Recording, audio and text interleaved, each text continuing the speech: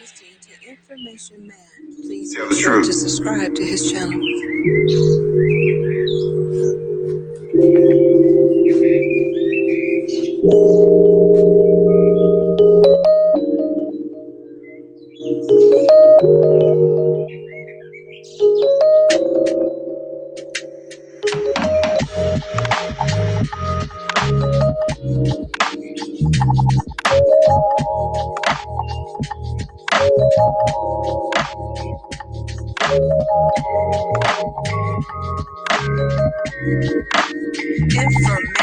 Information is power.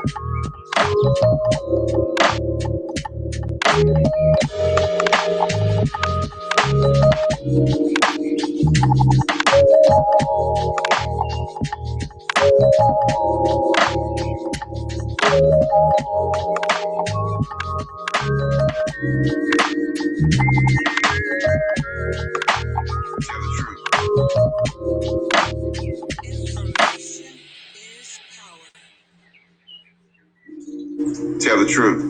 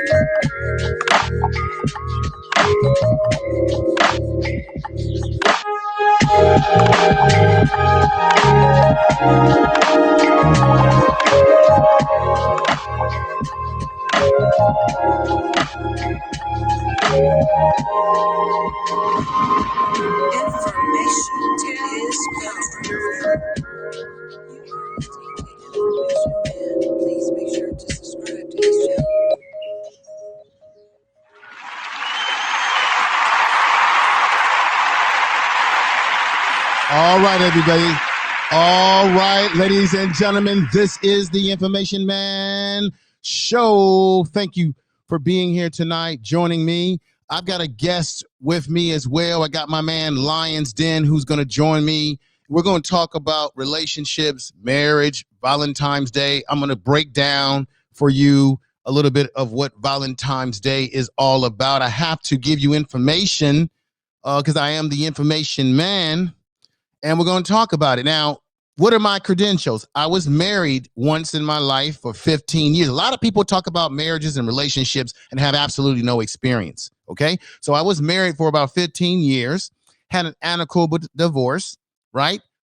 50-50 custody of my child, no drama, because why? I struck while the iron was hot, made it my business to make sure that I'm in the life of my child, because Black fathers do matter, and one, to make sure that I do what is my responsibility because I love my child. I do it because I love my child, not because some courtroom made me do it. It was already agreed upon from the get-go, okay? During the breakup. And breakups do happen when it comes to love and relationships. Now, my man Lions Den, he is also married. So you got two men on this tonight that are going to be talking about relationships from experience, okay? He's on the panel. He's working hard to take care of his wife and to do the things he's supposed to do as a man. And we're going to talk about this thing, the ups and downs of relationship, the ups and downs of marriage. What does marriage mean? I know there's guys out there, people out there that say, hey, why do we get married? It's a lose-lose for men. Women get it all. If you get a divorce, they get the house, they get the car, they get everything. Your butt gets to live in a garbage can or a paper box or something of that nature. So there are guys that have that point of view that it's a lose-lose deal for men in the 21st century. And I agree. Not everybody is meant to be married. Not everybody's meant to be in a relationship either. Some people are just not relationship oriented or marriage oriented. But the importance of marriage is that marriage is about, or unions are about what? Family. Family is the basis of all things. Without that, you've got nothing. So you've got to appreciate the basis of what family is about. It's not for everybody. I'm not pushing any agenda on anybody tonight. You either want to be in a marriage or you don't, or a relationship or you don't. You either have to, I'm going to say this right here for men and women, you've got to make better decisions in the type of people that you bring into your life, because you need to vet them, and vet them, I tell you, very harshly. You must identify what the flaws are. You must listen, because you have two ears and you have one mouth to be able to hear what they're saying, because people will tell you or give up who they really are over a period of time when you deal with them. It depends on what you're looking for. Some people are just looking for, what's that word? Sex sometimes, right? Tell the truth. So I believe when you get involved with people, you should be honest from the get-go about what the expectations that you have for yourself, for them, and what you're looking for. Be honest and be straight. Now, Valentine's Day comes with a lot of weirdness to it. I'm going to be honest with you all. Valentine's Day does come out of paganism, and I'm going to break it down to you.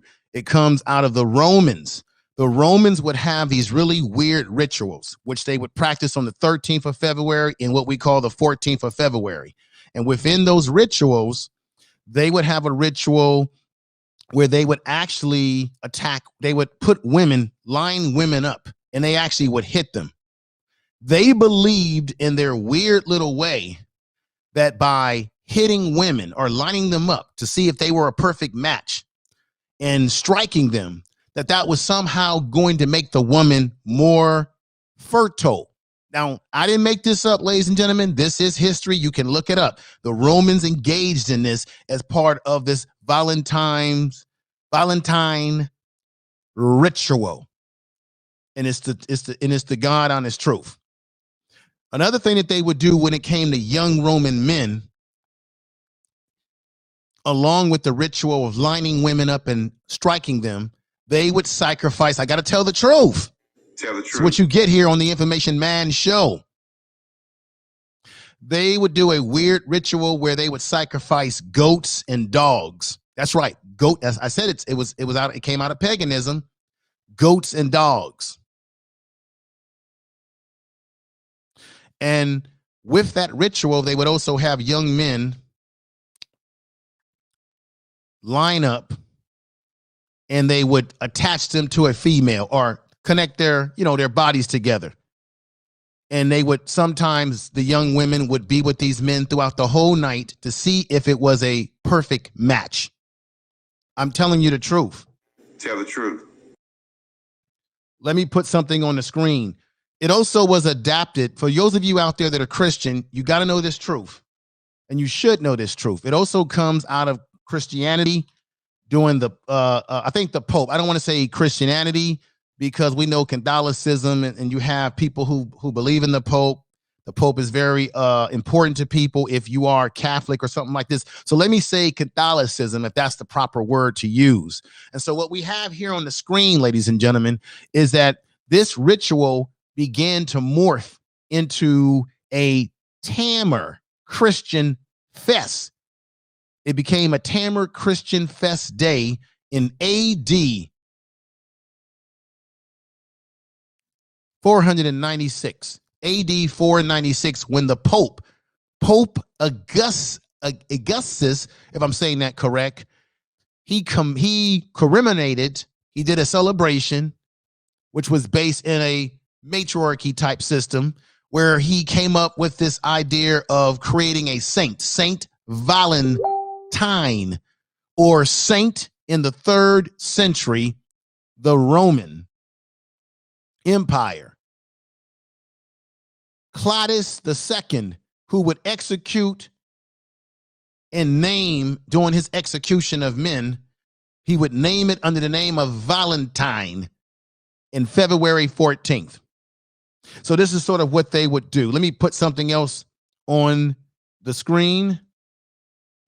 Let me read this off to you again. We got to have an education about this day that people are celebrating. People are going out there giving chocolates. Chocolates originally were not in candy form, ladies and gentlemen. They actually, in Europe, they would drink what we call chocolate today before it came into what we call a hard candy form.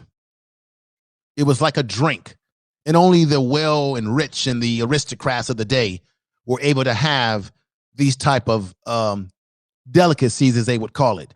I'm going to read this again to you.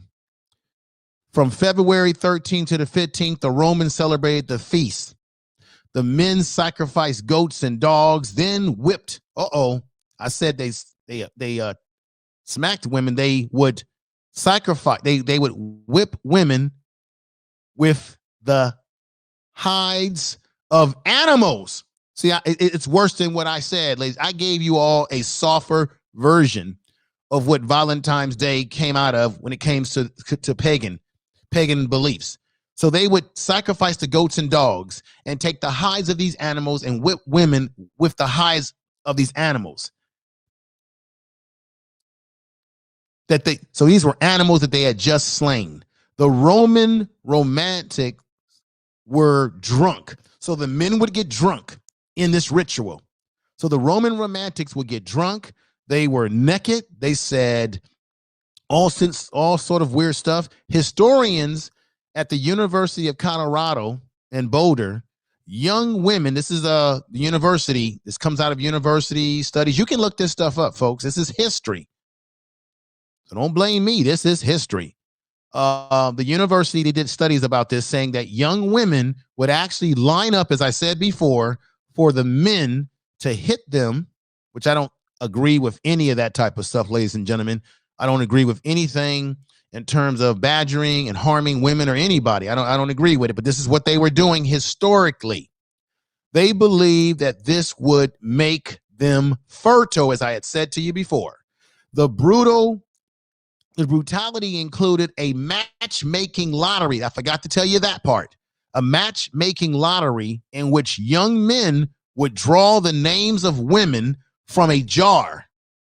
The couple would then be put together by arm, or, they'd be arm in arm, and they'll be coupled up throughout the festival all night long to see if that was, for that young man, the right woman for him to,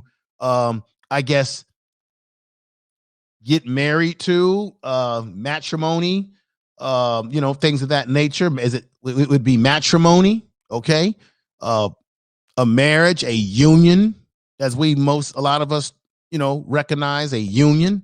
And so that's where Valentine's Day comes out of. And I said before that you had the Pope.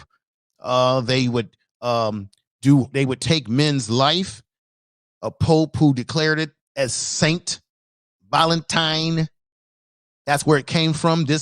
So Valentine's Day really comes out of brutality, harm to women, and even harm to men under the Pope at that time, where he sacrifice to two. He would sacrifice, and this was happening every year where he would sacrifice. They would sacrifice a male and name it Saint Valentine. As I said before, let me go back over here again and put this on the screen before we get into myself and Lions. Then we have our discussion. We're talking about a festival, a Christian festival back in AD 496. A pope made a commemorated this. They marked it as a big celebration. Saint Valentine, or Saint, in the 3rd century, the Roman Empire, they executed 2 men named Valentine. That's right. Let me correct that. So the Romans back in this time actually executed 2 men that they named Valentine on February 14th. And some kind of way this got connected into this ritual that we're celebrating today. So I had to say that. I don't mean to spoil anybody's Valentine Day, but over here on the Information Man Show, you're going to get truth. Tell the truth. And we have to tell it. Information is power. We got to give you truth. We can't play around.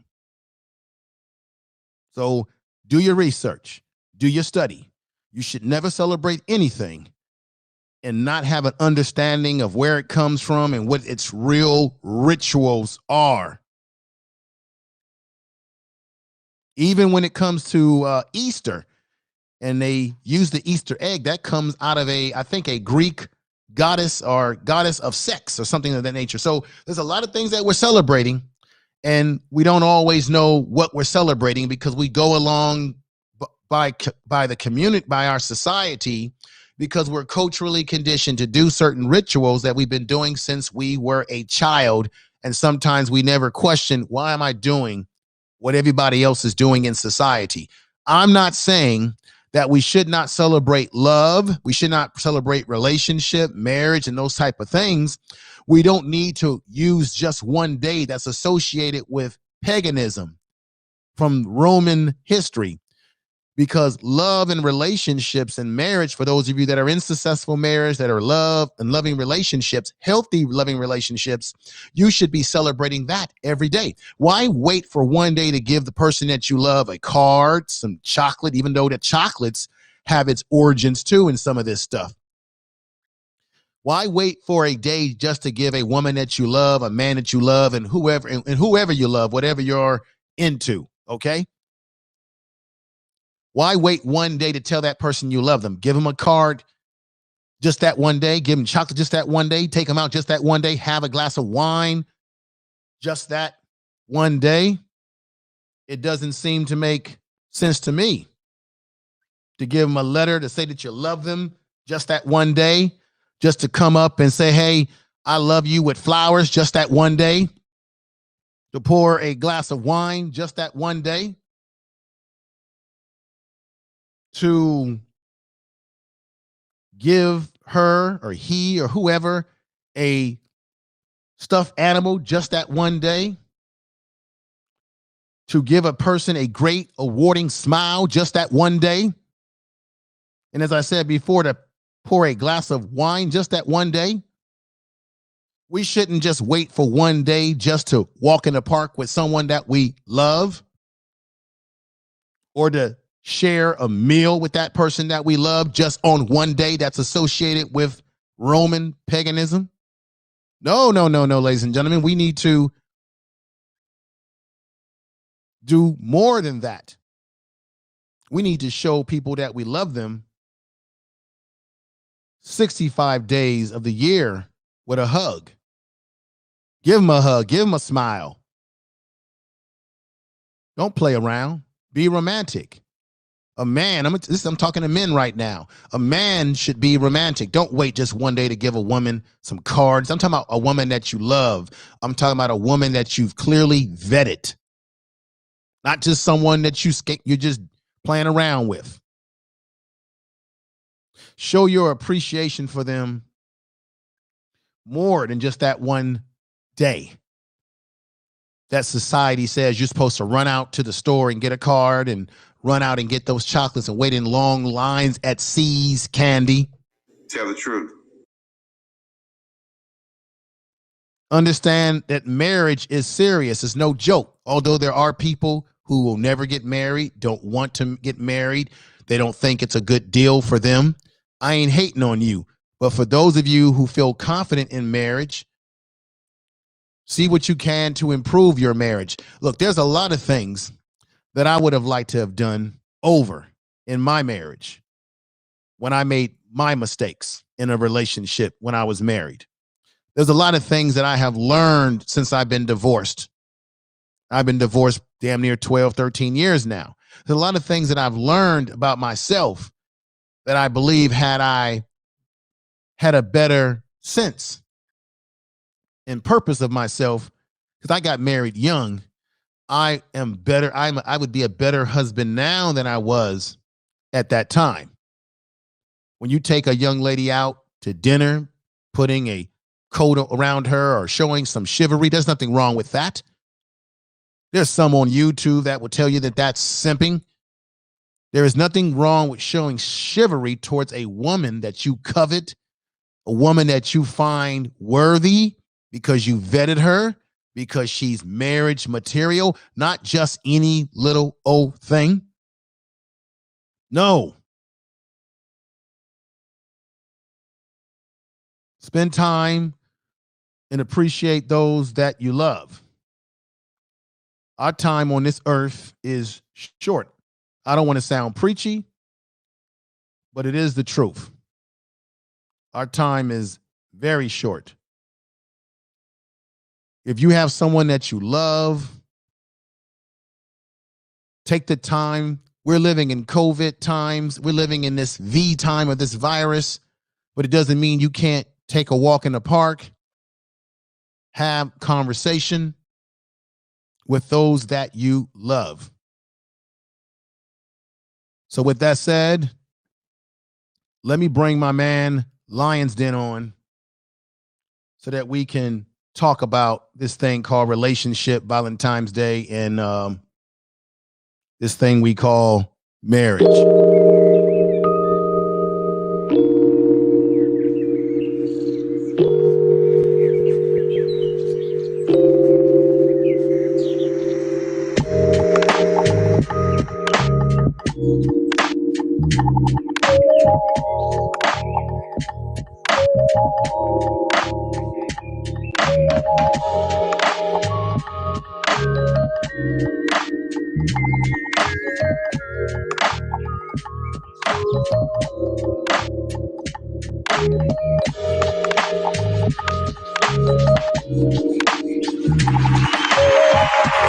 All right. Got my man here. What's up? All right, Lines, then let me fix a couple of things here, brother. You're straight up in the camera, full pledged. And here we go, brother. How you doing? Let me unmute you. What's going on, Lions Den? Hey, Info, how you doing? All right, I'm doing good, man. Let me give you a clap for being here.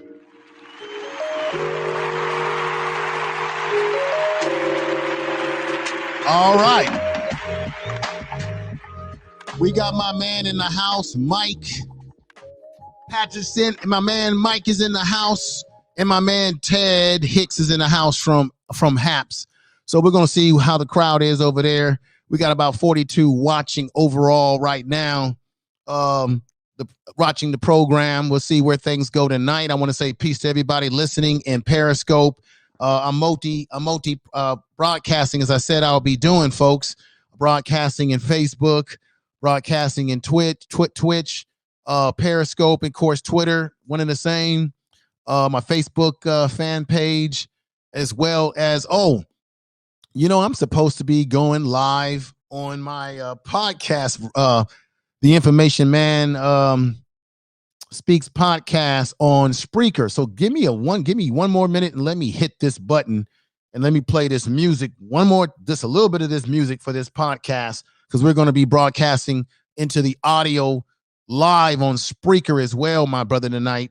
and that's going to be live broadcast as well. So let me hit the magic button and play this music one more time.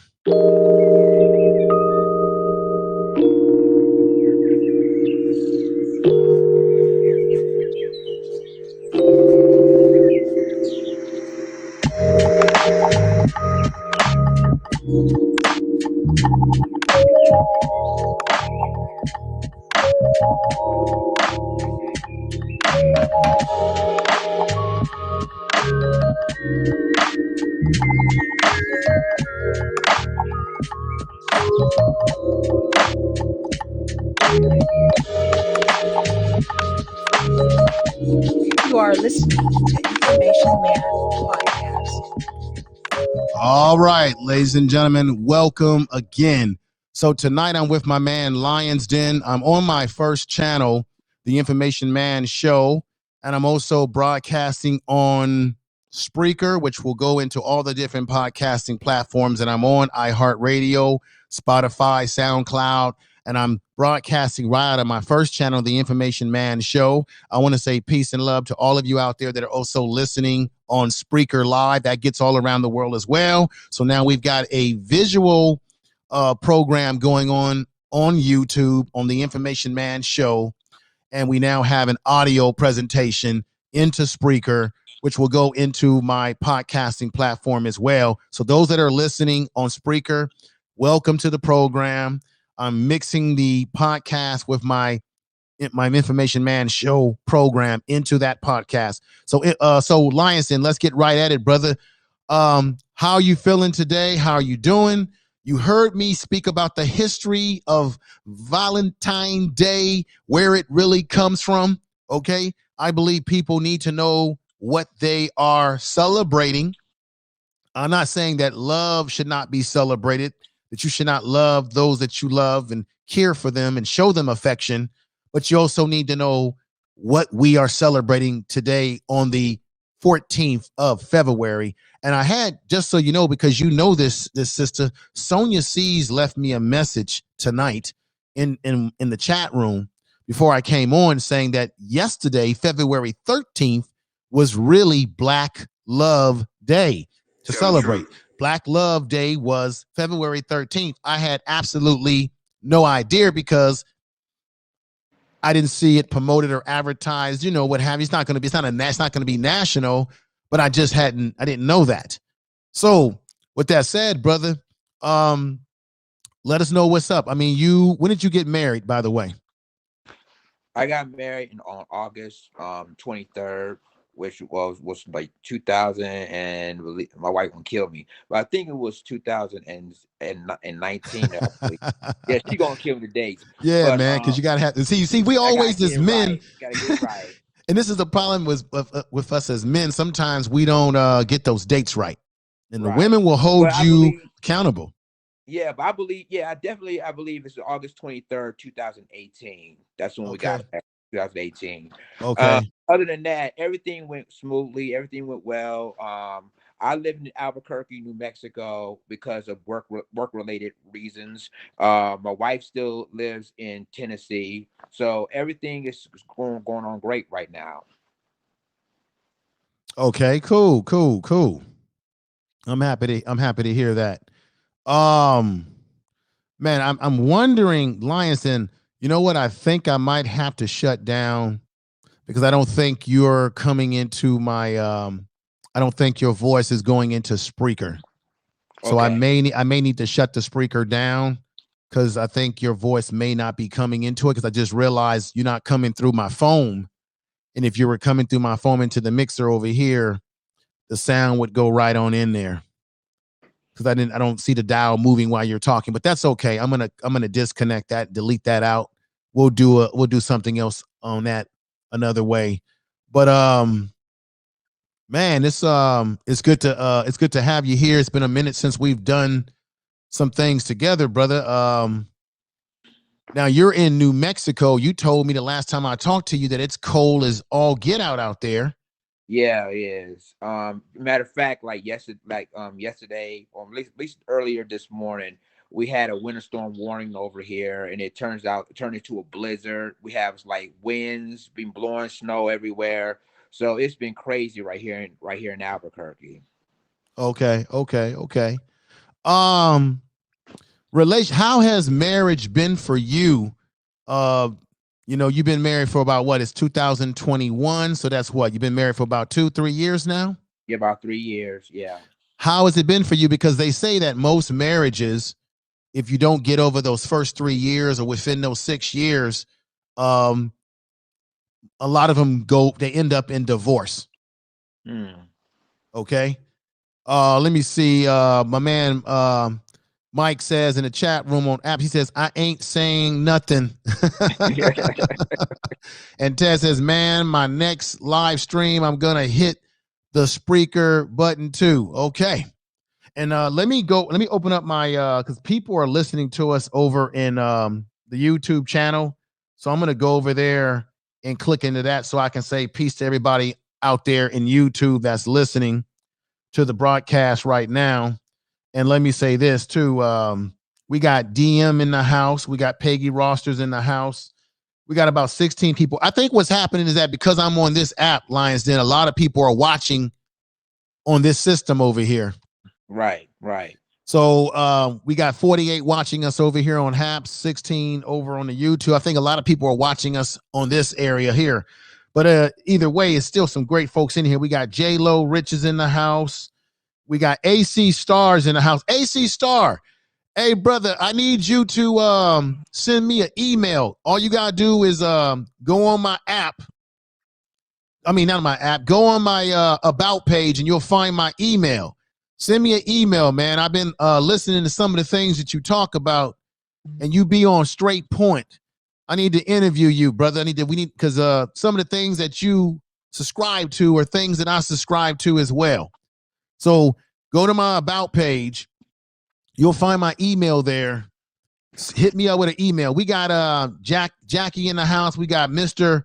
Pirate Brain is in the house. We got a View for a View. We got Quick in the house. We got the guy from Texas in the house. Earl Owens is in the house. We got Natural Way is in the house. We got DM in the house saying peace and power from the brother Information Man. Hey, thank you for being here. We got Northern Bell in the house. Thank you for being here, sister. Jack A is in the house. We got 12 Bells is in the house. We got Keep It 100% Dre in the house. Chip Films in the house. We got a lot of nice people in the house here. This is over in YouTube right now. And we got Miss Latoya Thompson is in the house as well. So I really appreciate everybody that's come over. We got BMT in the house as well coming in. Hit me up, AC. I've been hearing you over there on Reg the Bad Guy channel talking, brother. I think we have light mind. Because like yourself, I have a love for my people. And I'm going to give you advice, brother. You got to stop engaging with people who clearly don't have a love for your people, for our people. Don't engage with them. Don't waste your time with them. It's like a waste of breath.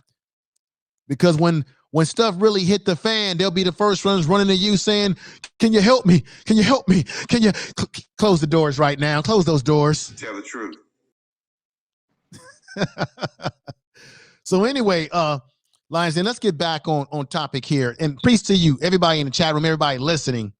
So Lions Den, what do you find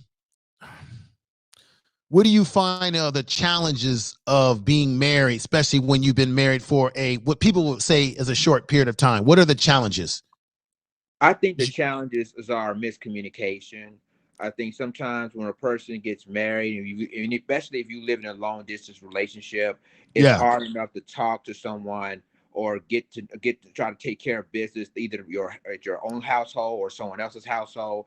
But it's going to be a little bit challenges there. But as long as you communicate with your spouse, as long as you communicate what you needed, help them out in any way, anytime, I think that's going to work out in the long run. And I believe the problem is that people don't talk, people don't communicate because one believes in one thing and the other believes in something else. And if y'all don't have a common ground, things not gonna work out as it should be. Mm-hmm. All right, peace to you, brother. You're absolutely right, but you're already experiencing something that I think would be difficult for anybody being married, is that right now you're in a situation where you are not with your wife, you're working in another state Exactly. because you're doing what you, because marriage and relationships that are serious, not nothing that's just round away type stuff, require a man and a woman to have to do what? Sacrifice, right? Right. So right now you're working in a whole nother state. Your wife is in Tennessee, if I'm not mistaken. Yeah. Yeah. Okay. But you're doing what you have to do as a man because you're taking advantage of a job opportunity, so that job opportunity may work into you being able to transfer back to Tennessee. Is that right? That's correct. Right. And so you're doing what you have to do.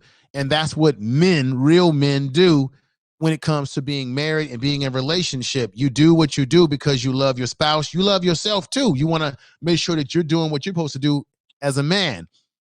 Now, let me ask you this question too, brother.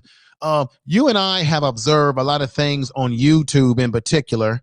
We listen to, like, for example, when I first got on YouTube, some of the things that I was hearing brothers say or people say was sort of a culture shock for me, because the men that I grew up around didn't spend a lot of time. And this is no indictment on anybody listening out there. I'm just saying the guys that I was around growing up, they didn't do a lot of complaining about women. If they did complain, they would just say, I don't like that type of woman, or this kind of woman did that. And they would leave that kind of woman alone and they would move forward. Not a lot of, they would make their complaint and they would continue moving forward and not consistently complaining over and over again, right? Yeah. So coming onto the YouTube in particular, it was a culture shock for me because I wasn't used to either being around guys who often complain about the female, because most of the men that were around, that I was around, they were too busy doing things, focusing on their education, focusing on business. And because of them doing what they need to do to build themselves up, the women, they had the ability to either get the attention of women that they wanted, and the women that they did not want, they didn't have time for them. They just phased them out and kept them moving forward, right? Yeah. So when I came on YouTube, there's this whole thing about a gender war, right? A war between women and men, and then in particular, some battle between a battle between black women and black men, which we really can't afford to do. We need to be working in partnership. What is your take on that? Do you think that there is a war between women and men, or is there a misunderstanding? What do you think? You know what, I'll also check out some people on YouTube also, when it comes to the quote unquote gender wars. And Right, to me, it's so immature on both sides, because it shows that one person hate one side, the other person hate the other side. And right. that's not what relationships is about. I think that, again, the problem is miscommunication. And you have these groups like the Me Too movement, and MGTOW is telling them, well, you shouldn't be with this one because of this, you shouldn't be with that one because of that.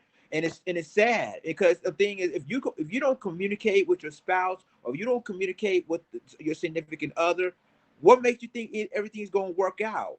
And I'll be listening to people like, I mean, I'm just gonna say the names, like the Cynthia G's of the world, or the Jada Blacks of the world, and basically they saying about what women do that was what right, or what men do they wasn't supposed to be right. And it's sad, because at the end of the day, is that I mean, the thing of it is that we're not perfect as men, but at the same time, if you don't focus on your oneself, things not going to work out as they should. So I think people have some miscommunication issues, and sometimes when they talk about that other spouse, they have problems in the past relationships that they deal with that's not even right. So I think people should really understand that, the number one thing is communication, and the second thing is trust. Because if you don't trust your spouse, things not going to work as it should be. Y'all going to be having your different issues. But trust and communication are the top two things that make a relationship work. Okay, my brother. Um, I'll be honest. That was my shortcomings in my marriage. That's why I was saying earlier when that a lot of things that I've learned about myself now and my maturity over time, because wisdom takes time and wisdom and growth comes from experience, but you always are learning no matter how old you are. I'm 51 years old now, still a lot more to learn. I'm only growing over time. But my biggest problem, and I think it's part of the main problems in relationships, is a lack of listening. See, as I said before, we've got 2 ears and we've got 1 mouth. So that tells you automatically that if the God Almighty gave us 2 ears, that listening is more important than just talking, and therefore listening is a art, my brother. Right. And I think that was my biggest problem in the relationship. For me, I got married young. I don't want to use that as an excuse, but that was part of it.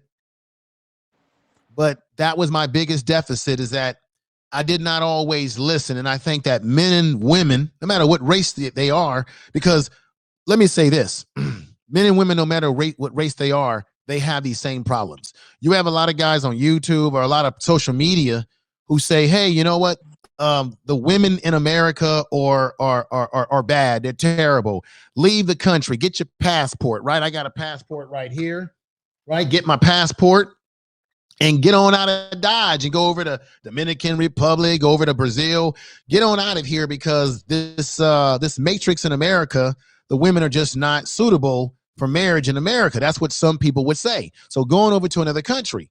But the fact of the matter is, women all over the place have similarities in what they want, because women are nurturers, they're nesters, while men are providers and we're builders of society. So women that have the basic qualities that a woman is looking for in a man doesn't change just because she's in a foreign country. Mm-hmm. Yeah. Okay. A lot of guys will say, well, I'm going to go elsewhere. And this is what I always say. If the women in other countries are better than women in America, then why haven't the men in those countries married those women up? I ask that question of people all the time. I'm going to say it again. When you go to a foreign country like Brazil, and you meet women over there that treat you like you've never been treated before, and then you henceforth say, hey, the women are better there because they did A and B and C for me. Well, one, you're American, so you're a big, giant, talking, walking, breathing passport for some of these women. I'm not going to say all, but for some of them, right? Mm-hmm. Right. But if you talk to people that I know, people in Brazil, if you talk to people in Brazil, like the guys, you go over there as a man from America or any country, you don't completely understand the culture or the language. I don't care how long you've learned to learn the language. You still don't know the culture.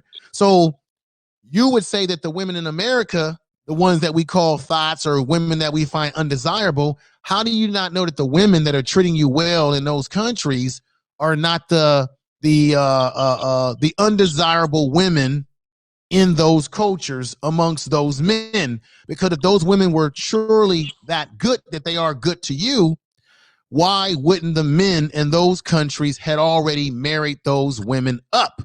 Because in cultures like in Brazil, they tend to get married young anyway. They get married in their hell, sometimes the late teens to early 20s. Wow. So you have, so people that I know in Brazil, they laugh at a lot of guys who travel over there, because they know that the women that they're engaging with, that are treating them so well, they already know that those are women that are considered undesirable, for example, to the Brazilian man. And we know that Brazil is a black country. Don't be fooled by what they show you on television about Brazil. Brazil is about 88%, damn near 90% black. Most black people that were brought out of the continent of Africa were dropped into Brazil, while only 4 to 6% of us were dropped into America. Then there was a percentage of us that were already here as natives that got reclassified. I'm going to be doing a show on how we got reclassified. Make sure you tune in for that one. So I'm bringing it up, Lions Den, to you as an example that MGTOW, you talked about MGTOW. MGTOW is a system in which you had originally white men who were dissatisfied with their women, saying they're gonna go their own way and forget about what they would call worshiping the female. MGTOW, under the MGTOW philosophy, a man that's MGTOW would never celebrate Valentine's Day or go or supposedly buy a woman chocolate, or because it's about, you don't worship that woman, right? So MGTOW is all about this incel type stuff, this isolating yourself and saying you're no longer going to engage in the society's relationship rituals. That's MGTOW, right? That's white. That was created. That was mainly. Now there were some that will say that, well, it was a black man that created MGTOW, but the majority of the men who engaged in the MGTOW movement were white males. And then you will see even on YouTube where you have guys that will say, well, don't date black women anymore, date white women. And I'm saying to myself, well, wait a minute. The last time I checked, you have white men who have gone MGTOW because they're dissatisfied with their women. What am I trying to say here? Is that men of all cultures, it's universal, men of all cultures and women have a degree of dissatisfaction with their mate for whatever the reason is, of any race. So let me stop it right there. What are your thoughts? You know, Info, part of it you're absolutely right about. I think that the problem is that we as men, you know, and the problem with us men is we choose the wrong women too. And I think that when we see that, like, it's just like women think about us, that all men are the same. We as guys thinking, oh, all women are the same. So they probably like, well, we'll get our passports. Let's go to another country and find a woman. The only problem with that is that, like you said, the cultural differences. What makes you think that the woman in that country that you interested might be interested in you? Yeah, just because you're an American doesn't necessarily mean that they may accept you as your mate. So it's the only problem with that is that people, when it comes to MGTOW or the Me Too movement, they basically trying to tell other spouses, well, you know, ain't no man ain't no good, or the women ain't no good, and blah blah blah. And even with us men that love our spouse, some men to think of what we call a simps, or you a simp, blah blah blah. But it's not about being a simp. It's about being about loving your woman and the way you love your woman. So at the end of the day, Info, I think the problem is that when it comes to relationships and how we travel to different countries trying to find a mate, it's really even more difficult because you got to know the culture. You got to learn the language of the country you're with. Because remember, I think Brazil is Portuguese. Is it Portuguese, Info? Right. Yeah. It's they speak Portuguese, and they speak Brazilian Portuguese because it's a different type style. But I'm bringing that up as just an example that there are men in America that are fed up with relationships the way they're set up in this country, so they go to other countries, and they're very elated about women in those other countries. But I always say you got to keep in mind that in those countries, I always say to myself, why didn't the men marry those women that are from those countries, that are in that culture, who know those women better than any of us could know them, going over there as travelers? That's just the point that I'm trying to make here. And I'm not saying that people should not travel. If you find love in another country, then you find love in another country, right? We've got you got women who say they're fed up, right, with men in America. So then they're traveling abroad, right? You know, they're traveling abroad doing their thing. And this is my thing. And now we're going to get into a tough area. I don't know. I don't really hear a lot of men, especially within the black community. I don't really hear a lot of men complain as much about, let's say, black women when they travel abroad to find love, as maybe there's a complaint when we as black men in particular, because that's what I am. That's what I know. I can't speak for every other group. When we as black men travel abroad or look outside our race for love, right?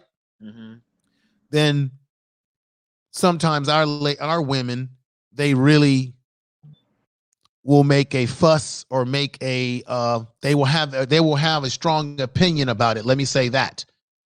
But I don't think men, I don't think if you're a man that's very secure with yourself, then you don't make as big of a deal out of it because you just say, well, that woman wasn't for me anyway.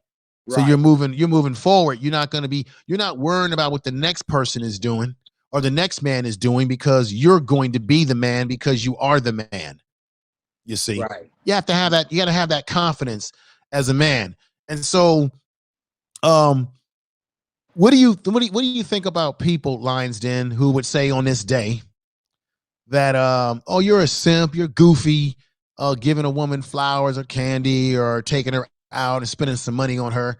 What would you say to people that would say that? Now you're married, so that's completely different, right? That's what a married Right. man would do for his wife. Yeah. But in Yeah. general, what do you say to people that say that? Now, this is my personal opinion. I wouldn't necessarily spend a lot of money on a woman that I don't have any connection to. Like when I go on a first date, I recommend men do not take a woman out to an expensive dinner on your first date, meaning when you first meet a woman. You should take her to a coffee shop, do something that's low key, not a lot of expenses, because why would you go out and spend a lot of money on a woman that you don't even know her that well? You don't know if she's going to like you. You don't know if it's going anywhere. Now you just spend all this money and that woman may not even be feeling you. So then you make it a very simple date, like a coffee date, for example, where you can talk to her and get to know her. Therefore, if that woman is really into you, she's going to appreciate conversation. If she's not into you because you weren't willing to take her to some fancy place the first time you met her, that tells you right there she ain't for you long term. So now you saved yourself some money, a waste of your time and everything. You hear what I'm saying? You see where I'm coming from? Yeah, yeah. Info. I just heard some videos. Saw some videos actually, and he was talking about a quarterback Russell Wilson and how he treated Yes. Sierra, and Okay. everybody called Russell Wilson a simp because he treats Sierra this way, that way, that way. But I'm gonna tell you something. I think a lot of what's the problem with us men is that you know some men are hating because they're not getting the treatment that we treat our women like they doing with theirs. And I think the problem is that we not basically don't understand. They don't understand of some relationships when it comes to men treating their women, and I believe that's the main problem, especially through marriages. I think when a person gets married, you always have to. I mean, you can't just you can't do yourself anymore. It ain't about Right. yourself. It's Right. about you and your wife. Y'all married. Y'all supposed to be one. It's supposed to be one goal, one common goal. That's oneness. Right.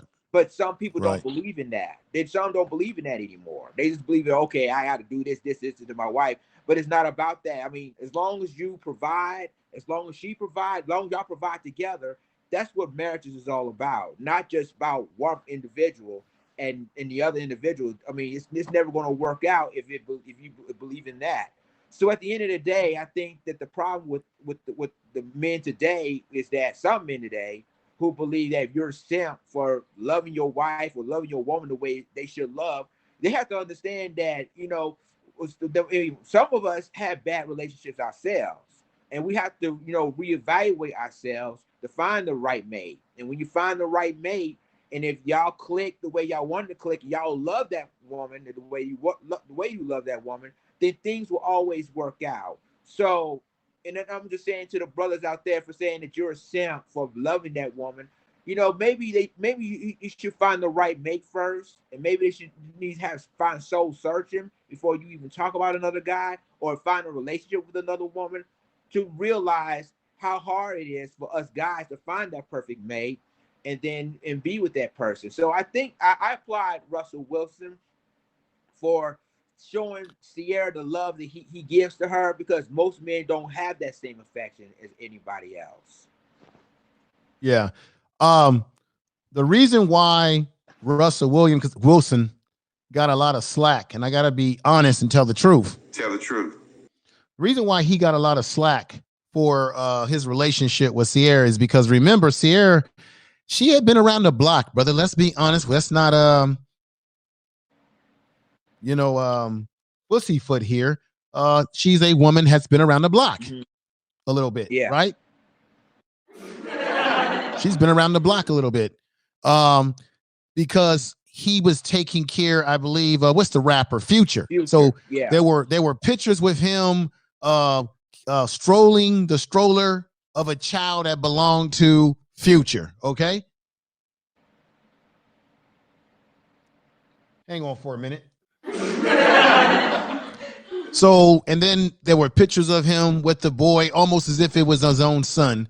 And a lot of guys or a lot of people were saying, hey, you know, Russell Wilson is simping. Here he is with Sierra, going, carrying this child, pushing a stroller, child of another man. And that's simp like behavior, right? Getting on his knees, crying to her and all that kind of stuff. People were saying that kind of stuff. Excuse me, folks. That was seen as simp behavior, right? I mean, certainly, I'm gonna be honest with you. Certainly, if I was in a situation with a female like that, I don't think I would necessarily feel comfortable putting myself on display like that, especially when I'm in the public eye. But despite what people thought, it appears that they're happy in their relationship. It appears that she's happy in her relationship because she won. You know, her singing career wasn't really going that far, right? She's had some interesting relationships with people. I think at one point in time she was sort of doing the girl relationship thing. So I think that's why people looked at Wilson with a lot of criticism and saying, man, why you so it was a win-win for Sierra to meet this rich football player, because some guys would say, well, I would never wife that type of female up. But then a lot of guys that would say that, let's be honest, there's a lot of guys out here who ain't never been in a relationship with some singer or some entertainer. Facts. So you never know. That's facts. You never know what you're willing to do if a celebrity that you know has been ran through. I'm just keeping it real. A celebrity that you know that's been around the block. Let's just say that. There's a lot of guys, if that celebrity female that you've seen growing up comes a step into you, you might, I'm not saying you're going to get married, but you might shoot your shot. Now, I'm just saying in general. That's not everybody, but I'm just saying, you just never know. But yeah, people felt that he was being a simp, but then what happened? He ended up having not one child, but I believe 2 kids by Sierra. So he has a family, a growing family. So,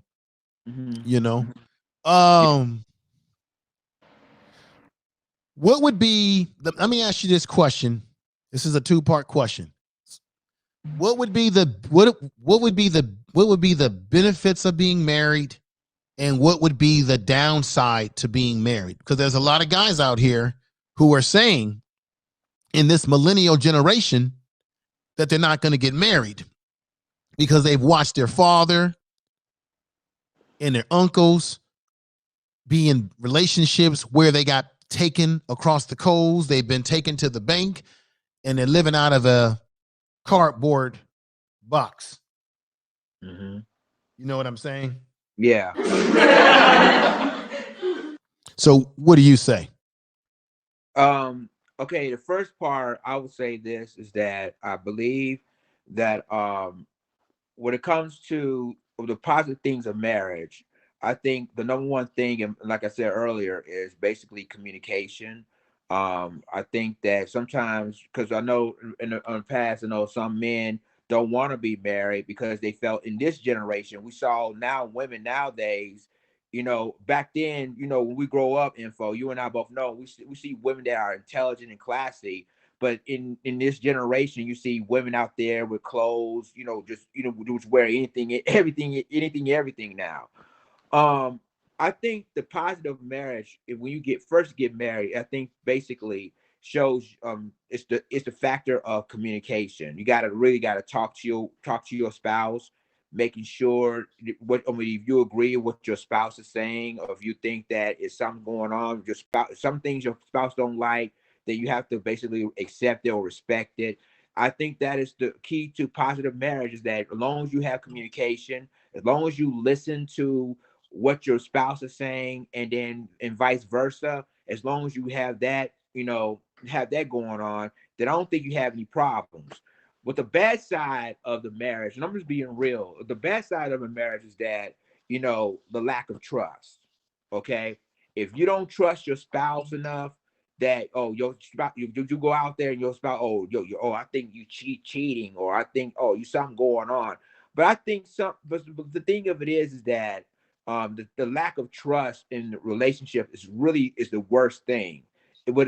Finances is another. When you want, like I said, if you trust with finances, then I think when you give your spouse, you talk to your spouse about, okay, babe, here's what you do. You're gonna do this, and this, and obviously that is the key. Is like trust, the loyalty, trust, and finances are the key issues of any marriage. I don't care if I mean, see, most people nowadays, and the only reason why men decided not to get married is because of the generational women that's out there. They felt that they're not ready for marriage, or they just out there just to be out there.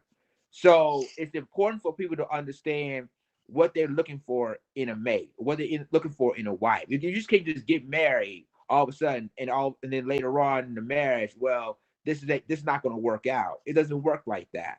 But sometimes it's important for people to understand what you're looking for in a wife or in a husband. So that's the key, is to look for somebody that's Tell the right for truth. you, or has benefit for you, or has financial means for you. Because the thing of it is that sometimes when it comes to finance, I'm just being honest. Most women nowadays are more successful than us men. But I mean, as long as she put stuff on the table, you put stuff on the table. That's most important in a marriage. Always put stuff on the table. Trust each other. Have a decent conversation, and I guarantee you, relationship will always work out. Right, right. We got Sonia C's who's just coming. We've got 67 people watching us over in Haps right now. We've got 24 over in YouTube proper. So we got a good audience out here listening to us tonight. And Sonia C's has just come in. She says Black Love Day was yesterday. Yeah, Sonia C's, I had mentioned that you had left that in the chat room before I went live, that Black Love celebration, Black Love Day was yesterday. We don't have to celebrate Valentine's Day. And I, just so you know, Sonia C's, I gave the history of Valentine Day and what it means. I gave the whole breakdown. It comes out of paganism, the Romans, and the sacrificing that they were doing, and they were actually harming women in the celebration. They were whipping women. They were doing taking goats and dogs that they had slain, and then they would whip the women with it.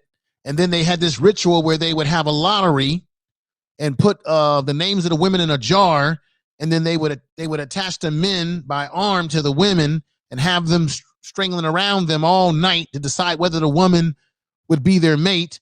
And the reason why they would whip them with dead carcasses of dogs and goats is because they believed in Roman culture that would be for fertility, right? Fertility, that would be, the woman would be more fertile in giving birth. Really weird stuff, comes straight out of paganism. So I brought that whole history up tonight. So thank you for coming over. Let me put your statement on the screen. And there's somebody else that I want to read. We've got some good folks in the chat room. We got Donna, just being real. What's going on, sister? She's shouting everybody out. She said, Northern Belle, well said. I always get dolled up for a date if he said to me coffee. Now, check this out. This is what I'm saying. I know the ladies may not like that. What I'm saying to you is that, look, it's nothing wrong. I think women need to be feminine. Definitely look your best. I think a man should look his best too. I just believe that on a first date, before I start showering you with all this romantic stuff, I got to make sure that we like each other, that there's chemistry, right? Now, if we spend some time talking, because you got to talk to people, got to get to know people first. If there's chemistry and we've got something really going well, then if I feel that women have been doing this for years. Women won't allow a man into their life unless they think you're worthy. I'm talking about women that know what they're doing, not just women that lay up with any time, Dick and Harry, they used to say back in the day. Same thing for a man. I shouldn't engage with you any further if I don't think it can potentially go anywhere, right? Unless I'm just looking for sex, which some men are doing that. There's some that are and some that are not. But if I'm looking for more than that, then I got to test the waters with you and see, do we have any chemistry? And then if we do over a period of time, then that's when the romance, the candles, the wine, the candles, the romance, the wine, the fancy dinner spots, and like Teddy Pendergraft said, turn down the lights, and somebody better be knocking the boots. I'm not even singing the song right, but you know what I'm saying. That's when the romance can start to blossom. Right. Right now, I can extend myself as a man towards you as a woman, and then you can extend yourself towards me as a man. But I, as a man, just as women have been doing for years, I've got to make sure that you're worthy of the attention and of the time that I'm giving you, because women do the same thing to men. You guys hold off having sex with us. You hold off doing certain things with us to see if we're worthy of you. Well, you got to be worthy of me too. Goes both ways. Matter of fact, you can make an argument that the man is the prize, because let's break it down. What am I as a man traditionally supposed to do? Let's see. Let's say it with me, Lions Den. A man is supposed to do what? Protect. What else? Protect, provide, and always defend a woman no matter what situation you're getting into.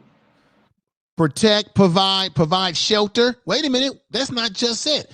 We're supposed to give shelter, protection. We're supposed to have a decent job, or if not our own business, have a car, have some finances, right? Have intelligence. Right. Oh, wait a minute. We got to be funny, witty, athletic, sometimes maybe muscular, maybe tall. I don't know. Depends on what the woman likes and her height of her man, right? Oh, we're supposed to be romantic. And at the same time, we got to be able to throw it down with our, in the bedroom, right? So we got to be able to do all those things, hold a job, protect that woman, right? If there's a noise at the door at night, who gets out of the bed first? The woman or the man, Lions Den? We the men always get out the bed first. We got out of the bed first, right? If the garbage got to be empty, we empty the garbage, right? Right, always. Right. If something's got to be fixed, we're supposed to be fixing it. If there's something wrong with the car, we get out there and fix the car. We don't let our woman get out there and get her hands all greased up and mucked up, right? Yeah. Go right. So therefore, if men are supposed to do all these things, be romantic, be sexy, be able to read the poetry to the woman, right? Be able to take her places, have the finances, take her to trips, wine and dine her, have a car, have a decent place to live, have the ability to have ambition, all these things we're supposed to do. Then the question I asked, and I'm going to have you say it, brother, why I step off for just 1 minute. Then what is the woman? What is her role? Because we are certainly, as men, we are certainly the prize, because we're being asked to bring a lot to the table. I'm not saying that women don't bring anything to the table, but we're being asked to bring more to the table, along with our romance abilities and abilities in the bedroom, but all this other stuff. So go right ahead, brother. I'll be back in just 1 minute while you're speaking. I'll put something on. Go right ahead, Lions Den. Yeah, I think the common ground for, and especially if you're married, is that I think us men as a husband always we're the men in the house regardless. We're supposed to protect the woman, whether if something goes down, if some a knock on the door, we have to get out of our beds, making sure who that person is. We have to fix the cars. We have to put money in the household, put food in the household. We all have to do that. So, the more important thing is, when it comes to being married and being a husband to the wife, is that we always make sure that the wife is taken care of, regardless. I mean, it don't matter. Now, I know a lot of people will say, well, the wife had to take care of the men, blah blah blah. But majority of the time, it's always the man has to take care of the woman. Always the husband has to take care of the wife. That's why you're married. That's why you gotta go when you go on to church. You gotta promise to God. You gotta take care of the wife regardless. So at the end of the day, we as men, I'm talking about the men and the husbands. and I know they know where I'm coming from with this. We always have to be there to protect, to serve your wife always. And I mean, you don't. I mean, people. I know women have to probably talk all that, yeah, yeah, yeah, no, but they already know what our job is, what our man's role is, and it's So, important. Go ahead. mhm. So I'm back lines then. So if a man is providing that to a woman, then what should a woman do in return? So return for a man. So for example, if I'm having a hard day's work, right? And as a and I can only talk about what I know based on my culture. If I'm going out into the world and dealing with some of the stuff that we deal with as black men in the world, then when I come home, my home should be a place of peace, right? Right. Yeah. And Yeah. and transformation of my spirit, my mind, and my body. So as a man, when I come in the door, I don't want my wife or my significant other to hit me with a whole bunch of stuff at once. Let me come home and catch my collective breath. Let me take a shower, a bath, and get myself rested up before you hit me with all the heavy information you need to hit me with, right? And Right. I think it's not what you say, but it's your tact. And that's what I did. That's where I failed in my marriage lines. Then is that sometimes it's not what you say, it's how you say it. Say it. Yeah. That That's can important. trigger people's behavior. Let's see what I wonder what people are saying in the chat room. Let me put these jacked up glasses of mine on. Hey, folks, check this out. I can't get an appointment to the to get my eyes checked and get new contacts and new glasses until June, man. Wow. Wow. Because I called I up. had those, you know what? I had my glasses since what since 2 years ago, and these glasses that I have is working very well, working perfectly. Well, I got one lens out, one lens over here, and one lens out. I'm looking all my contacts. I ran completely out, and stuff that I did have is all jacked up. So I'm gonna shop around and see if I can find another eye doctor who can get me in the door sooner than June. And now we got my man Underrated Darkness. A lot of people are coming over in Haps right now, brother. We got 81 people watching us over in Haps live right now. And we got 23 people watching us in YouTube proper. Now we got a view for a view. We got Donna again who says, I always get dolled up for a date. If he said to me, coffee, only two things come to my mind. He is broke or cheap. Okay. You don't have to, Donna, a man doesn't necessarily have to be cheap because he wants to take you on a coffee date. Now, Facts. I agree with you. That's facts. I agree with you. You do got some rusty, dusty, and musty dudes out here that are going to take you out because they're super cheap. Yes, they're cheap, right? But what I'm saying to you is you might meet a man who actually has money and a good job, but he just wants to meet you to have a conversation. Ask yourself, it's a first date. You don't really know him, and he doesn't really know you. How many, let me ask the women in the chat room, the women listening, how many women are prepared to invest in a man that you don't really know, that you just met for the first time? Are you willing to invest in him? Most women don't invest in men until you show yourself worthy. To women, that's how they look at it. Until you show yourself worthy that they want to invest in you. Most women are not going to give you the kitty cat, depending on if they're a loose woman or, people can be loose. But if it's a woman that's not loose, as they say, she might vet you for a while before she even gives you the opportunity to have intimacy with her. Women have been doing this for a long time. So why is it that men, I got to be honest, why is it that men can't say, you know what, I'm going to vet you just like you vetted me? See, to me, if a woman is not willing, and this goes across the sexes, this is men and women. If a person is not willing to at least get to know you when they've never met you initially, just to have a casual drink of Joe or whatever it is and have a conversation, then that tells me something about that woman. Because if that woman says, oh, I'm turned off by that, well, that woman may not know that I got lots of money. And once I connect with her and we're on the same page, I'm going to shower her with a lot of luxury. You may not know that. You're going to miss out on that because you assume that I'm a cheapskate. Yep. That don't mean that I'm going to that date dressed in some bummy clothes. I'm going to still come to the date looking smooth. You know what I'm saying? Facts. Yeah. And plus, women are very visual anyway. They're going to look you up and down, check you out, look at your shoes, see how you keeping yourself together, see if your pants are pressed right. A lot of women, they can look at a man and his get up and see that this dude is a joke. You know, they got that radar for that. Let's see what they're saying. Let's see what they're saying. Donna says this. Don't get me wrong. There are some women that do that some get excited to be asked on a date. They will take a coffee date. I get it. Hey Donna, I get it.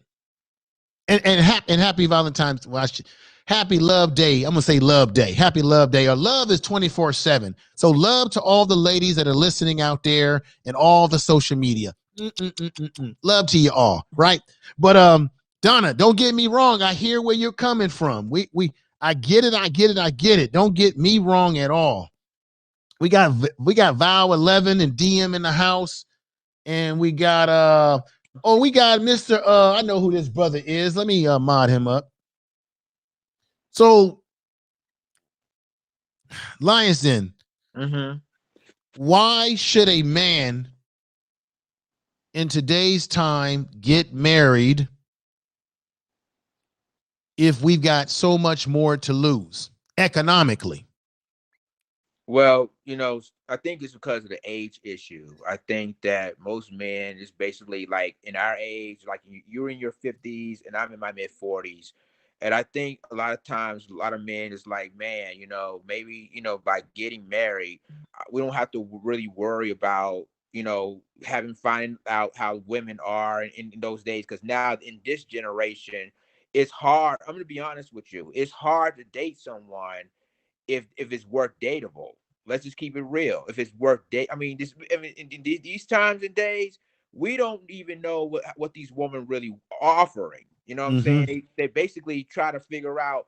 Oh well, some women try to say, well, we want a guy that had this, and this, and this, but us guys were going to ask the same question: what are you offering in return? It's really like a 50-50 type of thing. Okay. So yeah, so basically, if she's not offering you anything, it's just like a complete waste of time. And Well, go ahead. go. Well, I agree with you, Lions. Then, well, let's break down. What are relationships for? This has been the biggest question that's been asked through time. When it comes to sex, is sex simply supposed to be in relationships, or simply supposed to be for your pleasure as a man and for the woman's pleasure as a woman?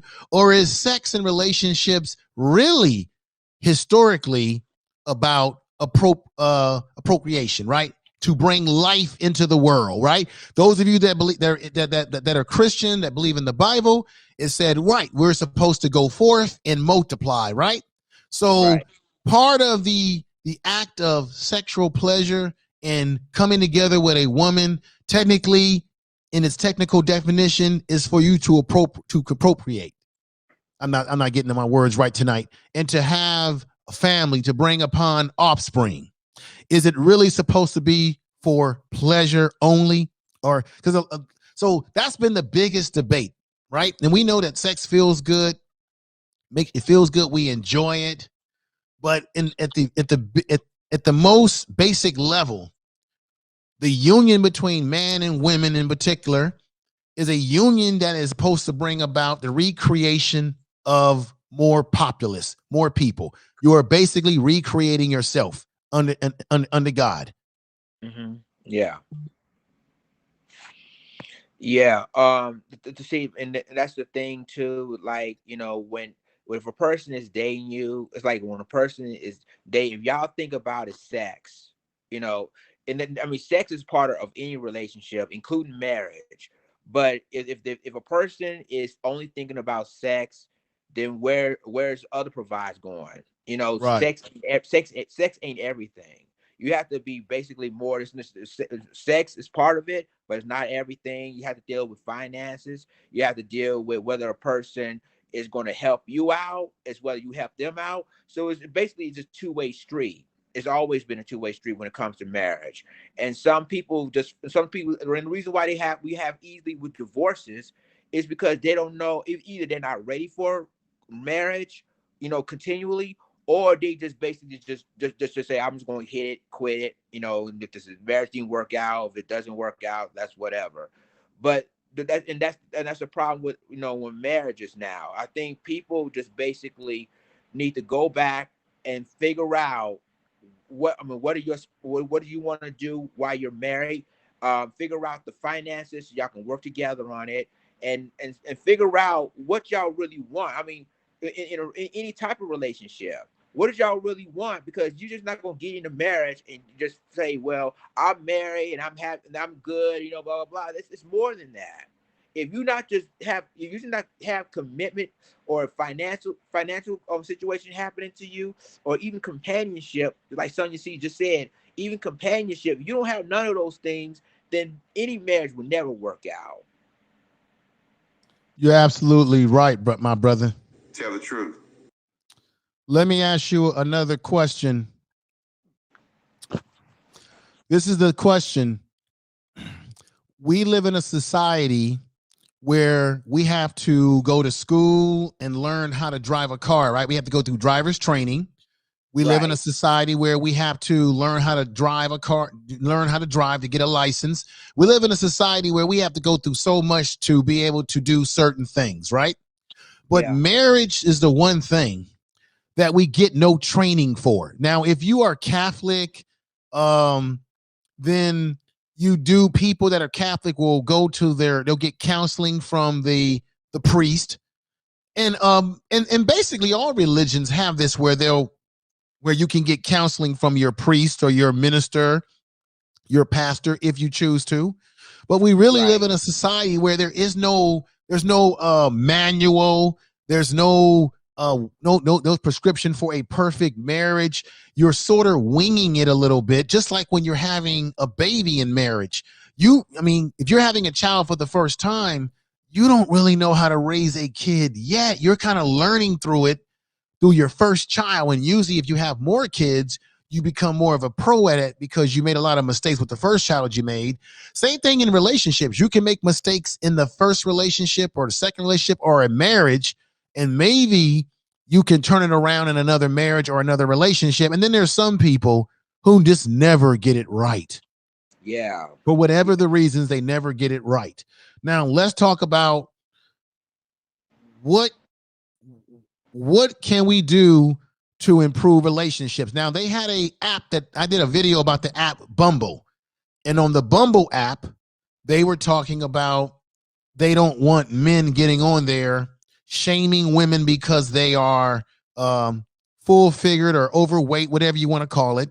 They don't want you on these dating apps like Bumble, shaming women, what we would call people that are of the different sexual persuasion, like transgender people, transsexual people, stuff like that, right? So they're trying to curve how a man selects what he wants, right? Because they don't want you bullying people on these apps, right? And I believe that the dating apps are one of the worst things that could have happened to the dating game, because it takes away spontaneity. It takes away the ability to really be yourself, because people can hide behind dating apps. They can put up fake avatars. They can catfish you. You're not, people, and it's all this swiping to the left and swiping to the right, very impersonal stuff. Whereas when I was a kid growing up, 51 years old, I'm a Gen Xer. You had to really learn how to talk to a female and have good communication skills with a female, because if you were interested in a female, you couldn't hide behind a dating profile and say, "Hi, my name is such and such. I like to do A, B, and C," and put some fake picture of yourself. What the woman saw, what she saw is what she got. What you saw in the woman is what she was, what she is, and what you get as you get to know them. And so social media, along with social dating sites, have allowed people who normally would be too shy to actually walk up to someone, woman or man. that they can be something that they're really not behind a screen. Mm-hmm. And then they can also lie and tell you what they're looking for when they're not really looking for what you think that they're looking for. And I have to say, when it comes to dating sites, it's a really tough situation. I've had some of my worst experience dealing with women on dating sites. My God. Mm. You are listening to Information Man. Please make sure to subscribe to his channel. So what are your thoughts about what I've said, brother? You know, Info, what you're saying about these dating sites. I mean, and now these dating sites are possibly dangerous now because you don't know who you meet behind the screen. It's like you said. And, Right. I've been seeing incidents, and I even did stories on them, how a person met someone on a dating site. I think it's Plenty of Fish, if I'm not mistaken. And then all of a sudden, the dude walks in, and he's a father, by the way. So a Mm-hmm. dude walks into this woman's house, didn't even know the woman. All of a sudden, she was robbed and killed. So Mm. this is really dangerous for even doing like an online dating site. We do Plenty of Fish. We got other dating sites when you pick which one you want to date and everything else, and don't even get to know a person. Just sit down and have a conversation with that person.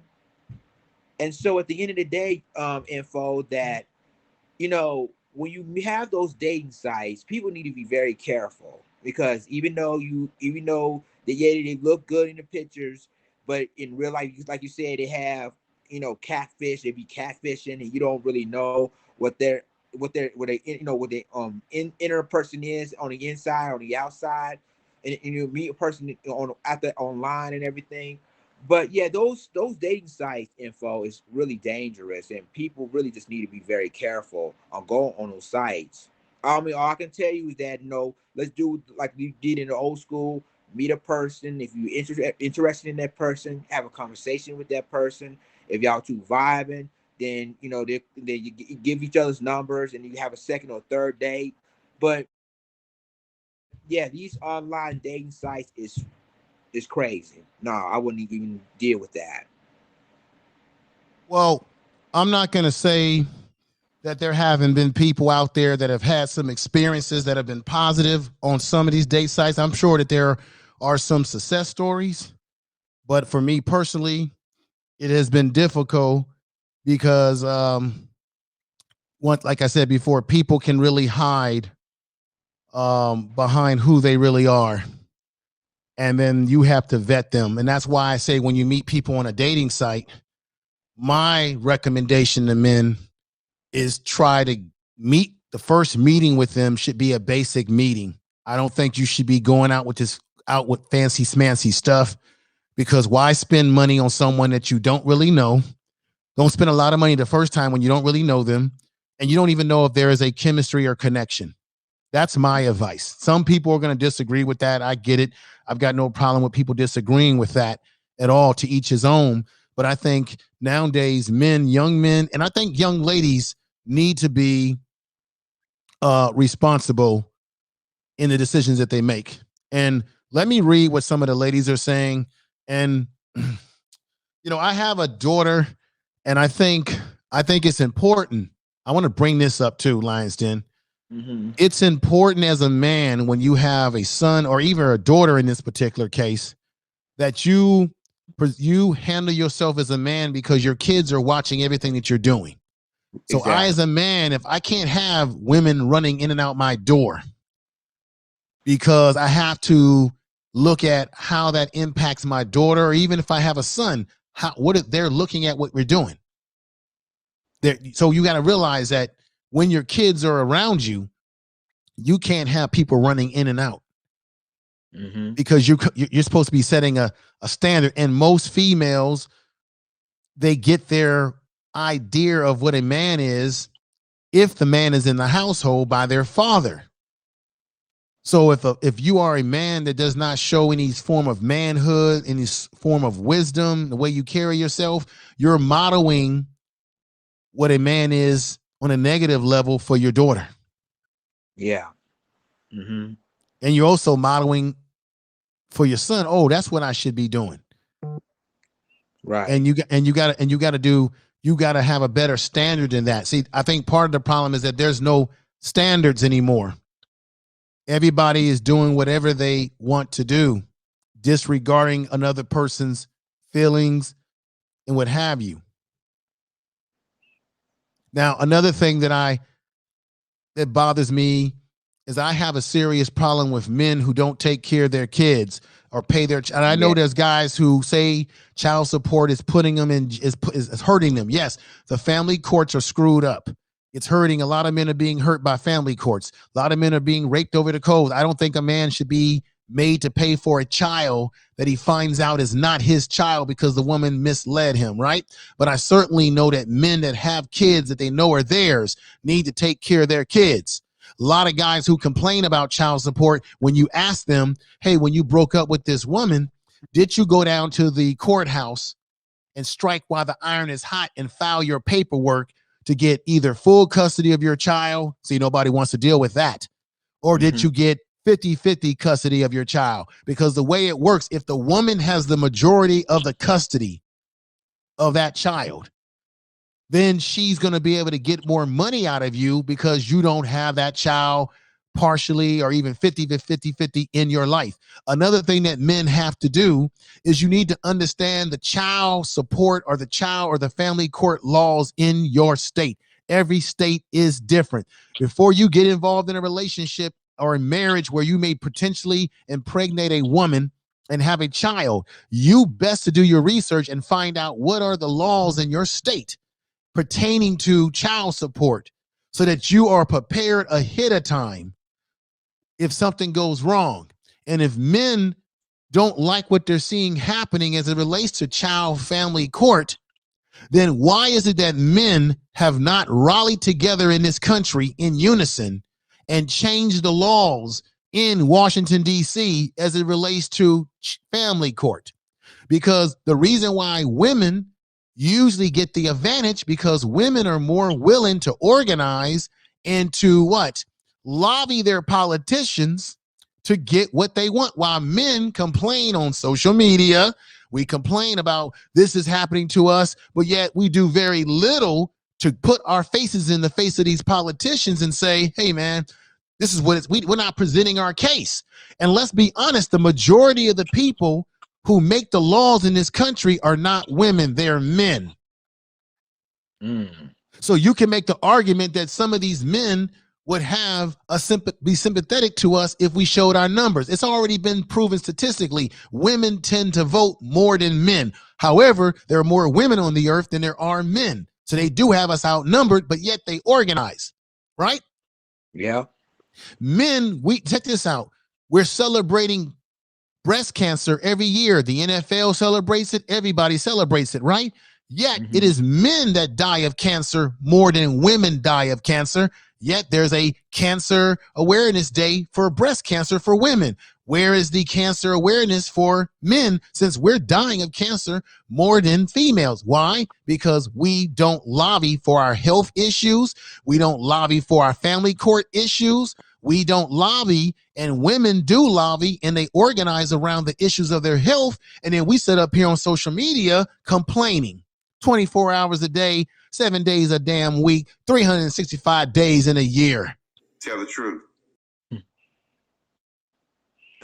Yeah, and I think the problem is too is that I think most us men ain't really paying attention on things like that. We're only thinking about oneness instead of coming together. And I see your point, Info, that yes, a lot of men we're dying of cancer more than anything. Like there's prostate, testicular cancer, just like back to the basic says. So we basically don't go lobby Congress or senators and say, listen, we definitely need to basically try to, study the law and everything else. Right.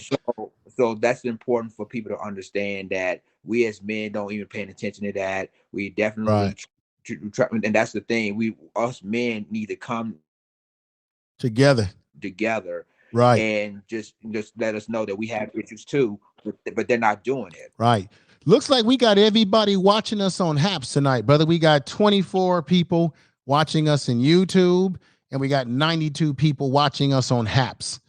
And we're on everything. We're on Periscope, Twitter, Instagram. I think, well, this connects into Instagram, but I don't know if we're live on Instagram or not. Twitter, we're on Twitch live.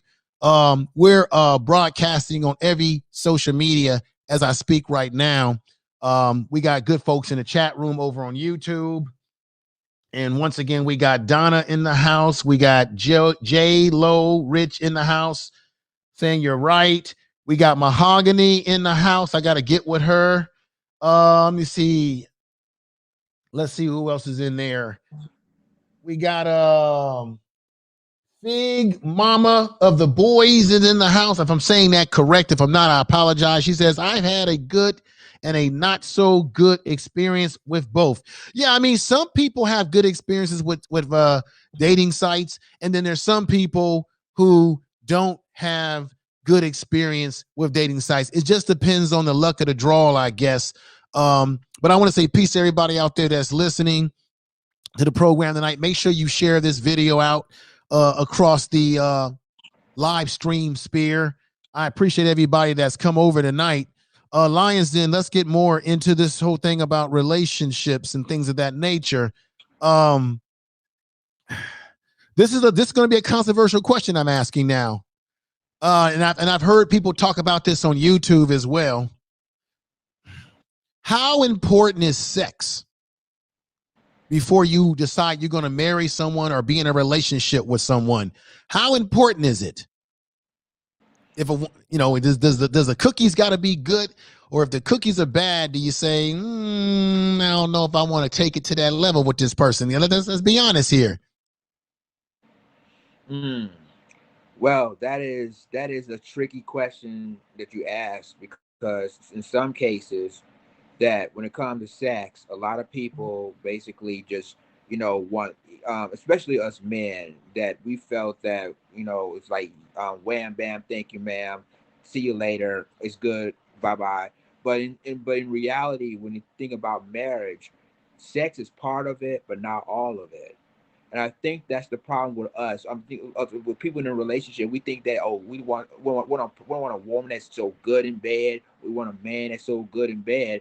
But and again, is it worth it? Is it worth the time? Well, That's the question.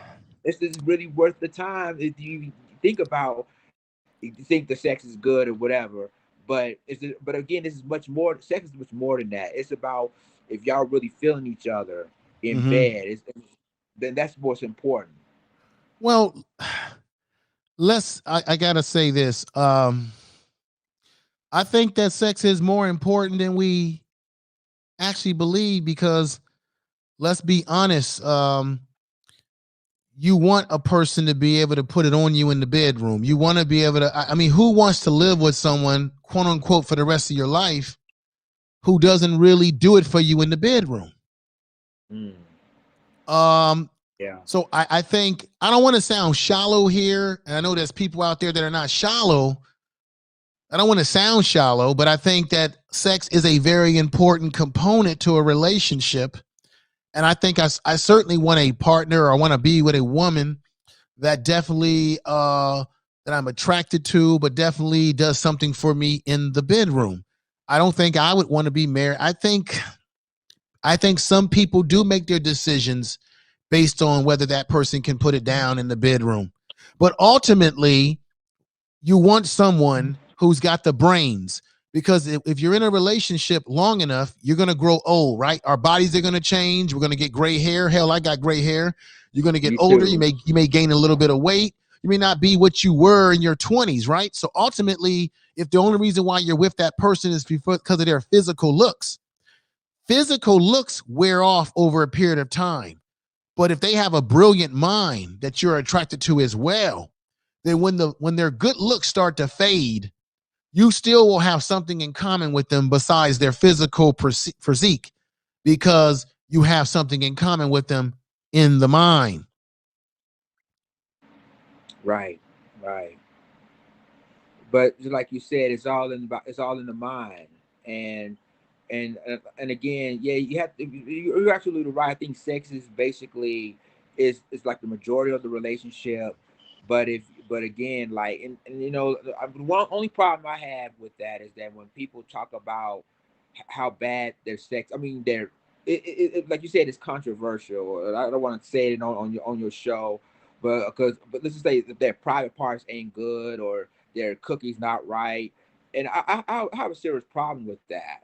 Because the thing is, if you lay with that person or if you married that person, Mm-hmm. then obviously you got to respect a person's feelings or inside the feelings. You can't just talk about a person's, box or a person's size and thinking or that to make them look bad. It's going to Mm-hmm. make a person look bad, going to make yourself look bad because you with that person. Okay, let me read what our in the YouTube chat room.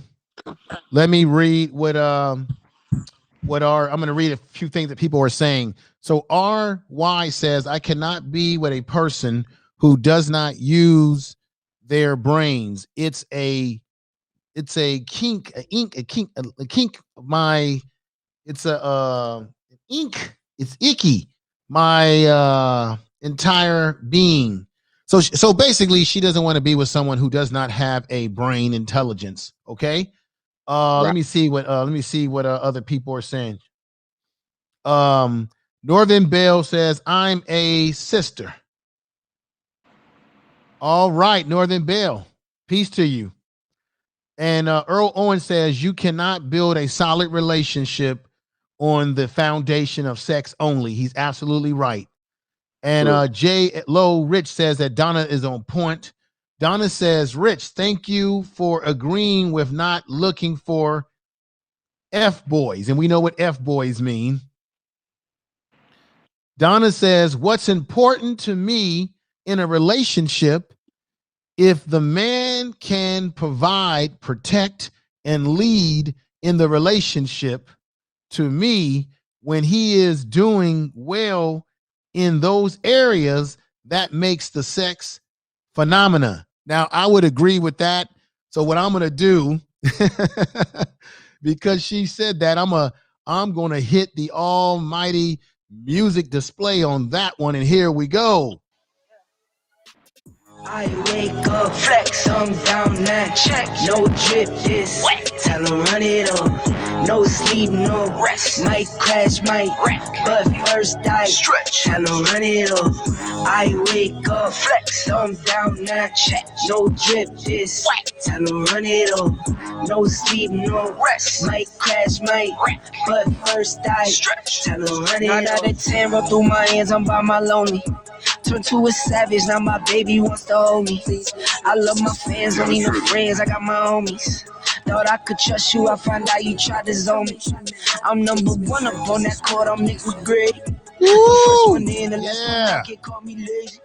Put in my hours, send the invoice and they pay me. All right. I need 6 rings like MJ and Tom Brady. I wake up, flex. All right. I hope y'all enjoyed that. I had to play that because she was on point right there.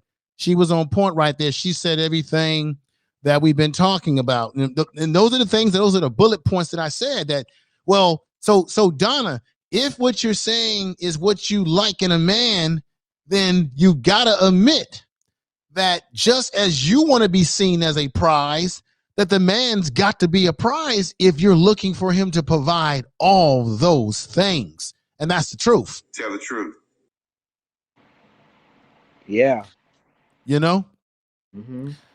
Lions Den, more controversial questions, brother, as it relates to relationship. And let me read something else that someone says. Let me see. We got my man in the house, O'Shea in the house. Not O'Shea Duke Jackson, but O'Shea, and I know him from O'Shea Duke Jackson channel. The brother says, sex means so much to women. Many women sleep with guys on the first date to see if his sex is worth her investing any more time in him. Now, that's for some women. I don't think that's all women, but I think there's certainly some women and some men out there who do the same thing.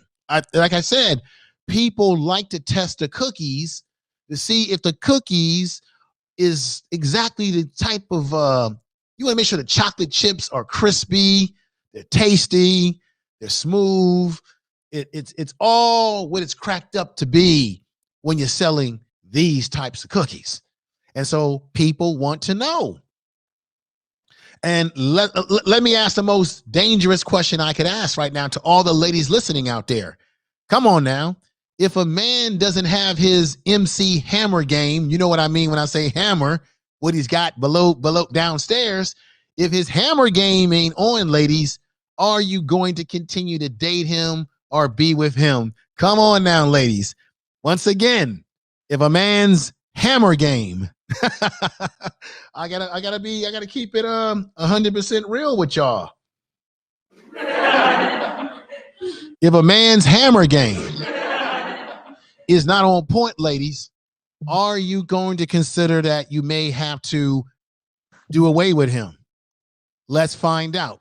Let's see what the ladies are saying in the chat rooms.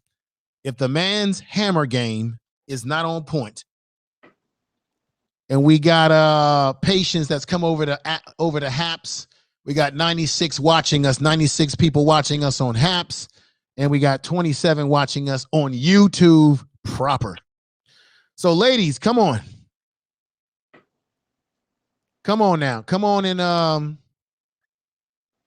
maybe I'll send Back to the Basics a invite because she actually is a member of Haps. So I'll send her an invite and get her thoughts for a moment. So I'll send her invite lines then to see. We got to get a lady's perspective up here and see what her thoughts are. But let's see what the ladies are saying in the chat room. Let's stop being shy. Let's be I know what I'll do. This is how I'll do it. Let's do a vote. And for those in the YouTube chat room or in those that I can see in the Haps chat room, if a man's hammer game ain't on point, and you know what I'm talking about, if he ain't dropping the hammer right, will you cut him loose? You put a 1 if you would cut him loose. If his hammer game ain't that good, then put a 2 if you would put a 1 if you would cut him loose, and put a 2 if you would still hang in there with him. And put a 3 if you're not sure. Because I know that there's women that are dating guys and you like their personality. They're very attractive, but the one thing that you don't like is that they don't have a good hammer game. Let's see what everybody put. Let's be honest. We're all adults here. Let's be honest. Come on, RY. Come on, Donna. Come on. Everybody in here. Say something. Put those numbers in the chat room. See, nobody wants to put the numbers in the chat room because I asked a very, very explosive question. RY says, information man, if everything is on point and the hammer game can be worked on. I heard that. Okay. And the hammer game can be worked on. Sex therapy and time to make changes is possible, I guess. So there's a lot of twos. There's some women.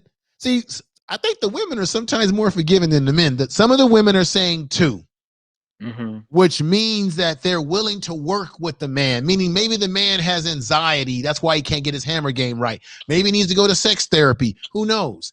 But there are certainly women out there that will get rid of your butt if the hammer game ain't working. See, we always talk about what men are going to do if the woman's cookie game ain't right.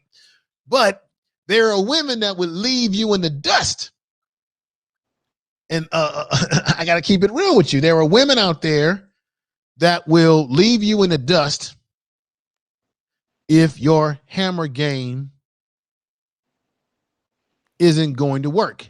But if your hammer game is on point, then that woman is going to take you home. As you see this woman on the screen here, she's going to take you home if your hammer game is on point. Okay.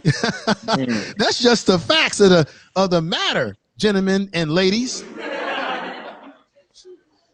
She's taking that brother home because his hammer game is on point.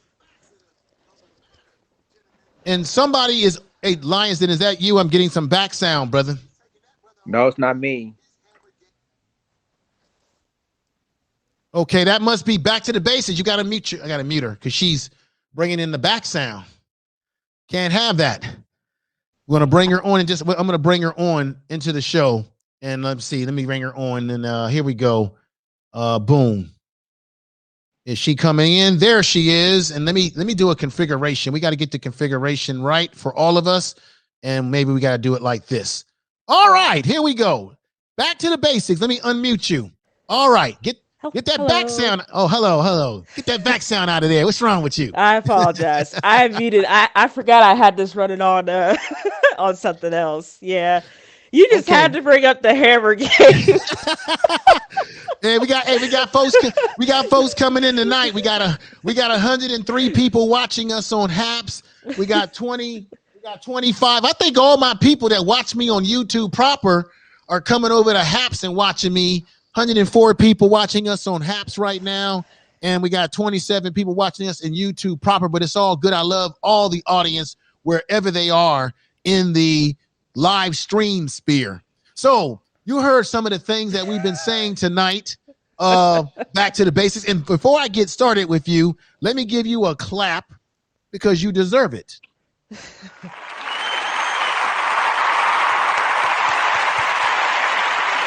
All right. Thank you. Yes, Lord. Now, back to the basics.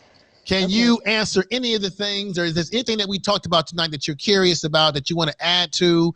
But let me ask you the most difficult question that's come out tonight: the hammer game. If you meet a gentleman, here's the criteria, ladies. Again, if you meet a gentleman and he looks good, he's tall, he's got himself together, he's got the Billy D. Williams look with the Colt 45. Oh. You know, the most iconic scene is in Lady Sing the Blues. Remember that scene with Diana Ross when she was in the club singing, and Billy D. Williams came in with the white suit and the hat, and he put her, this is iconic. I remember this when I was a kid. And Billy D. Williams put his hands out like this and said, "Oh, you just gonna leave my hand hanging there, or are you just gonna..." And Billy D. Williams was on point. Now, so if you got a brother that's got that Billy D. Williams energy to him, but then you go in the bedroom when it's time to get busy, and for some reason, the hammer game is just not what you were expecting. Okay, this is the breaking news for you and for all the ladies out there. Here we go. This is the answer. But once again, for the ladies in the chat rooms, wherever you are, put a 1 if you would get rid of the guy. Put a 2 if you would work with him, and put a 3 if you're not sure. And here's the breaking news answer, and here we go.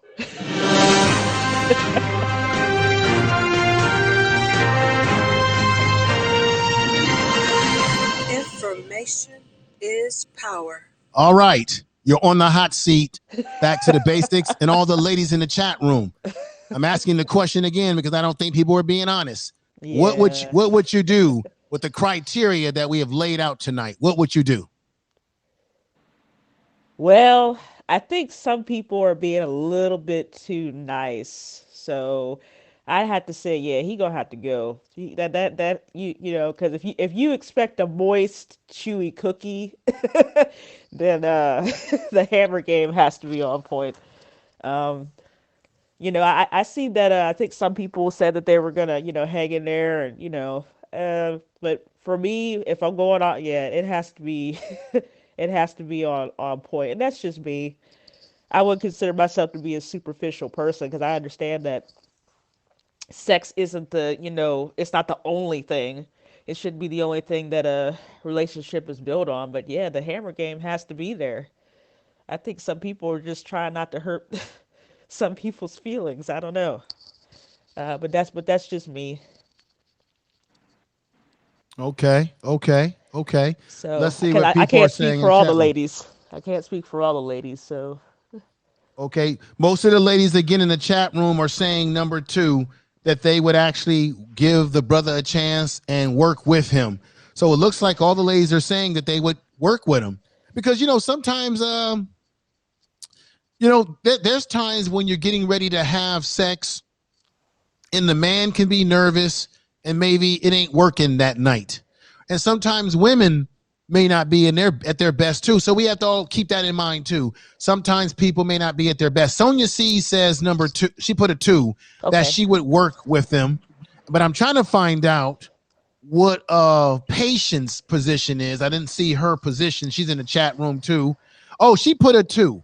She put a 2, and she's in the chat room for over in Haps, and I'm putting her stuff on the screen here on Haps, and see what present that on the screen. That's being presented there. All right, folks, we got 27 people strong in YouTube proper, 114 people watching us strong in Haps tonight. So we got Omega Courtney. Omega Courtney, I need you to weigh in on this too, sister. if what is your answer to what I just presented? And everybody in the chat room, you can give her a reminder what I was talking about. Donna says that I answered your question. Scroll up. Okay, let me scroll up. Let me scroll up. I think you might have said 2. Okay. She said relationship examples. If the light are about to be cut off in 2 days, the man can still want some cookies. The woman will not be feeling sexual. She worried about the lights. You got that right. You're going to be, because women are very, what we would call, they want security. They want a nesting ground. They want security. They want things to be stable. And that's where we as men, because society has put us in that position, we as men have to be a stabling force. And Lionsden, what do you think, brother? Well, I agree that basically, I mean, I'm gonna just basically keep it 100 here. That that when if I'm gonna tell you like this, if the woman felt that the hammer isn't right, I'm sorry. Some women, I'm just saying, some women will say bye bye. No, nice knowing you. Hit the road, Jack, as they say. But sometimes some women felt like, okay, maybe he's not experienced in sexual emotion. Maybe I can work with him a little bit. So it really works. It really works. It depends on the woman, and it works both ways at the end of the day. Okay. I hear you, my brother. Okay, we've got we got Silk's BB Scratcher coming in. Peace to you. And we've got we got Go Professor in the house.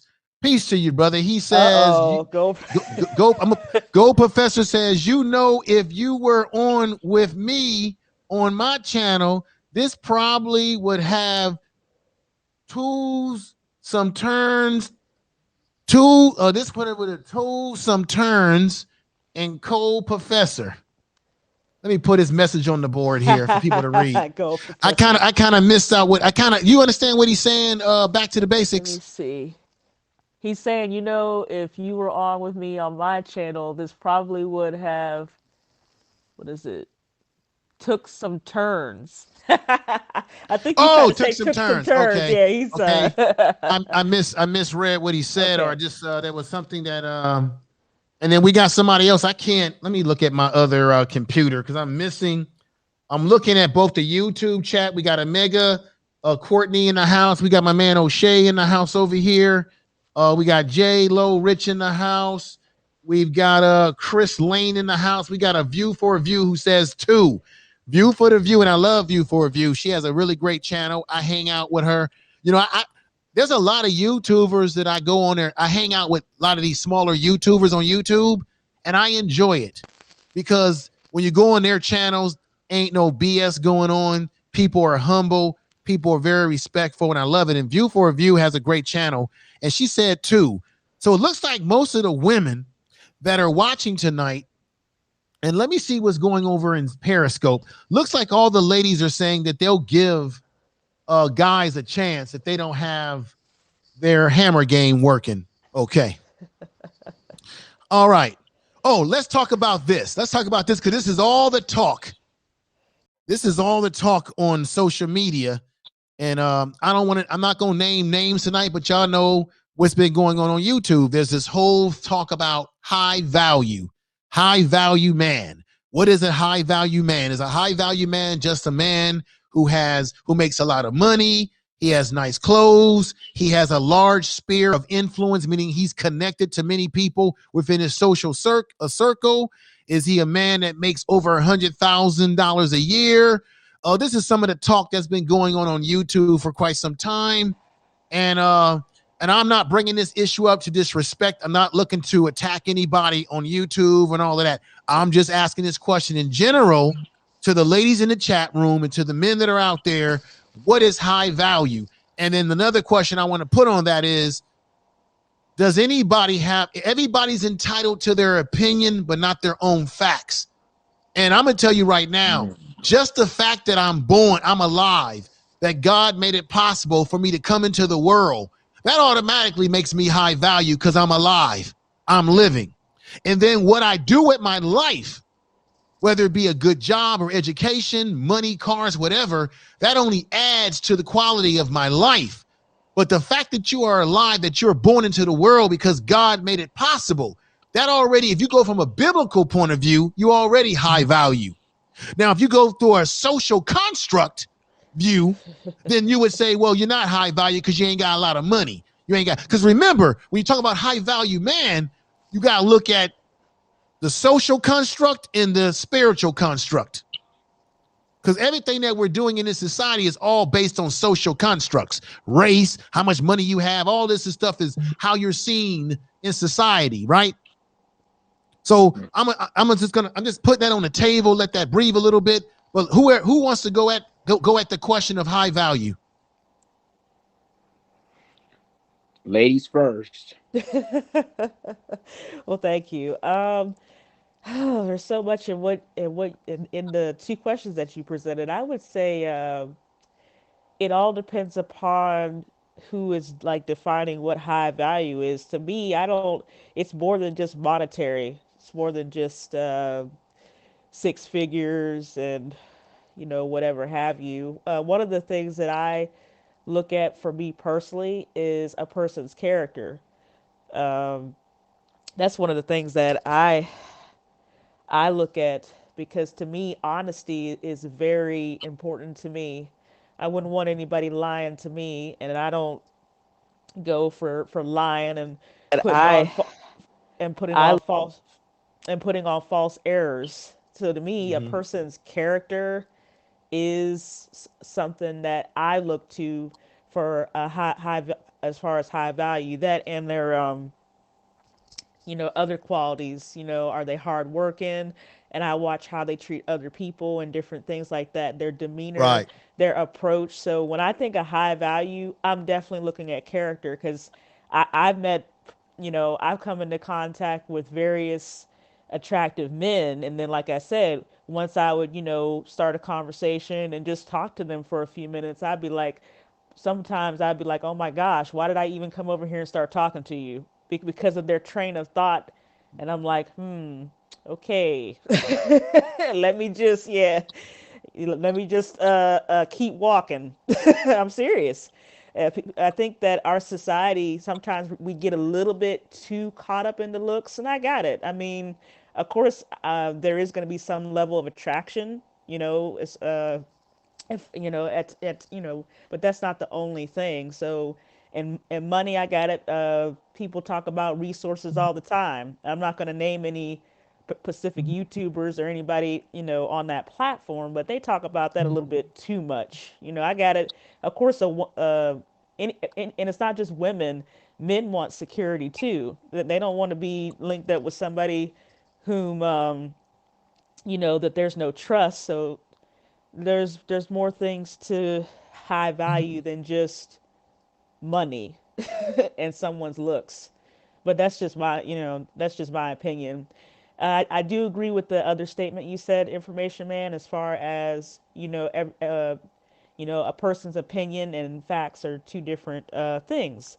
And as far as black men, I know if I ever do have a son, or if I ever marry someone who has kids, I mean that would be something I would teach my son or my stepson. Like you are high value because you're here, you're a black man, you're a black boy, you're the original. So yeah, you're automatically high value. But that's something that I would teach my son or my stepson. So, but that's just me. Tell the truth. That is very truthful. Um, Lions Den, what is your view of the high value man? We know what the criterias are because that's what's been spreading around the YouTube community, which is this whole issue about making a certain amount of money, having a sphere of influence, being connected, um, you know, the way you carry yourself, dress, style, what have you, confidence on top of your ability. We're talking about men who women may covet because these are men who have a certain financial status, right? Yeah. Yeah. Now, like I said, this is all this stuff that's being talked about on YouTube about about high value man. This is all social construct stuff, right? The paper money, the money that we use, the money, it's all paper money. Someone else put the value on it, right? Mm-hmm. Mm-hmm. But the bottom line is you have men who make a lot of money, and there's women out there that want to be with these men that they may deem as high value, right? And they're out there, right? Mm-hmm. Okay, but how do you make sense of this whole thing called high value man? High value man. I agree with back to basics here. I think with high value man, these are brothers that making six or more figures that Right, already got they're really together brothers, and so some women out there, and there's some women out there that are wanting those six-figure men, those high value men, but sometimes women have to step back and say, maybe I need to find a lower standards of myself, because just because you try to get with a guy that has six figures doesn't necessarily mean he's attracted to you. And I mean, and so most high value men, because I know some people that's like that. Most high value men, they're looking for a woman that's don't go after them for just for money or just for fame and fortune. They're looking for companionship, conversations. They're not looking for all of. They're not looking for people that's going to go after them because I got a nice 2021 SUV or right, whatever. Because that's to me this is like because to me they call them gold diggers, and so that and women just want to go after them because you're a baller or you're a football player or basketball player right, or even a CEO of a major company, and a lot of men be turned off by that. So right, most high value men aren't looking for a woman that's going to come after them just because you give them this and this.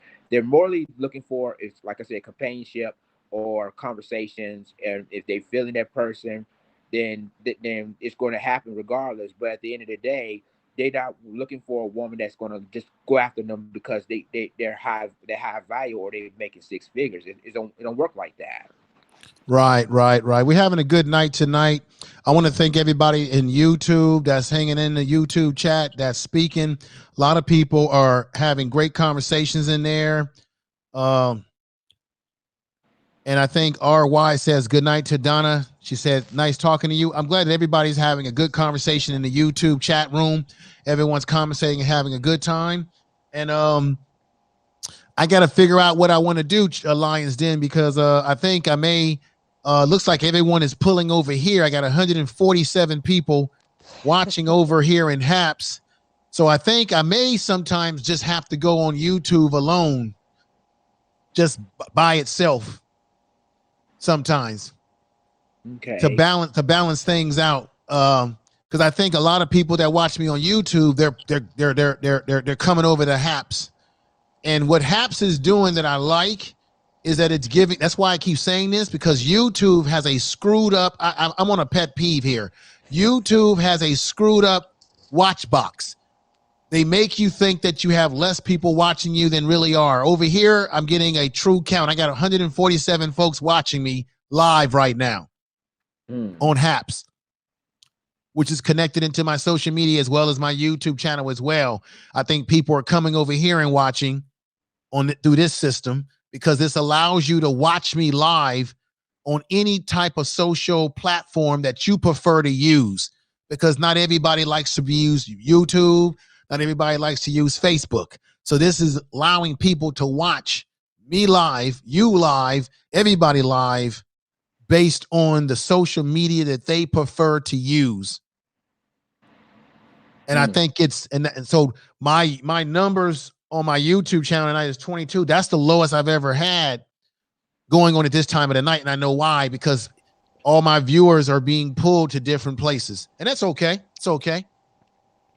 You know, this is the first time this is only the second time I've used this system where I plugged it into my YouTube. And this is great because we're getting a lot of people that are watching. And I appreciate you all being here. Everybody in the chat room being here. Patience, Sonia sees they're over in the HAPS chat room. We got Go Professor. I appreciate you being here too, brother. This is great. Great having you all here tonight. This is a great conversation that we're having today. Back to the basics. Did you have a chance to hear what I was saying about the origins of Valentine Day? Valentine Day. No, I missed that. But I mean, I'm pretty sure it's a pagan holiday. I mean, Yeah, I'll this give you is the about all quick of this. I give you the quick summary of Valentine's Day. It comes out of a Roman pagan holiday Of in which course. the men would sacrifice goats and dogs, and they would take the remaining carcasses of these animals and they would use them and turn it and use them as whips to whip women in their ritual. And the reason why they would whip women with these dead animal body parts is because they thought that would make women more fertile, that they would be more fertile towards the production or producing children. That was a ritual adopted by the Romans. Then they would also do this. They would have a lottery where they would take the names of women and put them in a jar for young men. And then they would attach the young men to the women and have them walking around with them throughout the whole night until they would decide that this woman was the right woman for them. That's the ritual of this. And they would do this ritual every February 13th and February 14th. Then you had the Pope. They killed these guys who went by the name of Valentine, right? They killed them. And under killing them, they came up with the name Saint Valentine. So that was within the church, the Pope. We're talking about this was back in AD, I think AD 469 or AD 96. We're talking about way, way back. Wow. Right? So this is the origins of the holiday or this day of quote unquote love that people are celebrating. And I said in the beginning of the show, because I'm going to give you information when you come over and listen to me. You can research this for yourself, folks. I'm not making any of this stuff up. This is historically, you have universities that have researched this kind of stuff. This is where it comes from. So it's supposed to be a day of loving a woman and a woman loving a man. But when you go back thousands of years, it was a day in which women were mistreated for men to determine how fruitful they would be for childbirth and relationship. Crazy stuff, just crazy stuff that makes you say, you got to hit the alarm and say, stop it. Just stop doing that. So I want to give a summary again, because there's people coming in the chat room. We got 151 people watching us on HAPS, people that are coming in, listening to us, who may not be aware of that history. Look it up for yourself. And Sonia says this: high value men should have high value protective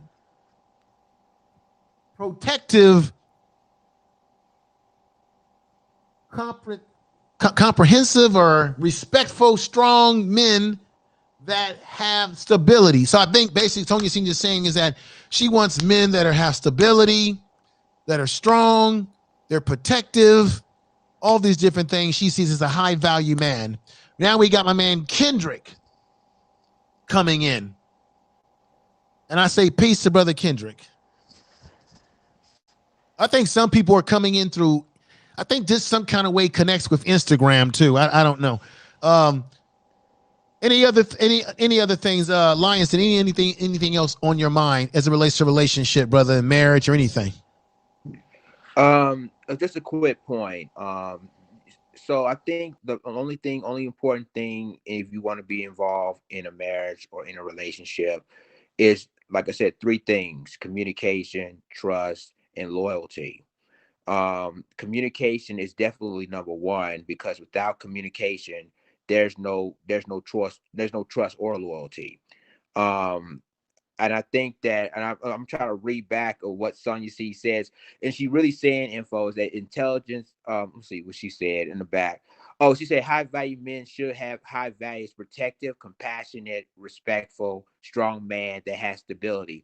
And she's absolutely right about that. I think Okay. that, when once we when you involve in a relationship or you involve in a marriage, you have to have compassion towards your spouse. You have to have your the trust in your spouse, and communication, because without those three things, none of this would never work. Okay. Wow. Wow. Back to the basics. Anything you want to add? Wow. Yeah, he just Lions didn't just drop the mic. He just said yeah, I would say, let me see. There's not too much I can add to that, except mine would be a little bit more, just slightly different from what Lionsden just said, because um, I mentioned 5 C's in one of my videos. So I mentioned confidence because to me, confidence is something that's really important as well for men and women. And then I brought up competence as far as people knowing, consistency, confidentiality, and commitment. Because at the same time, you can have a lot of things going, but people want to see consistency.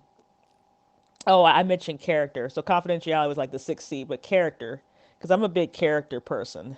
Um, and people, they want consistency. Once people start seeing inconsistency, then it's, things can go left. So that's what I would say. But it's a great discussion. All right, let me answer a question that someone had. I think O'Shea had asked me in the chat room what HAPS is. HAPS is a broadcasting platform which allows you to broadcast in multiple places. But let me give you a warning for those of you who want to come over and it's just another way to broadcast your live streams. You can broadcast it into all your social media. That's all it is. It's just like StreamYards, where you can broadcast into all your social media. It's the same way. It's a new platform, but let me let you know that a lot of stuff that people do a lot of stuff that we can get away with at times on YouTube is not going to be tolerated on this platform. The people who created this platform, Peter, and another guy that I fail to remember his name, they sometimes will come over into the chat room, see how things are going. They'll come over and say peace to you, things of that nature. They're working on this platform and improving it because it's in the beta stage, so it's only going to get better. And they ask for people's feedback to make the platform better. One of the things about the platform that I've been finding very interesting is that a lot of people that I see on this platform, and I got to be honest, and this doesn't mean that you don't have the same kind of people on YouTube, but I've been noticing more and more there's a lot of professional people. You got journalists, you got professional musicians, you got very professional people that are using this platform. And there's people who come over here, they do news. They do a lot of news on this platform, news reports, conversations, things of that nature. Now, because this platform is brand new, they don't have the type of, I would say, the kind of money that YouTube have. So their tolerance for stuff that people sometimes do on YouTube is not going to be tolerated over here. Meaning, if they get rid of you, you're gone. They ain't going to be like YouTube where you go and make another account. So all the sort of nonsense that sometimes goes on the YouTube platform, it's not going to be tolerated over here. You ain't going to be able to get away with having live streams where everybody's arguing and using foul language at each other and blah, all that. They're going to get rid of you. because I looked at their terms of their, I looked at their rules. They got a strict rule on doxing. You dox people on here, and it doesn't matter if you're on YouTube and you're doing it through YouTube because you're broadcasting through this system into YouTube, and you just think, well, I'm doing this on YouTube, so it ain't going to have any bearing on HAPS. Yes, it does, because you're using their system to broadcast into YouTube. So whatever you're doing on YouTube, where you're doxing or you're doing certain things with, to people or talking about people a certain way, they're not going to tolerate it over here. They're going to get rid of you immediately. So what I'm saying to you is it's a different crowd. It's a different environment on this app because it's brand new. And because it's brand new, when you got people that have something that's brand new, they don't want anything or anyone or anybody to do something that can get their platform in trouble, because YouTube can take the hits, because YouTube is a $1 billion business. And even though YouTube has rules where they get rid of you too, this platform, the tolerance level is very short. So usually when I use this platform, I'm talking about news. I'm providing a content like what we're talking about tonight. We're being very respectful. We're not using a lot of foul language. I'm using coded language so people understand what I'm talking about. We're having an adult conversation, but we're not getting ridiculous with our conversation. It's within the bounds of adult conversation, but it's within the bounds of the policies. So that's what it is. You can check it out, but I'm just telling you again, for those of you listening out there, there's things that happen on YouTube that won't be tolerated on this platform, period. You'll be gone. It doesn't mean that you lose your YouTube channel. You just won't be able to stream. You won't be able to use this streaming platform to do it. That's all I'm saying. So let's get back to the conversation. And thank you, everybody out there that's listening, that's supporting the program tonight. I appreciate everybody that's listening and supporting the program tonight on YouTube proper, Periscope, Twitter, let's see what else, Facebook out there, wherever you are out there in the world. Thank you for coming over and listening to our conversation tonight. We got 159 people watching us on HAPS, and we got 23, 24 people watching us on YouTube, and I still appreciate everybody out there. Let me ask this question here. I gotta ask ladies this. This is a question for women. What are the qualities that most turn you on when it comes to men? I personally think that men should be mysterious, just like the vampire, like Dracula. That's one of the reasons why ladies dig Dracula, because Dracula was real smooth. He had the cape, right? But other than the cape, because the cape is kind of goofy, and the fangs is kind of crazy too. But take away the fangs and all of that, what was the qualities that Dracula had? He could look at women a certain way, and he could put you under hypnosis. And he had a swagger, and he was mysterious. I believe that women love men that are mysterious. And so therefore, men, when you're dealing with women, you need to be mysterious. Don't be so predictable. Now, that's just my opinion, my thoughts, but let's hear from Back to the Basics. Let's hear from the ladies in the chat room and YouTube, the ladies over here that may still be over here in HAPS. Let's listen to all of you out there. Let's go. Let's start with you first, Back to the Basics, and then we'll look at the chat room and hear what the ladies are saying. Man, you are really putting the game down tonight. I'd have to say yes. Well, look. Usually my content, people label me as pro-black or something like that, but my content, I cover all different things, right?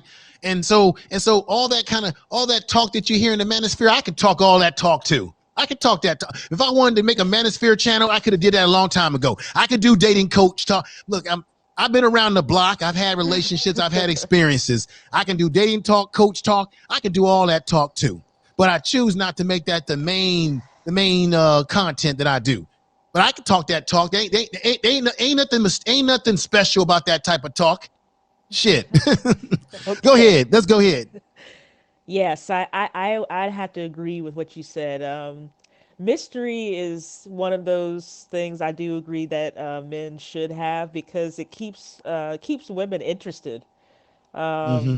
And let me see, I was listening to this podcaster, and he did something called, and I think you do know who he is, because he did something called Alpha Male Lessons 1. Oh, so yeah, it wasn't only men who were listening to that. So I said, okay.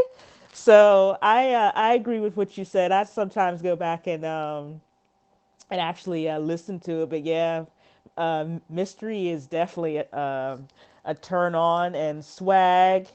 Me, like I said, a man has to stimulate my mind. You got to be able to talk about various different topics and subjects. Mm-hmm. Um, you mentioned in your podcast, you said, what was it?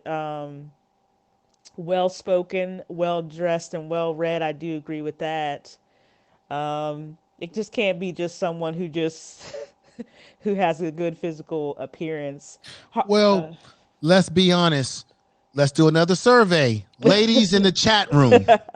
And I'm going to come over to Lions Den in just one moment. Ladies in the chat room. Do you prefer a man who's well fit, muscular?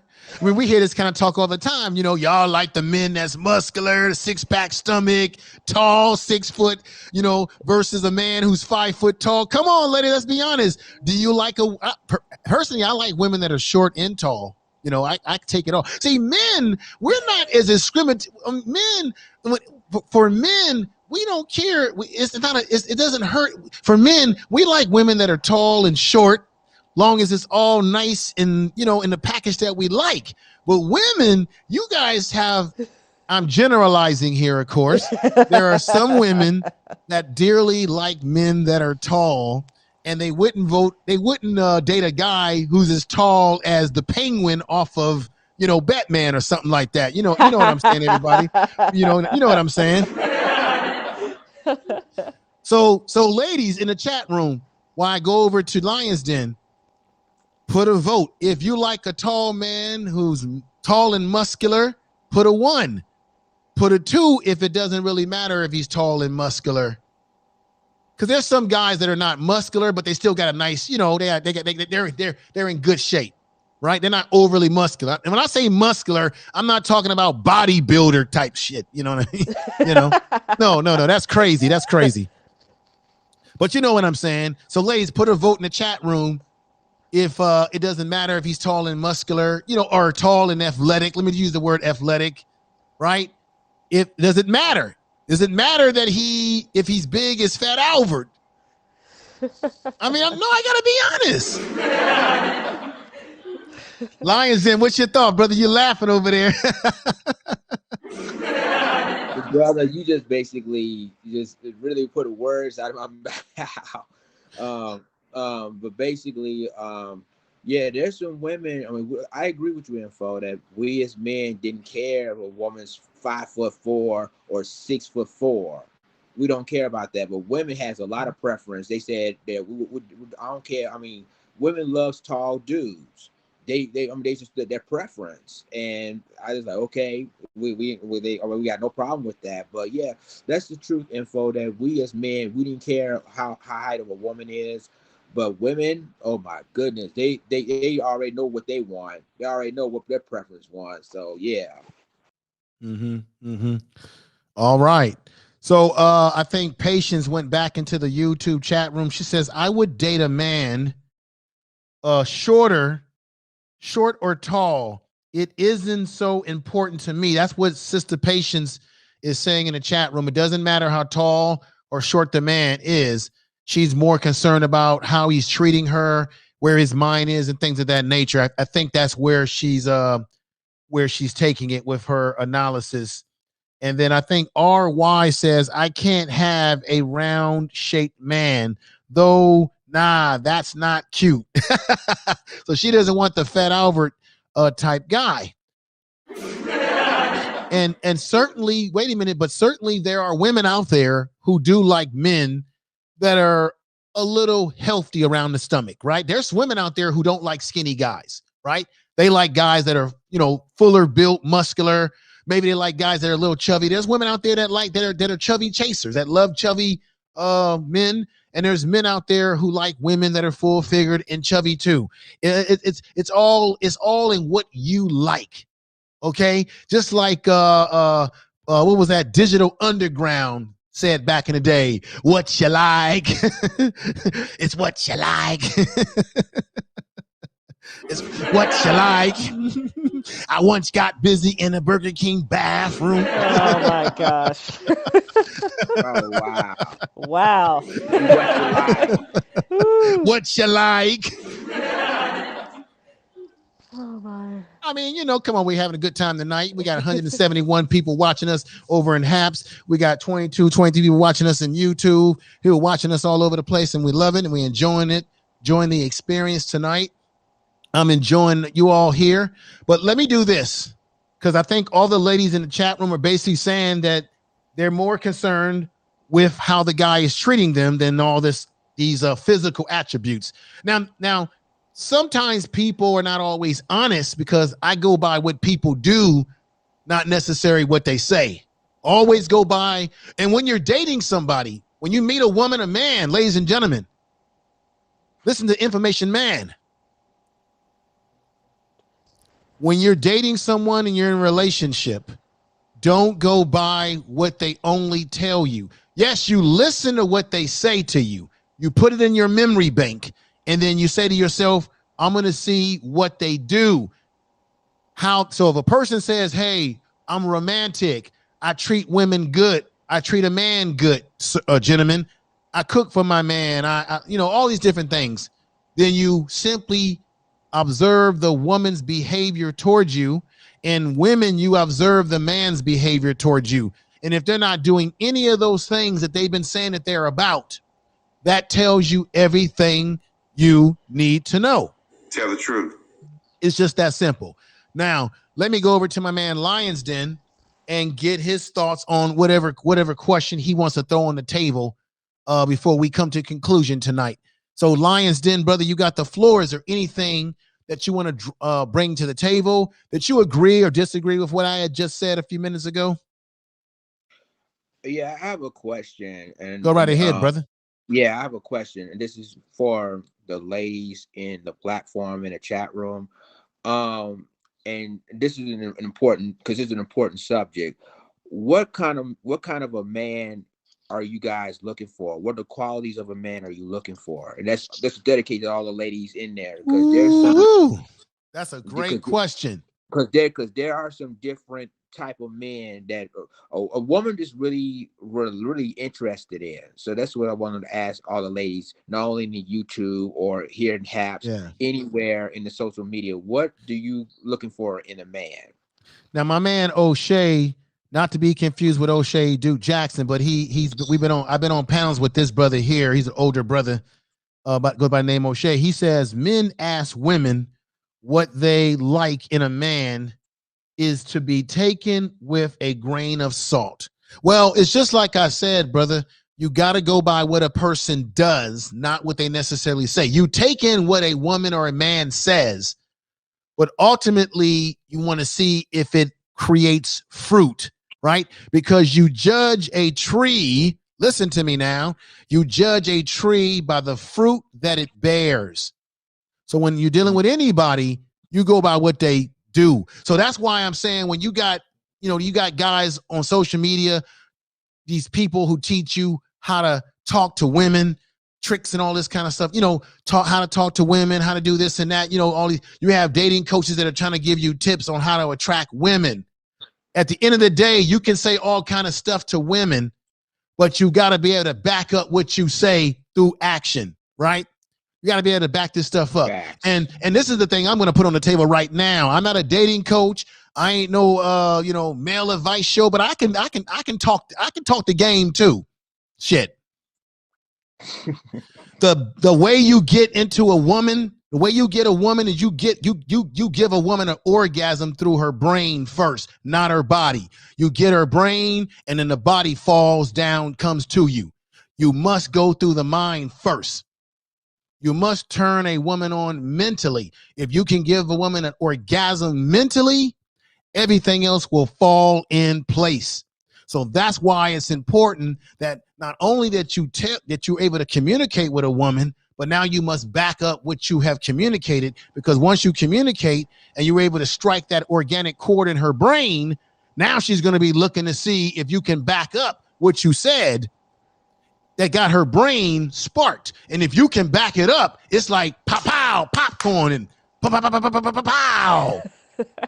The bells will ring, baby. And then what'll happen is that you'll be out on a date with this young lady, right? You'll be on a date, and the next thing you know, when you're on a date with her and it's all working, if you've been dating her for a while, she's into you for a while, then all of a sudden what's going to happen is, because you were able to pow the brain and everything else falls in place, now she's taking you home, you see, because you've got the it factor.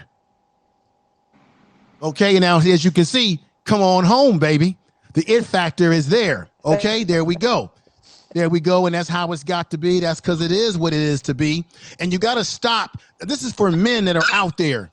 Stop comparing yourself, and ladies too. Stop comparing yourself to other women and other men. Don't compare yourself to another man, men, because why?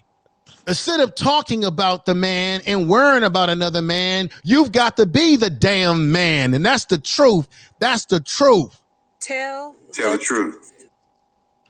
And I want to add something, Info, as I may. Yes, sir. Because, I think the problem with some men, they have low self-esteem, self-esteem issues. So it's really important for people to understand they need to be, you got to be yourself at the end of the day. Because the one thing I've noticed about women, one thing some women don't like is they try to act or try to pretend like to be somebody that they're not. They don't like that. I started to notice it about women now. Some don't like when a person try to pretend to be, they want to be like Jay-Z, or they want to be like Biggie Smalls, anything like that. They don't like that. So as long as you have confidence, and if you love yourself, and if you basically be yourself around women, they'll respect you more. You're 100%. You're 100%. I think men and women spend way too much time trying to be something that they're not. So that goes to this question of high value again. This is the concern.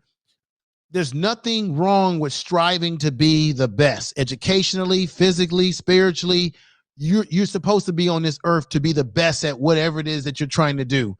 But however, I think when you listen to people on social media that talk about these sort of social constructs of being high value, all these things are great. You want to reach the top of whatever you're doing, but understand this is just the facts. You've got to be realistic as to what you are able to do at the time that you're in. There's some people who start off, like, for example, for me, I'll use myself for example. When I was much younger, I had no money. I'm working small little odd jobs. And what did I do? I built myself up by simply going to school, getting a profession, getting an education. And that happened. That helped me to open up doors for myself. So you might meet a man who's not quote unquote high value now, but it does not mean that he does not have the potential if he's driven. Now, ladies, listen to me. I'm going to tell the truth to y'all tonight. If you meet a man, ladies, and he doesn't have any drive, any ambition, any get up and go, and he's lazy, shiftless, always depending on you to determine where y'all going to have dinner. Don't y'all just hate when you get involved with a guy and every time you say, and the man is saying, hey, honey, where you want it? The woman is asking you, honey, where are we going tonight? I want to go have a beautiful dinner tonight. And then he's asking you where you want to go. A lot of times women want the man, they want you, the man, to have that shit together. Tell the truth. Tell the truth. Tell the truth. Women, okay, another mistake that men make. Yes, men go through things that make us emotional, that are hard, right? Yeah. And unless you have a really close relationship with a woman that you're bonded with, Yeah, you can tell the woman what you're going. You can tell her that you're going through some things. That's with a woman that you're bonded with already. But for the most part, this is just the way I see it. Women really want to have a man that they can cry on that man's shoulders. I don't think a man, personally, I'm old school. I don't think a man should be crying on a woman's shoulders. Because a man, you're supposed to be a symbol of strength. So if you're in a relationship with a woman and you're hitting on hard times, you can't be falling apart as a man. If the woman is falling apart, she's got to be able to have some belief in you. So you got to stay strong as a man, even though you know you're struggling internally with what's going on, but your woman is looking to you for direction and leadership, and you can't be falling apart and be crying on her shoulders.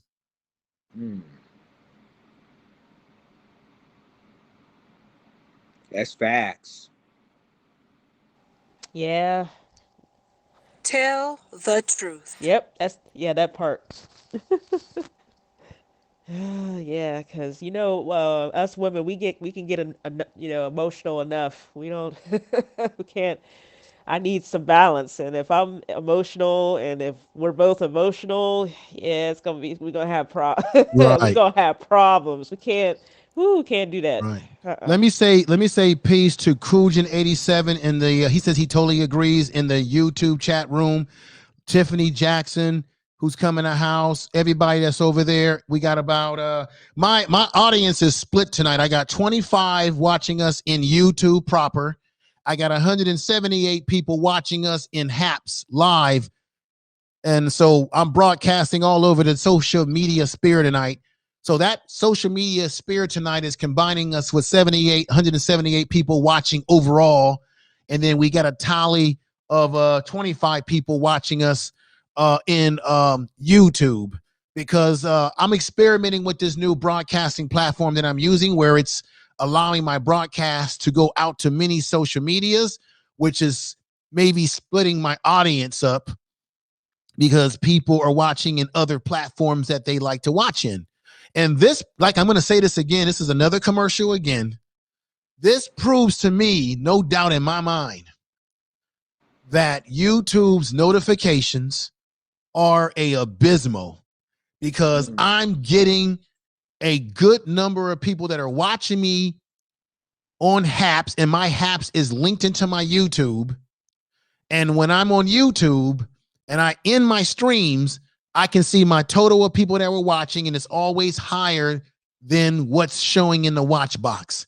So it proves to me again that there are more people watching the program, and at the same time that YouTube has a janky watch box, and they are lying to us. They're not, their notification system is at the bottom of the shelf, and it does not work properly. But I thought we were talking about that they actually improved their notifications. They said that last year. When you go into your YouTube studio and they leave you one of those funky videos about this is what we've improved right on YouTube, right? And they had I saw the video, I watched it about how they improved the notifications and how they were going to take away emails so you don't get these YouTube emails all the time, right? And they found out that more people watch your channel when they just get the notifications in general, but not always in the as an email, right? But there's a notification that pops up on your screen when you turn it on, right? And they said they've improved it.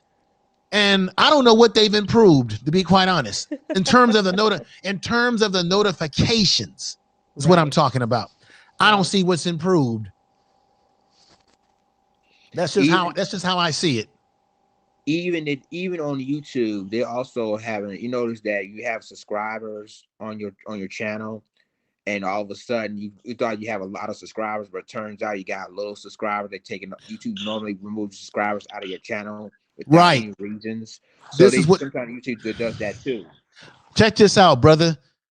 I've looked at my my analytics, or I look at how many people are subscribing to my channel.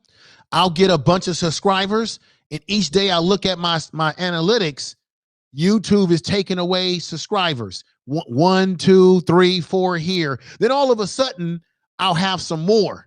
And then that'll stay there for a while. And then they'll cipher a little bit. That sounds, that, you know what that means to me? Either there's something wrong with their AI, or they're trying to keep the channel from growing. They're trying to suppress your growth. Facts. Yeah. I personally think that they want to suppress the growth of channels that wake people up. And the channels where all the nonsense goes on, that makes where people are arguing with each other, they want those channels to grow because they want that type of content to be the content that Black folks are focusing their mind on. That's fact. That's just my opinion. Tell the truth. No disrespect to anybody out there and what they do on their channels. I'm just saying there's something doesn't add up right. Why are you, and I'm not the only one. There's a lot of people on YouTube that are saying, hey, I woke up, I had a, for example, I could have 10,080 subscribers, 10,880 subscribers, right? Wake up the next day and now it's 10,875 subscribers. And I'm like, well, what happened to the other one? What happened? Yep. And then, because what, you know why I know that there's something going on? Because I'll even on the YouTube studio, you can go in and see the new subscribers. So I'll go to their channels to make sure that they're real people. And when I go to their channels, they got real content and they're real people. They're not a bot. Anytime you got channels where the person ain't got no content and it's all kind of weird and maybe it's a bot, right? And I'm saying to myself, what's going on here? So there's something wrong with their AI where they think that real people are bots. And so they're taking people away from you that they think are either bots or they're purposely taking people away from you. I don't know what's going on. I don't know. Yeah. I don't know. Yeah, and it was so sad. And I think YouTube's gonna be losing a lot of people on their networks because the thing, number one, I mean, you growing your channel, you're gonna have a lot of subscribers following you regardless. And then when you look again with the subscribers you have, you thought you have, that's when YouTube is taken away when you're talking real talk. We're talking factual stuff. And like I said, sometimes you even have, people like reality shows or people that's in the entertainment or even news people always go to YouTube now because that's where they get their high subscribers. And remember, when we talk real talk info, people don't go on the mainstream media no more. They go to YouTube and see what's going on. Right. They don't go there. But ever since that happened, that's when you notice that all the people that's in the mainstream media go to YouTube to do their own thing, to take all the content away from us. So YouTube just got to get their act together. Well, facts. I'll say this: YouTube is not going anywhere anytime soon. It is a strong platform. It has lots of support. The majority of young people, 70%, I think, of young people are getting their information from YouTube. YouTube is a place that a lot of people want to be because of the fact that it has all the bells and whistles that people like. And streaming has now increased in popularity because of this virus that has a lot of people indoors because we can't go to restaurants and clubs and bars anymore. So people are finding their social interaction with people and family members on social media, which is why what we're using tonight, Haps as a platform, YouTube, all this stuff is good. I just don't think that YouTube, if I could talk to the executives, I think it's a lady that runs YouTube, and the people who do all the eternal stuff, I have a lot of questions for them. I want to know, why is it that you're taking away subscribers when my channel has no violations? I want to know why I can go live and have 50 or 49 or 60 or 70 people, 80 or 90 people watching me on a good night. And then when I end my stream immediately, it will tell me that I had about 600 to 700 people watching. I want to know why that 600 and 700 is not showing up in my watch box. And the reason why I'm making a big deal out of it is because of the fact of this.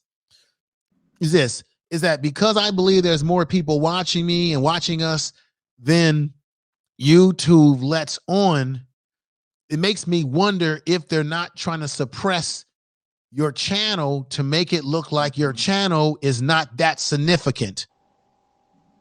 Exactly. Right. And I did a story info, and I never forget this. I did a story one time, it was all on a video, and then YouTube was accused me of violating let's say I'm violated community standards when it comes to kids. And I said that's not right, because I never even done anything like that. In fact, most of my videos is 18 years and up. So why would YouTube even think it violate my community standards? So they took my video off, and and what happened was I filed I did what's the word I'm looking for? Anyway, I went after YouTube, and Yes. and then I think once I went after them, and then they've realized they messed up, and they put my video back on. So so it depends on what, I mean, the thing of it is that just because you did a content or the video doesn't necessarily mean it's a violation of community standards, and that's what YouTube need to be fixed. Right. Let me tell you what happened to me, and everybody in YouTube knows this because I went live. What I did is and Back to the Basics knows this happened. What's that sound? That's some really weird back sound. I did a video on this virus as it relates to black people, and let me mute that. And as it relates to black people, Alliance did in Back to the Basics, and I was saying, why are they so focused on? They were so focused on making sure that we get the vaccines more than anybody, right? And I gave some breakdowns. I really had my research together when I presented my position. And then they claimed that there was something that was misleading in the video. So they snatched the video up. They took it off. And I believe that they took it off because because I wasn't speaking the larger agenda of the society that wanted this agenda to be pushed as it relates to black people in this taking the vaccines and all this sort of stuff, right? So I asked very important questions, but it got taken. And I understand why it got taken, but also what can be happen to you is that you can have people who call you up or on your panel, and if they say something that does not go well with the algorithms, then YouTube will take it down. That's why when you go on people's shows and people's panels, you've got to watch how you say certain things. That's because you could say something that can impact that person's channel. Yeah. Because it happened to me, and and after when they took my video down, I filed an appeal. That's what I was gonna say. I filed an appeal against YouTube. So YouTube updated, or they look at my. Turns out that it didn't violate the community standards. So they basically apologized to me and everything. They said, we apologize, Lions Den, for the misunderstanding and miscommunication that we have. They put my video back on. So the thing of it is, like you said, people need to be careful. If you're a content creator on YouTube, there's some things we need to be careful of. There's some things that YouTube be watching. That whatever we say may violate their community standards, and they Right. you really get rid of your channel like that if Right. they have to. Right. And so you're absolutely right. I mean, look, I don't want to violate any kind of standards. I'm not going to violate standards over here on Haps either. I'm just going to I'm going to do content. I'm going to be honest with the content, but I don't want to, nobody wants to lose channels and lose, connections to platforms and things of that nature. You want to make good decisions and things of that nature. But it's just obvious to me that when you are telling the truth, then there's more there's more that happens to you, to your channel, and to your content. It gets censored, basically. Okay, that's basically what happens, and that's just the reality. So I want to thank everybody that's here tonight. We got 25 people in YouTube proper. We got overall 183 people watching us out of HAPS tonight. I'm broadcasting through HAPS. We got 183 people watching us. We got folks watching us over in Periscope. And then we got people watching on Twitter. Twitter proper. And then I'm also on, I don't know if people know this, I'm actually live on Twitch as well. Wow. Yeah. So what happens is, this is how it happens with HAPS. I'm going to say this again for another commercial. So when I go on HAPS and I broadcast out of HAPS, it's pulling all of my social media into one place. And when I broadcast, it's sending my broadcast feed to everything: Facebook, Twitch. Same thing on StreamYard. StreamYard does the same thing, sending it to Facebook. It's sending it to Twitch. It's sending it to Twitter. It's sending it over to Periscope, right? And when I signed up to this, it asked for my Instagram. So I almost think that some kind of way this is getting attached to my people that follow me on Instagram too. I don't know. But what I do know is that it's bringing the audience wherever they are to the platform. It's bringing them to the content wherever people want to gobble the content. And I think that's a fantastic thing. Yeah, I love HAPS. And when I first signed up, and they gave you a list of all the social media you want to put your video, put your content on, and I put it all on Facebook, Instagram, Twitter, Twitch, you name it, I'm on it. So it's one good thing about HAPS. I mean, no matter where you are, it's all on your social media. So that's one good thing about it. Right. Hey, brother Ted Hicks, he's out of HAPS. He's a moderator for me over in HAPS. I just send you an invite if you want to come up and say what's up to everybody. I appreciate you coming over. So like I said, there's a complete different community over here from YouTube. This is what's different about this community over here in HAPS. That's different is that since I've been on it, because I have a lot of respect for people on YouTube as well. I just noticed that a lot of the people that's over here are very friendly. They will invite you up on their channel to talk. They will invite you to, find out who you are. They're telling people to subscribe to people and things of that nature. Very friendly, very down to earth. There's all different ethnic groups on here. And another thing too, the app is international. So you got people on here from all over the world, all over the country. I might have somebody that come into my chat room and say, hey, hello from Brazil, hello from France, or whatever. It happens. So you got international people on here. You got people on here that are lawyers, doctors, scientists, biologists, you name it. People that are legitimate. There's so much back sound coming in here. I got to cut that back sound. I'm sorry, Lions Den. I'm just gonna mute you when I'm speaking. You got people that are professional journalists. You got sports. There's a couple of brothers on here that are actually legitimate sports journalists that interview athletes that I've had a chance to talk to and be on a panel with. So there's a lot of professional type people over here. That doesn't mean it is not professional people on YouTube. Yes, they are. They're there, right? But I noticed that on here, they definitely cater to people who work in these professional, and they come on here and they do reports. So that's why I was saying that because it's new, I believe that their threshold and tolerance for anything that breaks their policies, it will get you banned permanently.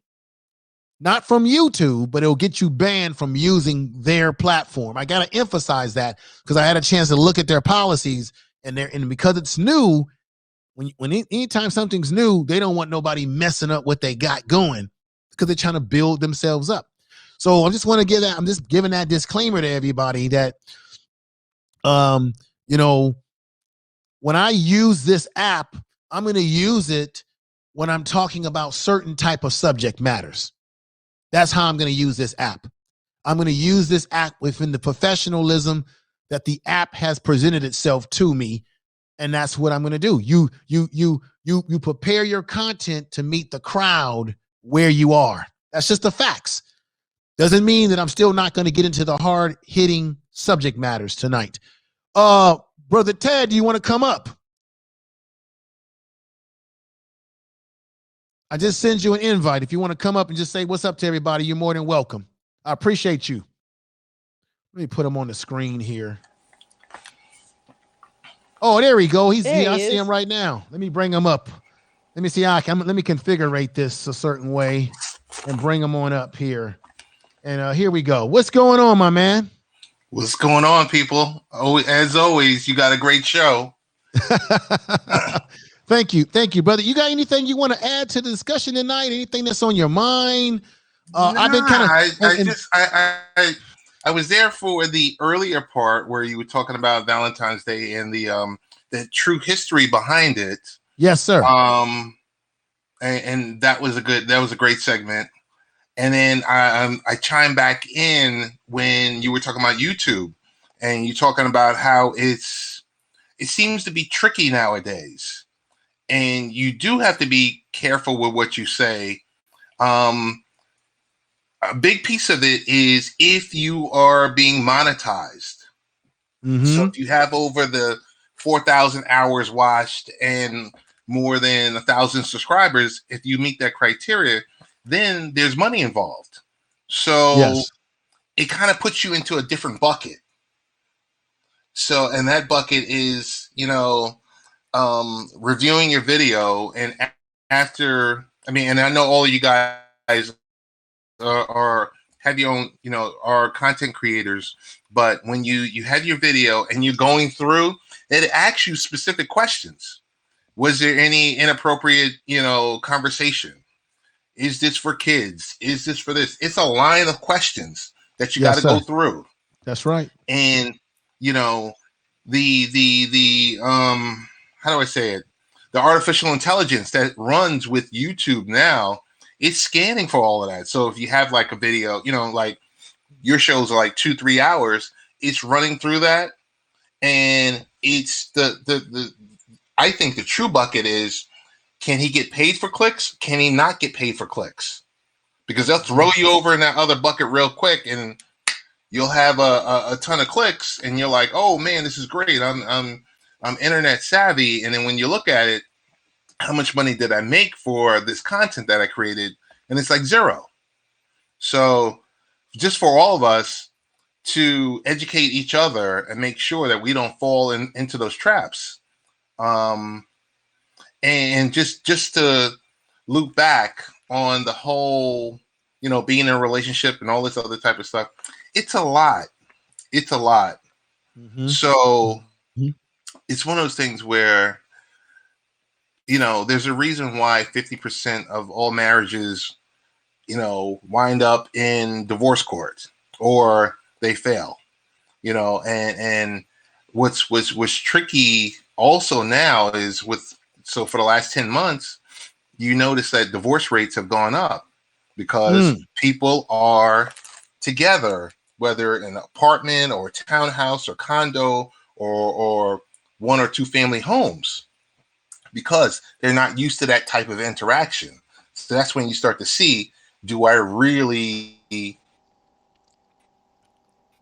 work well with my significant other?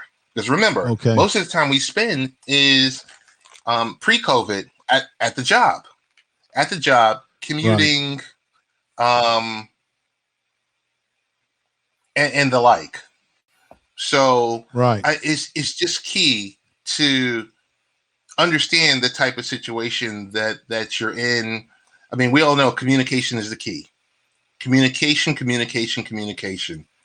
So, and I'm not, some relationship expert. It just worked for me. Like, I said in the text chat, I got married in 1998, and I've seen a lot over those years. There's been a lot my wife and I have disagreed on. You can't win every argument, and you shouldn't even try. So that's kind of my take on those two topics. I will say this much: HAPS is a great tool. I've never seen a community like this. It's not like there's going to be trolls, but I've never seen a positive community work like this, where people want to work together with each other. Right. Well, And that's really my take. well, let me ask you this. I had a chance. I've been saying this to people because there is a different energy on YouTube versus Haps from what I've seen in just my short time on here using this platform and broadcasting it into many other areas. But I looked at their criteria for them booting you off of here, and it seems like their criteria, from what I've read, looks like they have sort of a no nonsense policy in which they'll just get rid of you for no return.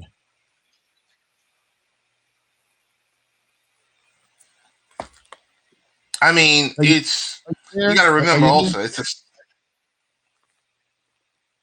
Go I ahead. don't Go know. ahead, Ted. It could be. Oh, I'm sorry. Um, it could be my internet connection because Okay. it's kind of flaky. But yeah, no, it's. I guess that's a good thing. I mean, I've seen a couple of trolls in here, not with us per se, because I think we would the claws would come out with us. Right. Right. But I've seen a couple of trolls act a little quirky, and I've seen people get booted. Okay. Okay. So Okay. it's I don't know. I just see there's like a different energy. Yeah, that's what I noticed. So that's why I've been trying to tell people what I noticed. Like I said, this platform is great for getting a lot of your people who follow you on social media, bringing them in very efficiently, because people have their favorite social medias that they prefer to utilize. So if you got people who don't, you can't get them over to your YouTube channel for in my case, where a lot of people, they'll come over but not in large numbers, but Right. maybe you can get them on Facebook proper, and that may and they still are able to consume your content, as well Yes. as other platforms that are out here. And because this is only in the beta stage, it's only going to get better. It can only get better. And I like the fact that the guys who were involved in creating this take a very hands-on approach with asking people's feedback about how they can improve this platform. So I say I'm gonna give a clap to the guys who put it together again. I give a clap now.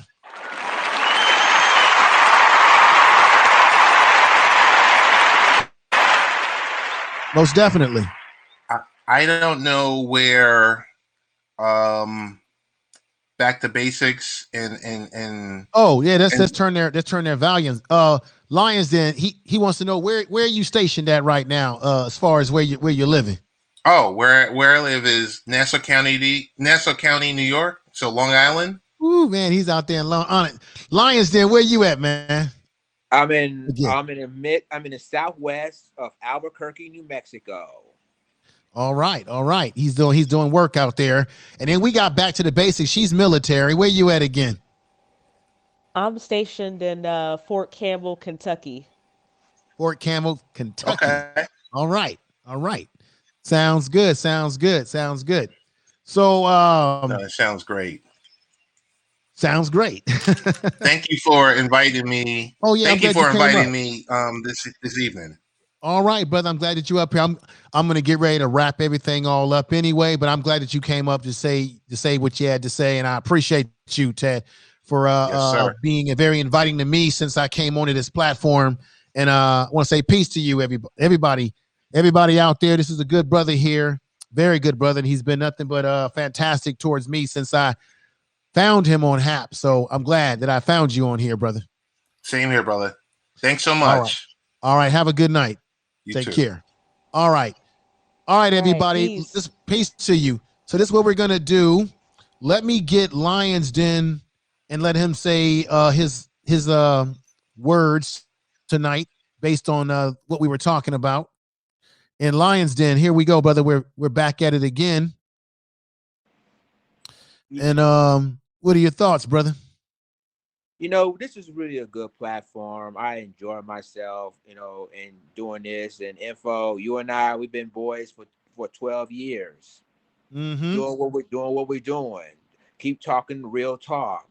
And I think the truth is that when it comes to the relationships and Valentine's Day, I think people need to wonder that, like I said earlier, if we love ourselves, and if your spouse or your soon to be spouse likes you for who you are, there's a great opportunity that y'all will have something special. When it comes to, like I said, one thing is communication, trust, and loyalty. And like I said, Mm-hmm. without those three things, there is no relationship, there is no marriage, because those are the only three things you need to keep the relationship and or the marriage alive. Is those three things. Right, right. And once again, brother, I thank you for coming on board tonight with me. I know that you were getting ready to make some food, and then when you told me, "Hey, you hadn't eaten," I said, "Oh man, I felt bad," but you were willing to hang in there with me, and I really feel happy that you did. And I'm glad Yeah. that Back to the Basics came over. I'm glad that everybody came over. And look at us right now, man. We got 202 people strong watching us throughout the social media and haps, and we got 27, 25 people in YouTube. The audience is split all over the place, but I don't have a problem with that because people are watching the content. And that's what it's about. And I really appreciate everybody out there that is watching wherever you are in the world. I always say that. And let's go over to Back to the Basics. Let me put her up front and center like you were. Stick around, though, Lions, then don't go anywhere. And here we have Back to the Basics. And anything that you want to say tonight based on some of the conversation that we've had? Well, I mean, I would just say there's not really too much I can add. But thank you for inviting me up. I really enjoy the conversation and just a real conversation about relationships, and for asking some of those questions. Even though some of those questions it was getting a little dicey, but Yeah, but what you but keeping it say, real. what you say that the subject matter that we talked about, it was an adult conversation. We didn't go over the top where it became like pornography or something, right? Of course, yeah. We kept it very professional, but we had to ask these questions. These are difficult questions for people, but they need to be asked because we're humans. And let me say this too. Let me just say this. I'm gonna put myself front and center. Let me say this because I know there's people who don't believe in marriage, don't believe in these certain things, and I get it. You're to each his own. But I'm gonna tell you right now, it is not meant for humans to be solitary creatures. It is not meant for us to be by ourselves the rest of our life. God put us on this planet to be in unison with our mate, to create family, to multiply, and so on and so forth. It is not meant for you to be alone. So I want to say to the guys out there, anybody out there, you don't want to grow old alone. It ain't cool. It ain't cool to grow old and be alone. Everybody needs somebody in their life when you find the right person in your life. Nobody who wants to be, and this is no disrespect to people that are elderly and they're alone. And it happens. But in general, nobody wants to be old, as they say, and be alone. We all want someone to love and someone to love us. And there's nothing wrong with that. It is important. And this is why it's important. When you look at animals, hell, even bugs on the ground that crawl on the ground have a mate. Beetles and ants and bees, they even mate. Animals have a mate. Birds have a mate. Every living thing on this planet has some interdependence on having a mate at some level or another. Humans are no different. It is how God built us biologically.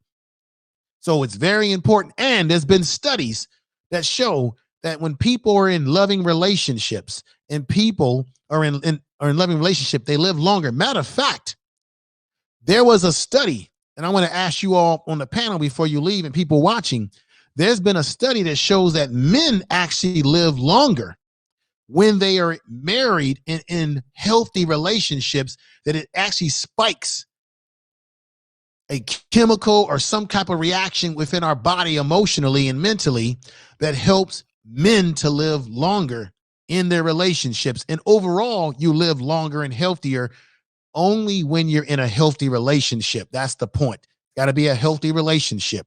Now, let me go back over to my guest to get their thoughts on that before we get out of here tonight. So let's do this.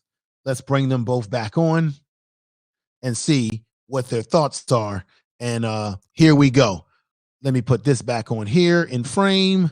And Lions Den, what is your thoughts about what I said? Have you heard about those studies about that, or have you heard of that before? You know what? I mean, this is the first time I ever heard about that, and I mean, and again, I mean, part of that, what the study was, is true. As long as you're in a healthy relationship, I think if you're in a perfect marriage, not a perfect marriage, and nobody's perfect, but as long as you're in a healthy relationship or a healthy marriage, things will go far. And I mean, if you, I'm surprised that men will live longer. I think that's the problem. I think the one thing is that there's no perfect nothing. Nobody's perfect. No marriage is perfect. No relationship is perfect. But as long as you have a balance that you and your spouse will agree upon, then I mean, and y'all both are happy with each other, then your relationship will go real far. Right. Most definitely. Most definitely. I appreciate what you said, Lions Den. Back to the basics. You want to add to that as we get ready to conclude tonight? Yes, that study was mentioned. I had went to a single soldier retreat, and the chaplain, um, he had did a class called Pick a Partner, and it was really good. A lot of what was covered actually in his class, we actually sort of talked about here, because character was definitely one of the things he talked about, and different things about being. Like, he also talked about compatibility as far as spirituality and honesty. He talked, and we also talked about the different qualities. We wanted to see it in a mate. Of course, honesty was like one of the top ones that I had put, and hardworking, and unselfish was also another a big important one. Because I mean, let's be honest. Like, one of the root causes why we see a lot of stuff breaking down is just narcissism, and it's more than just, a love for self. There, when we start talking about narcissism, that means people are just being manipulative, among other things. They're not being honest with their self and other people, and also there's this exploitative characteristic where that person can use someone just like a disposable object and then throw them away. So, but yeah, it's a lot. I'm just thankful for just being here, having this conversation with you. Right. Right. We've got somebody came in from Ireland, I think. Or from, Oh, what was it from?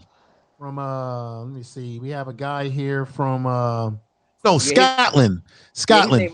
His name was Snafu. Snafu.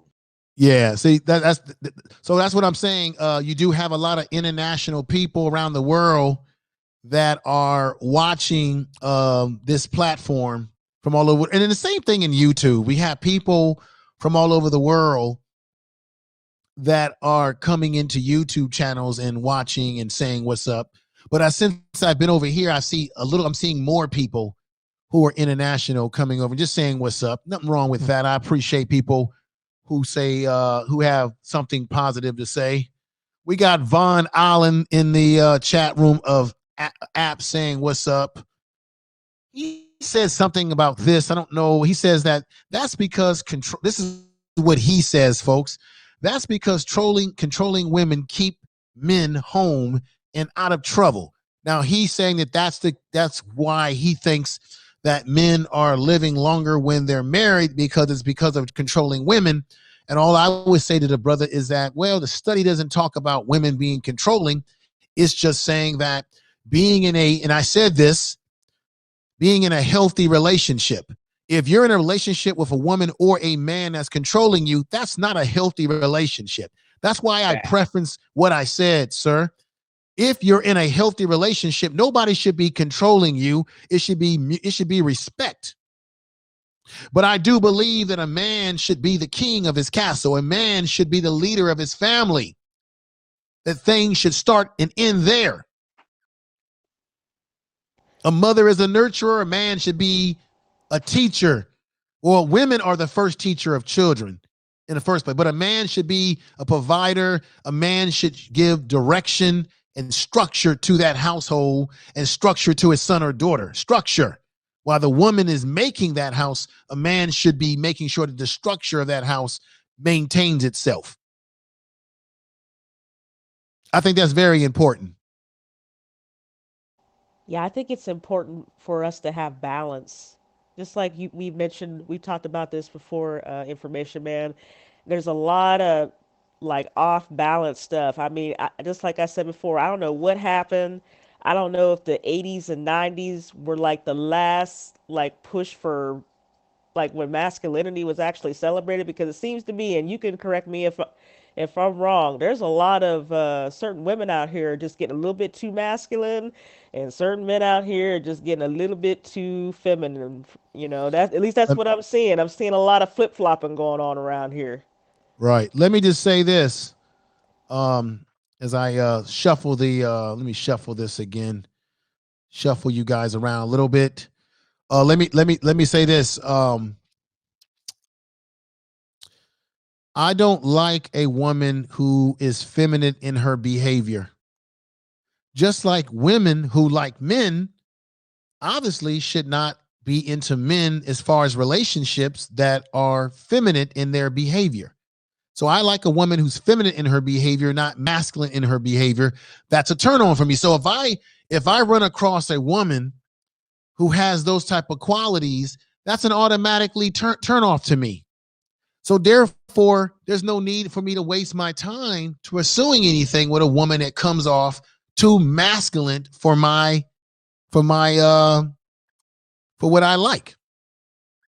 So you have to know what you want. A lot of people don't know what they want. Now we've got in the chat room, we got Old Earth who says, no, it's the companionship, and a woman looks after their man, makes them go to the doctor. Yeah, yeah. There's a lot of women that do stay on top of their men when it comes to health and checkups, because women are very much on top of dealing with the importance of their health. So I totally get that. Very, very important statement there. But I just think that some men, we don't like women that come off too masculine. That's just the way that's just the facts. And I think that we live in a society today where everyone is saying be whatever you want, but I still like I still like some traditional values, such as I think a man should be a man and a woman should be a woman. And I don't mean that in a sexist way. I mean that I think that a man has a role that he has to play. Women have a role that they have to play as well. So I as a man should not be trying to take on act like I'm the woman of the household, no more than the woman should. We should be working in balance and in partnership. Partnership, unison and partnership is how we should be working. But I have to be honest, this is where I cross the line at back to the basics.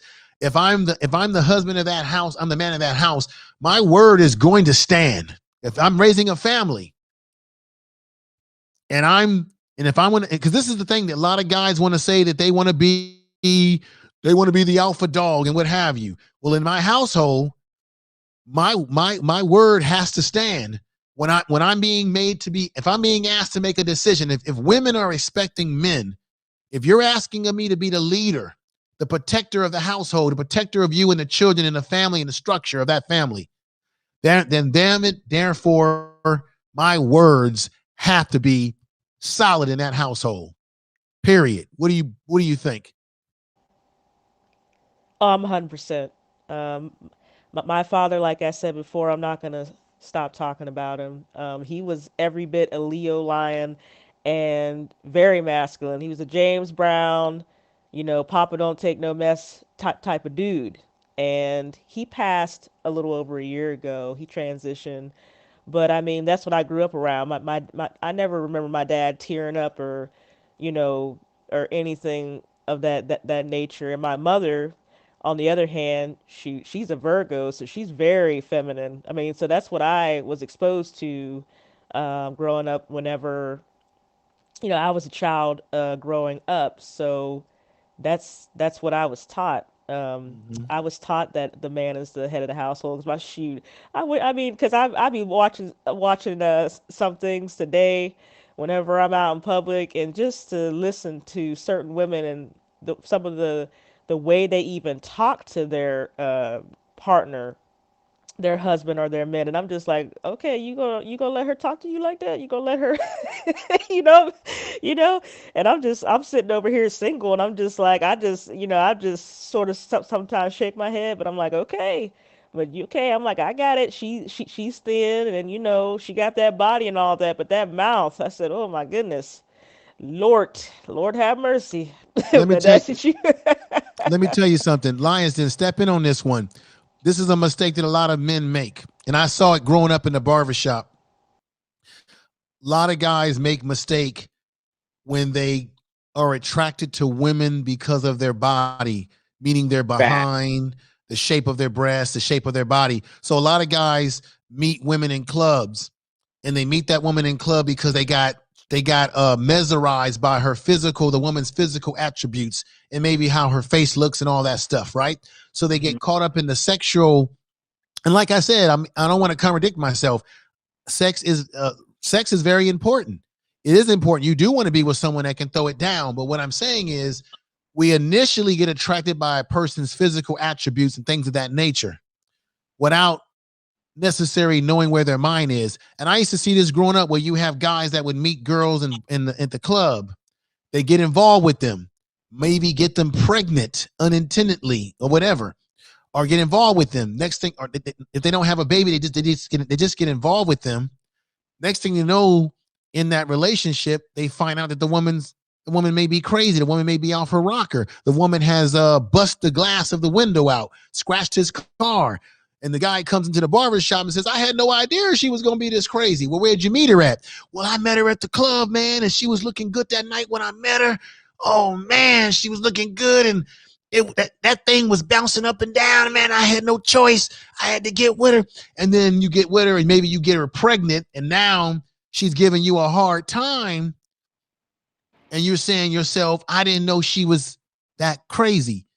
And you didn't know that because you got caught up in the illusion and then caught up in the physical attributes. Women do the same thing. You meet a guy, he's got the Billy D. Williams swagger, muscular, tall. He's getting you sort of moist in the area that you know that counts. And you fall for him like butter on rice and butter on biscuits. And he's saying all the right things to you.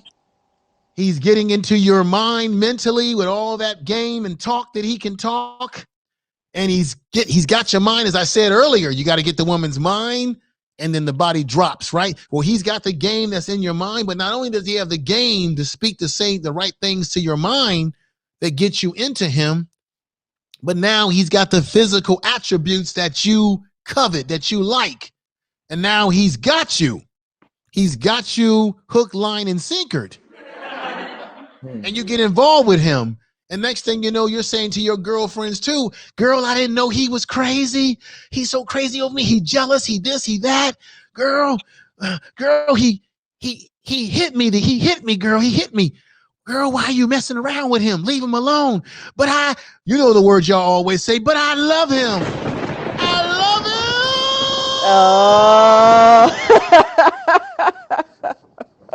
And that thunder is railing through the skies right now. And you're saying you love him.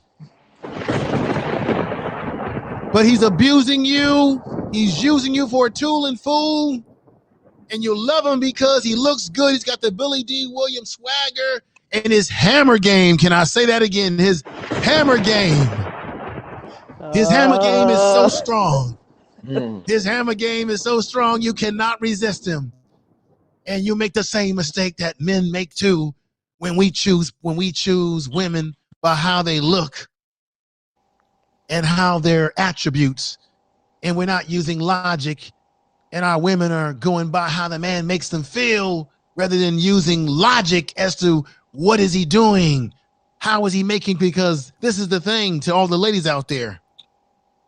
Anytime a man is abusing you physically and emotionally, that cannot be love. I'm telling you again, that cannot be love. That is abuse. Leave that type of man alone. Keep him out of your life forever. Don't go for the banana in the tailpipe where he gives you flowers. Like today is Valentine's Day. There's some dudes out there today that gave their ladies flowers and candy after they was treating them poorly the whole week. And then they say to you, you heard this before, I'll never do it again, baby. I won't do it again. Give me forgiveness. And then it's like that song from what was that song? What was that group Lions Den back in the day? The dude with the word up haircut. Remember that song they used to sing? Our love goes back and back and back and forth, back and back and back and forth. Our love goes. Our love goes. I'm best singing tonight. Our love goes back and back and back and forth. That's what you're going to be going through, ladies. Back and back and back and forth. And then when he impregnates you and gives you a child, then you get pregnant by him, and then you're acting surprised. Well, he left me. He left me. He left me to raise a child, and now I'm a single mother. And then you guys, you impregnate these women that are not the best women for you, and you in the barbershop saying, man, I should have never impregnated her. She scratched my car. She bust out my window. She's taking me to child support court. Now I'm living in a cardboard box. Why? I wish I never had met her at the club. I wish I never had that one night stand where I unfortunately didn't use the Jimmy hat. Oh, the fatal Lord have mercy. Lord have. And now look at the trouble that I'm in. Look at the trouble that I'm in. Fatal attraction. I bust your windows out your car. It's crazy. I just can't let him go, girl. He's so good in the bed. He's so muscular. He looks good. He makes me feel good. I can't let JD go, girl. I just can't let JD go.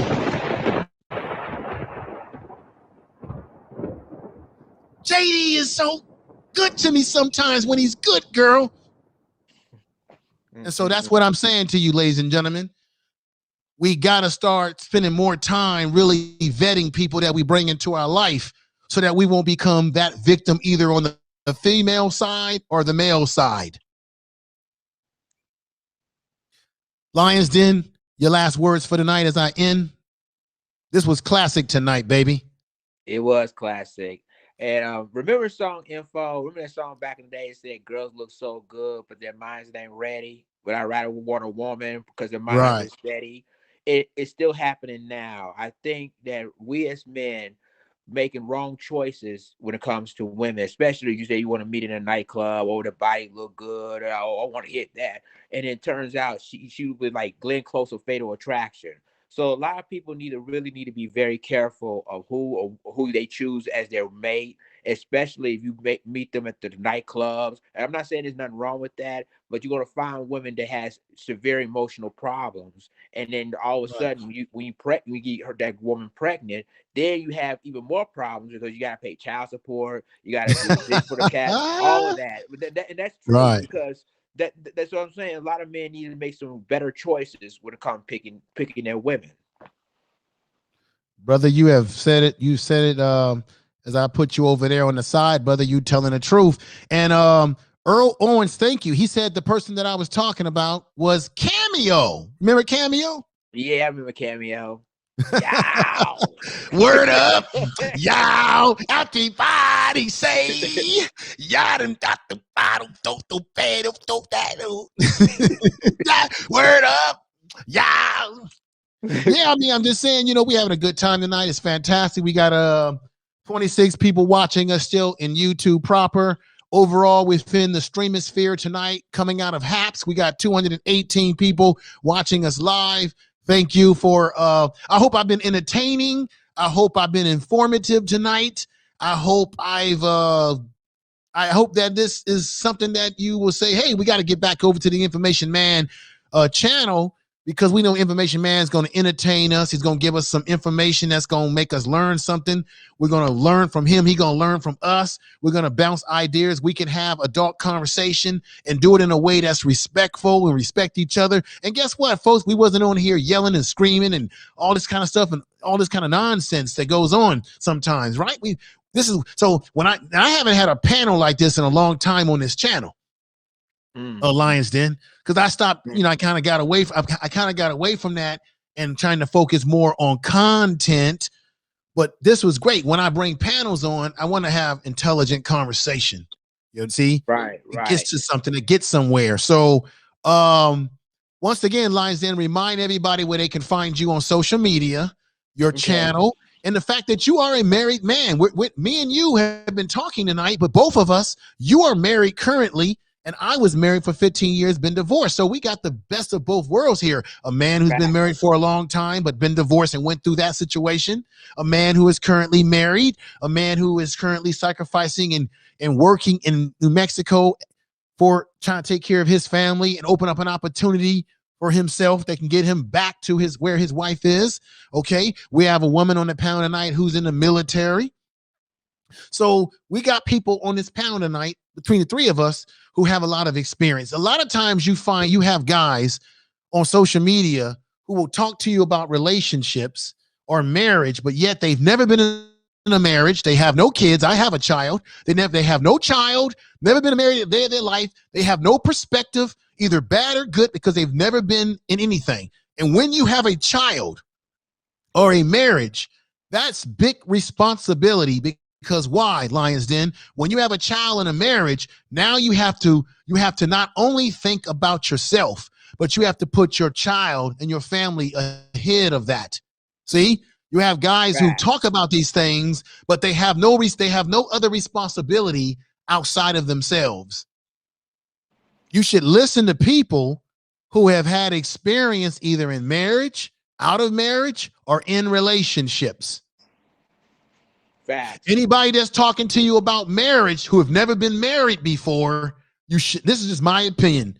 You shouldn't be listening to people who tell you about marriage, even if they're saying you should never get married. If they've never been married, they have no experience, they have no frame of reference. You should not be listening to people who have no frame of reference because they don't know what they're talking about, because they've never been married. You have good marriages, you have good marriages. If you're listening to someone who's talking about how bad marriage is, who's never been married, well, they're just talking about bad marriages. But there's also good marriages and good relationships out there too.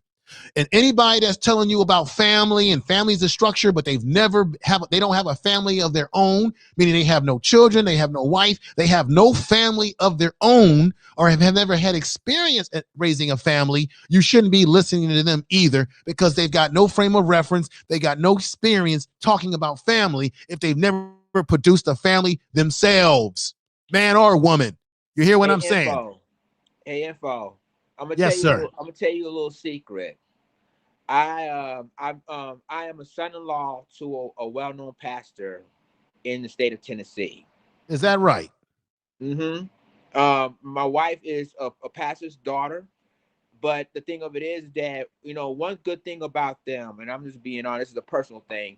One good thing about them is that they took me in. They love me like I'm part of their family. And it's most important when it comes to in-laws. And I mean, I expect that to a mother-in-law, but if a father-in-law likes you, you're in good shape. Because most father-in-laws, we know, especially in their marriage, most father-in-laws, they're very, very cautious about. It's better enough you dating their daughter, but you're married to their daughter, they're really be cautious about that. So I'm very glad that I'm part of a family that's Christian-owned. He's a pastor, and he loves me like one of his own. So I'm very happy about that. Okay. Let me say thank you to everybody in the YouTube chat room. We got J-Lo Rich, who's been hanging in there with me all night. You must be new to my channel. So welcome to the channel. Welcome to the family. We got Christo in the house. Thank you, sister, for being here. We got Earl Owens, Sonia Seas, who's come over from Haps.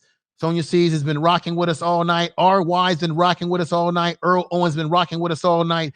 Everybody over in the YouTube chat room proper have been rocking with us all night, and all 26 people who are watching on the watch box in YouTube. And I know that 26 is fake, because when I end this on YouTube, it'll probably show that there was maybe 100, maybe 200 that were actually really watching in YouTube proper. So you just never know with YouTube how they get down. But let me give everybody a clap over in the YouTube chat room right now.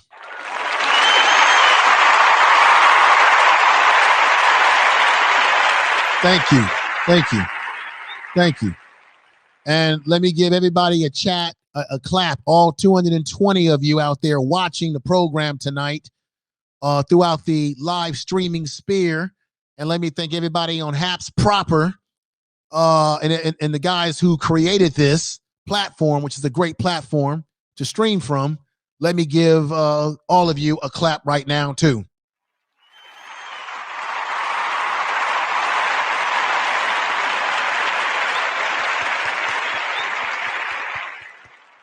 All right. All right. Tell the truth. Now, let me go over to back to the basics and let her give her words before we end tonight. So I'm going to put her front and center. Lions Den, I thank you for being here. You're going to be off the next few days. So what I'm going to do, I still need to bring you on I still have not launched a new podcast on Spreaker yet. So maybe tomorrow we're going to do something together, and I'll be broadcasting. Even if I go live on Haps again, I'm going to broadcast into Spreaker. And I'll probably have to do it to you being on the phone with me so that the audio will come through into Spreaker. And then then we're going to I'm going to do a podcast. We'll probably talk politics or something like that. Okay, brother? Gotcha. So I'll be contacting you before, because I know your work hours are crazy. This man be going to work at 5 o'clock in the morning? Shoot, I've been going to be working at 6:30, but I don't get off till like 5 or 6 in the morning, because including overtime. So yeah, that's crazy. Man, you must be building ships and cities or something, my God. I wish that's the case. But before I leave info, I want to give them my social media. Yeah, go ahead. Oh yeah, that's right. I'm sorry about that. Go right ahead, brother. Yeah, you guys can follow me on my Twitter. It's at the Real Lions Den. You can follow me on my Facebook at facebook.com/the Real Lions Den. You can also follow me on my Instagram at instagram.com/the_real_lions_den2. You can add me on my YouTube channel. Just look for Lions Den, aka Trey X.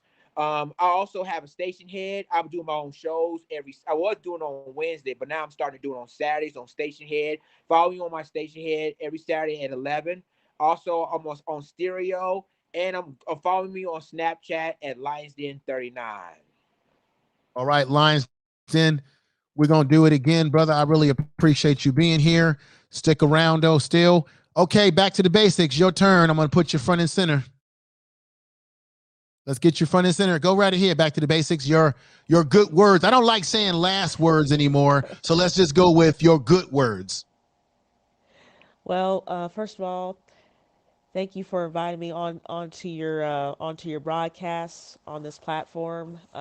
Really did enjoy the adult conversation. Some of those questions did get a little, but hey, it is what it is. We kept it real. It was good. And I just look forward to seeing what Haps has to offer. I haven't went live yet. I had planned to go live earlier today, but I might do something tomorrow. I just have to see. Well, I think I've heard you speak before on your channel, and I think what you have to offer is going to be fantastic.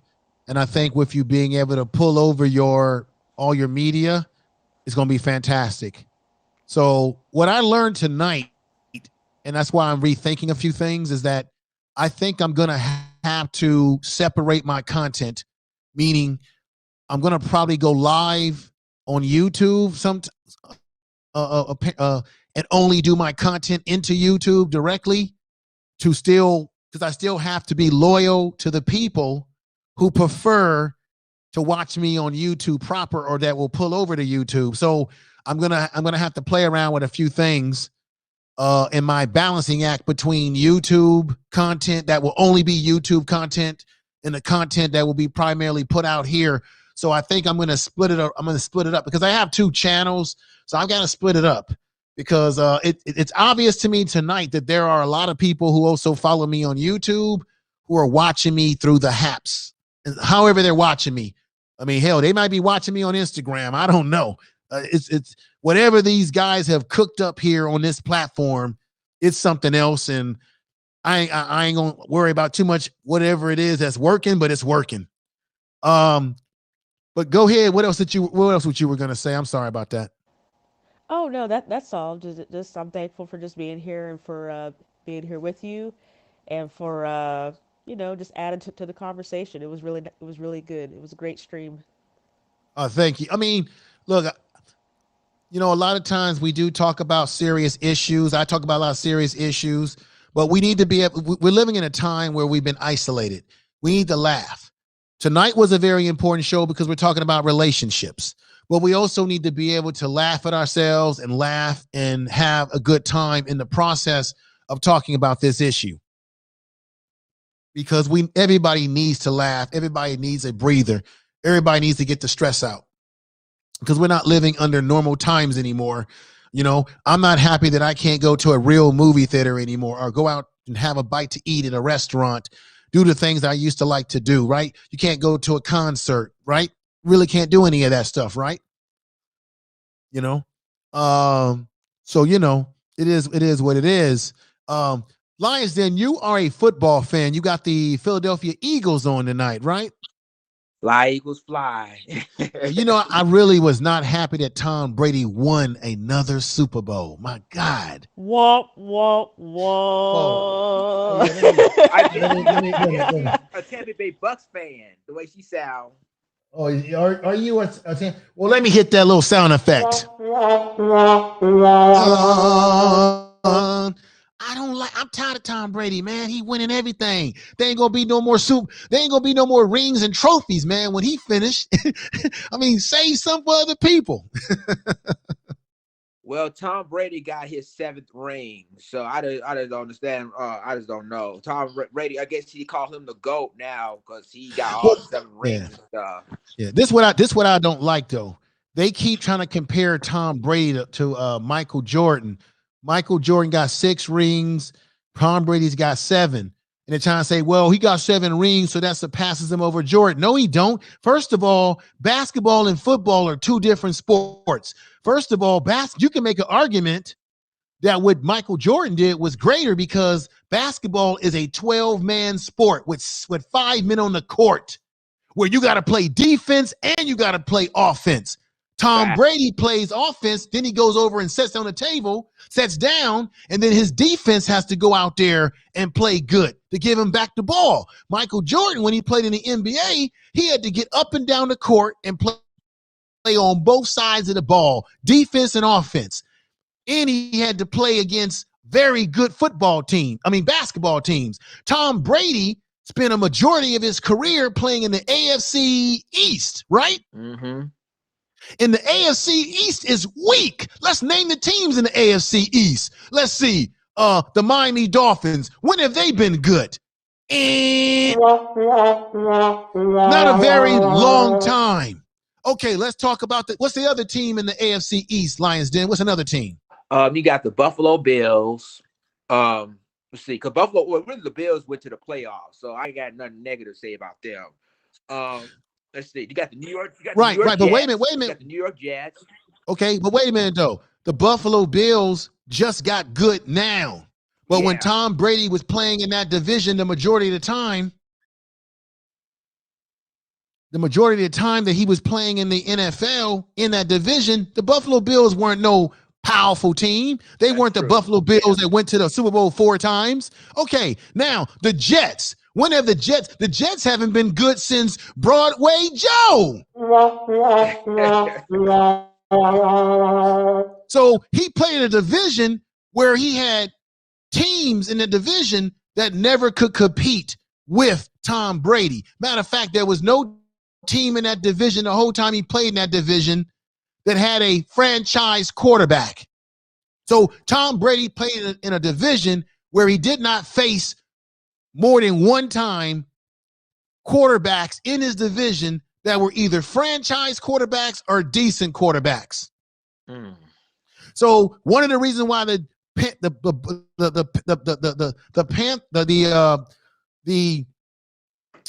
Patriots would go to the Super Bowl in the playoffs every year because they played in one of the most easiest divisions in football. So every year, if you got to play against those teams every year, well, you should be going to the playoffs every year because you were playing in the weakest division every damn year.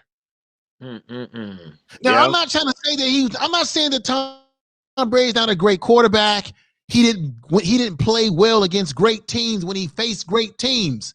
But what I'm saying to you, when you play in a weak division, that gives you more opportunity to get to the Super Bowl in the AFC Championship every year when your division sucks.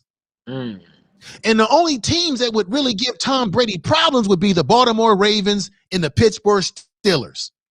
Primarily. Yeah. Especially in the playoffs. And even the Baltimore Ravens didn't really have a consistent great quarterback plan for them during Tom Brady's heyday in that division. Facts. The Pittsburgh, they got Roethlisberger, but the Baltimore Ravens, they didn't really always have a great quarterback. You think Trent Dilfer is great? Give me a break. And another thing too, most of the teams that were playing in Tom Brady's division, they didn't have great defenses. Come on now. Tell me the truth. They don't. Most of the teams that he faced in his division that he played twice, they did not have great defense. The Jets did not have a great defense. They had one great cornerback. They had a cornerback. You know what cornerback I'm talking about. He was good.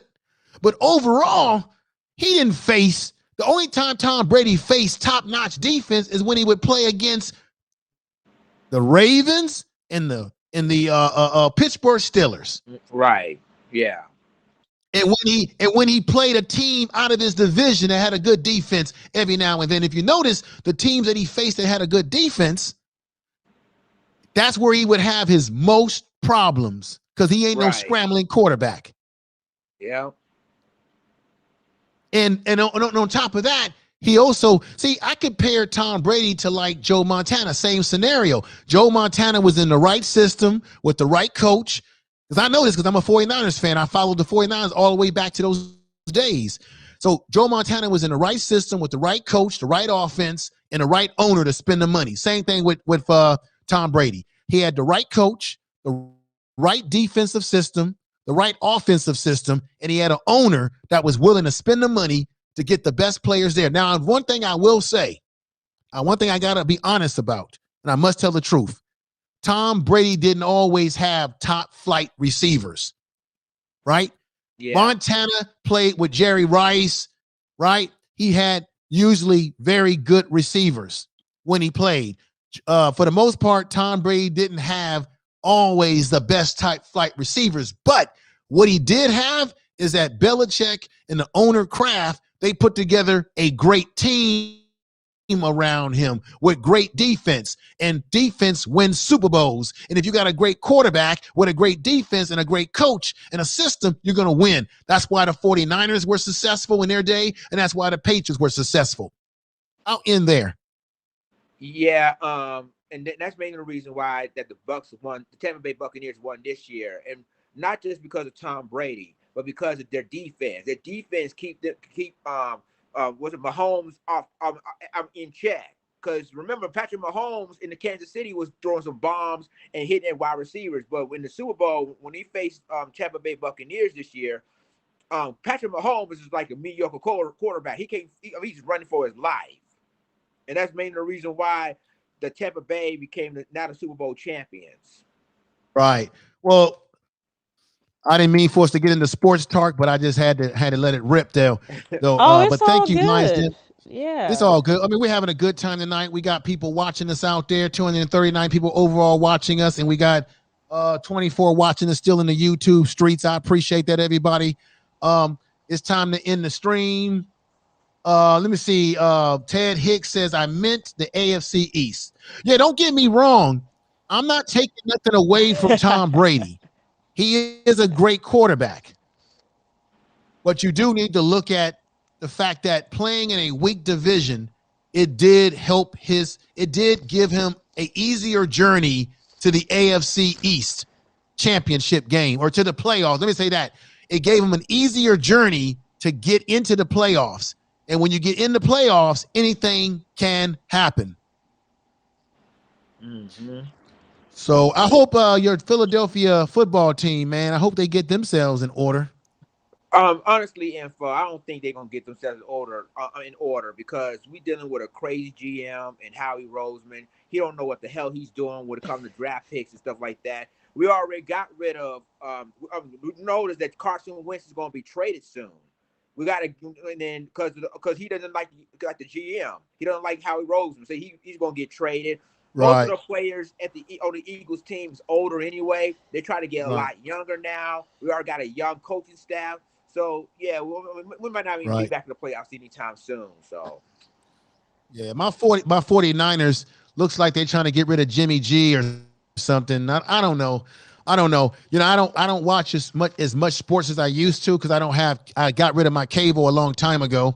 Although I have been thinking about getting a pack. You know, YouTube has a cable package that seems to be pretty decent. I've been looking at possibly, because I do miss watching my sports the way I used to. But I'll see how things go. I appreciate everybody out there listening tonight. We were talking about Valentine's Day, relationship, marriage, and we got into a little bit of sport talk right here. But we're going to end the program. And looks like my man Ted, and I want to say thank you, Ted. He put your social media in the chat room over here in Haps, and he put mine. And thank you, everybody, for being here tonight, for listening. Everybody in YouTube, we got my man Zero Infinity is in the house. Brother Zero, Sonia C's, RY. Brian is in the house. We had Earl Owens who came through, Patience, and a bunch of people. Crystal, a bunch of people came through tonight and made it really fun. And I just thank everybody for being here. Jay Lowe, Rich was in the house. Just a bunch of people came in to the YouTube chat room and we're hanging out. And we got Zero, who I see over here in the Haps chat. And what's up to you, brother? What's up to you? Good to see you. So Lions Den, take care, everybody. I'm gonna take over the screen and get ready to play it out with my music. And back to the basics. Take care of yourself. Start loading, start streaming on here. Start getting your content together. Yeah, I was gonna stream like I said earlier today, but I was a little under the weather, so I might come tomorrow with some content. There have been some things I've been working on behind the scenes, and you'll see. I won't I don't want to do a spoiler alert. All right.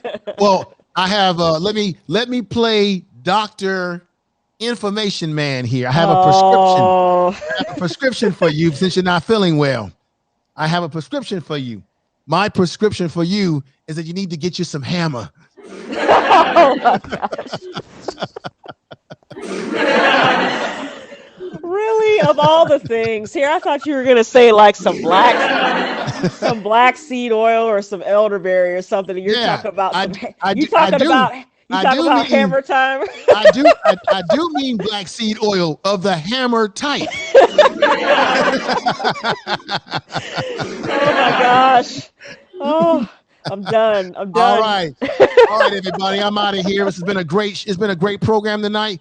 And for those of you who are out there listening, all 242 of you, and all of you in the YouTube chat room area, if you have not subscribed, come on over to the YouTube channel, Information Man Show on YouTube, and subscribe to the channel proper over there. If you could subscribe to Lions Den. Let everybody know again the name of your channel on YouTube. It's Lions Den, aka Trey Axe. Okay, and you're also on and I think Ted put it in this chat room here. You're also on the Haps as well, right? Yep, I'm on the Haps as well. But you also let me make you front and center. But you also podcast, brother. Don't deny that. Let everybody know about your podcast. Yes, my podcast is called Roar on Your Podcast on Anchor. It's nationwide on Spotify, Apple iTunes, Google Play, and other podcast devices. Okay. And there it is, ladies and gentlemen. This is the Information Man of the Information Man Show. Thank you. And once again, you know I have the podcast channel where I broadcast over there very frequently. Man,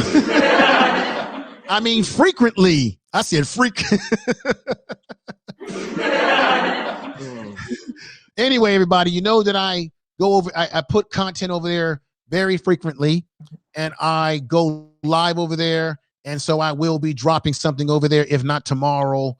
But what I have to determine now, Lions Den, is I may have to just fire up YouTube itself to make sure that I maximize the people who still rock with me on YouTube proper. Okay. And then I'll probably utilize HAPS every now and then when I want to broadcast in these other multiple areas because I know if I was broadcasting on YouTube tonight, I would probably streamline a lot of my following straight into my YouTube channel. But tonight, my people that are watching me, they're all over the streamosphere. I'm seeing 248 in this HAPS app watch box, and I love it because it's great to know that you have support, that people are watching all over the world and all over the place, and this is fantastic. I'll be in contact with you to get the podcast. I'm gonna be broadcasting on. I'm gonna go live when we broadcast. I'll go live on Spreaker. Okay. And I'll be there. And broadcast that, and I'll have to bring you through the telephone. Okay. Or I can broadcast on StreamYards, because on StreamYards you can save the recording and upload that recording to a audio podcast. But I kind of want to go live on Spreaker tomorrow. Okay. And then maybe hopefully bring you in, and then after that's over, that'll hit all the other platforms: SoundCloud, Spotify, Google Podcasts, Apple Podcasts, Anchor, and all that good stuff. So we'll see. I'll be in contact with you, brother. You take care of yourself, okay? Okay, sounds good. Have a good night, y'all. All right, have a good night. You take care. Back to the basics, all right? Okay, peace and blessings to you. All right, peace and blessings to you as well. And I want to thank everybody for coming over tonight. This is the Information Man Show. I hope you enjoyed. I hope that you learned something tonight. I hope that I inspired you. We inspired you. I hope that you enjoyed the broadcast wherever you are listening to this broadcast. I hope that you got the history that I broke down about the history of Valentine Day and what it really means. Look into it for yourself so that you know that what I said to you is the truth. Okay, everybody? I'm going to get on out of here. And Tell the truth. Woo, too loud. Tell the truth. And I hope you enjoy the rest of your day. I'm off tomorrow because I think tomorrow is President's Day. I don't know how many of you are off tomorrow. If you are off tomorrow and you don't have to go to work or anything, those of you who are working, because certainly there are people who have lost employment due to this virus, put a 1 in the chat room if you're off. I'm off tomorrow. Well, I'm always off tomorrow because I get 3-day weekends and I work 10 hours. I work what they call 4-10s, where you work 10 hours and then you get 3-day weekends off. And I love it that way. So I appreciate everyone coming over again. And back to the bases is saying peace and blessings in the chat room. And let me check the YouTube chat room once more. And let's see what's going on. Everybody is saying that they're off tomorrow. So let me get out of here. Earl Owens is my main man. RY, all of you people, all of you great people, great folks in the chat room. All of you everywhere that are listening. Thank you. Thank you for coming over. You are the best. And we're going to keep this whole thing going and going and going. With that said, it is time to be out of here. I want you to enjoy the music and presentation once again that you are about to see again. And thank you, everybody. Peace. This is the Information Man. This is the Information Man Show. Information is power.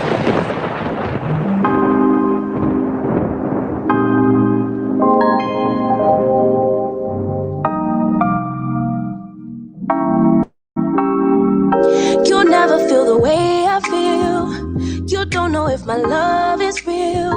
Baby, listen to me, here's the deal. When you're not here, I'm not the same. I'm needing a new chapter, babe. Been stuck here in the bed for days. I've been staring at the telephone, cause when you're gone, I miss your face. Late o'clock, body talk, there's no need to bring it up. Nothing you say makes it better. Wreck and fall, tear apart, issues left behind, restart. Nothing you say makes it better. Hey, bring it right back to me, baby. No, we've been here before. Give me the real this time, no cap, no lies. It's our encore. Bring it right back to me, baby. I know my heart wants more. Give me the good this time, no cap, no lies. It's our encore. I never wanna give you up. I know we've been through way too much, but I'm confident we'll make it through. I'm here for you, you're not by yourself. Late o'clock, body talk, there's no need to bring it up. Nothing you say makes it better. Wreck and fall, tear apart, issues left behind, restart. Nothing you say makes it better. Bring it right back to me, baby. No, we've been here before. Give me the real this time, no cap, no lies. It's our encore. Bring it right back to me, baby. I know my heart wants more. Give me the good this time, no cap, no lies. It's our encore.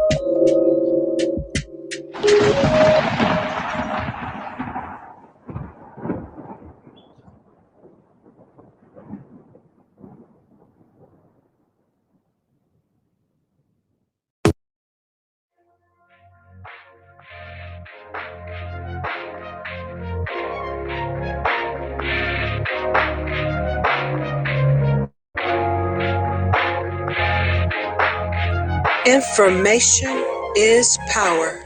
You are listening to Information Man. Please make sure to subscribe to his channel. The descent is still my favorite part. Easy to end and hard for me to start. You don't wanna feel that part of me that's cold and numb with apathy. Cause when I feel that way, I can't help nobody. Nobody, I can't trust nobody. Nobody, I can't trust nobody. No, no, nobody, I can't trust nobody. No, no, no, no, not even myself. Needed you to be mindful of me. Needed you to be mindful. Stretch out my hand to you and take down your blindfold. Imagine that I reach out to you, but I'm young and still prideful. Needed you to be mindful of me. Needed you to be mindful. Where the fuck does your mind go? Where the fuck did the time go? Small talk kept the lights so. Cut to the chase, get out my face. Needed you to be mindful of me. Needed you to be mindful. Stretch out my hand to you and take down your blindfold. Imagine that I reach out to you, but I'm young and still prideful. Needed you to be mindful of me. Needed you to be mindful. Where the fuck does your mind go? Where the fuck did the time go? Small talk kept the lights so. Cut to the chase, get on my face. Look in the mirror, look at your face. See that it's destiny, see that it's fate. Wash off the mess of me from yesterday. Hit the sativa, caffeine in the play. As a superhero stand beside when I'm feeling down, down, down. But I'm optimistic that I can turn it all around, round, round. Baby, if you felt my pain, you know how strong I am. Make this shit look easy, swear it's hard to stand. I didn't make no time for falling. It was never in my plan. Examination, recall, rehold, that's just who I am. Are you checking on me? Are your checks secured? Are you betting on me? Or is my enemy preferred? Are you down to ride? Can I really trust your word? Can I really trust your word? Cause I needed you to be mindful of me. Needed you to be mindful. Stretch out my hand to you and take down your blindfold. Imagine that I reach out to you, but I'm young and still prideful. Needed you to be mindful of me. Needed you to be mindful. Where the fuck does your mind go? Information is power. Small talk kept the lights so. Cut to the chase, get out my face. Needed you to be mindful of me. Needed you to be mindful. Stretch out my hand to you. Take down your blindfold. Imagine that I reach out to you. I'm young and still prideful. Information is power. Needed you to be mindful. Where the fuck does your mind go? Where the fuck did the time go? Small talk at the lights so. Cut to the chase, get out my face.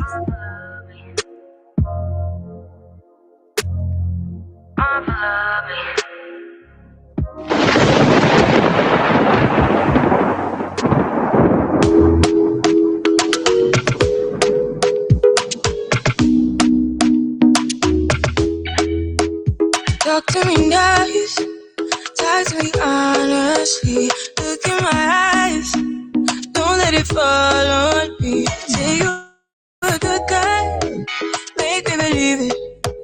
Don't wanna hear it, I wanna see it. See how rewind, when we rewind, feels so nice. We time, you I know how to make me feel right. I can't help that this sweet talk. I'm already on my way. I'm pulling up, don't be late. I'm cutting through all the lanes. Sweet talk, you need to say less to me. Don't need for no flowers, babe. I'm already on my way, on my way. Why you blushing? Yeah, sweet concussion. Oh, you miss my touching. Good girl. Show me something, give me more than one thing. I need more than less than I do. Say you're a good guy, make me believe it. Don't wanna hear it,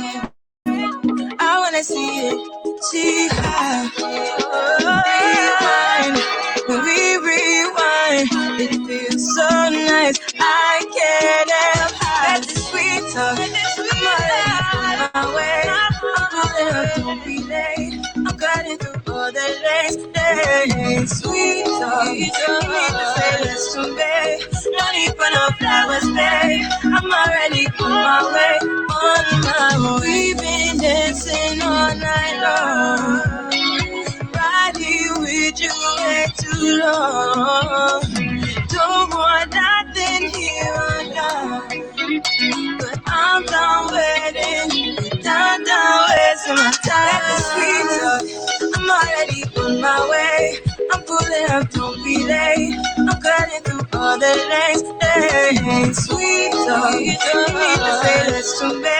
No need for no flowers, babe. I'm already on my way, on my way. Let it sweet talk, sweet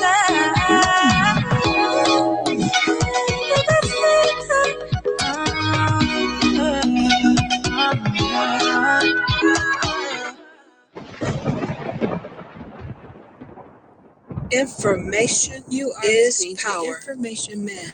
Please make sure to subscribe to his channel.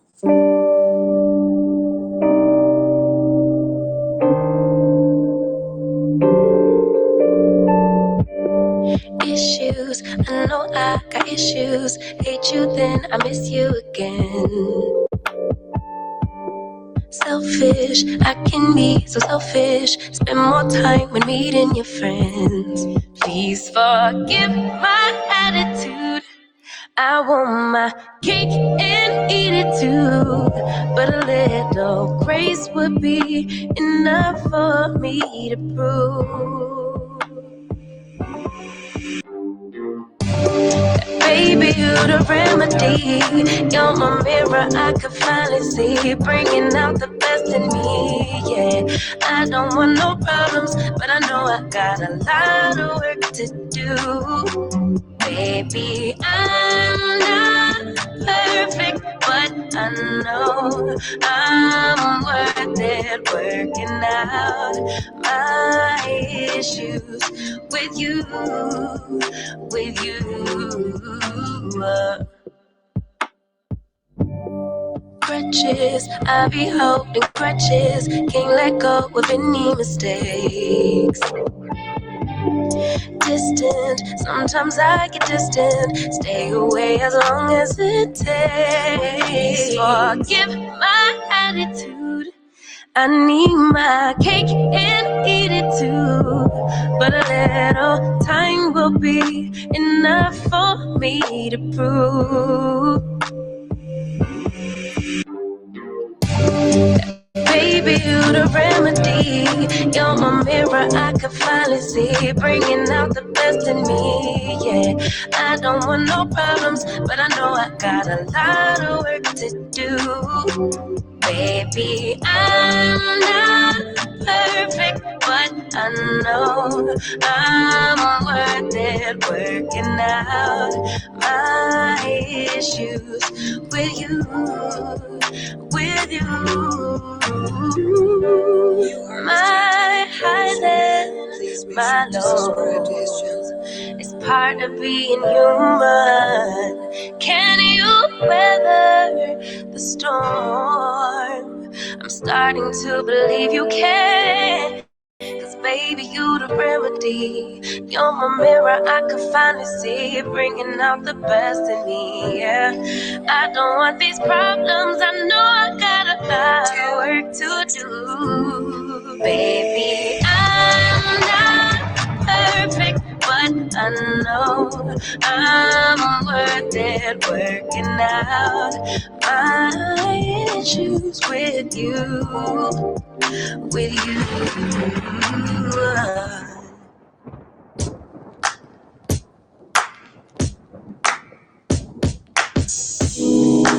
Take me in your arms, do just what you want.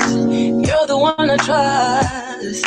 I belong to you, and I'll always be around when I need some loving, baby.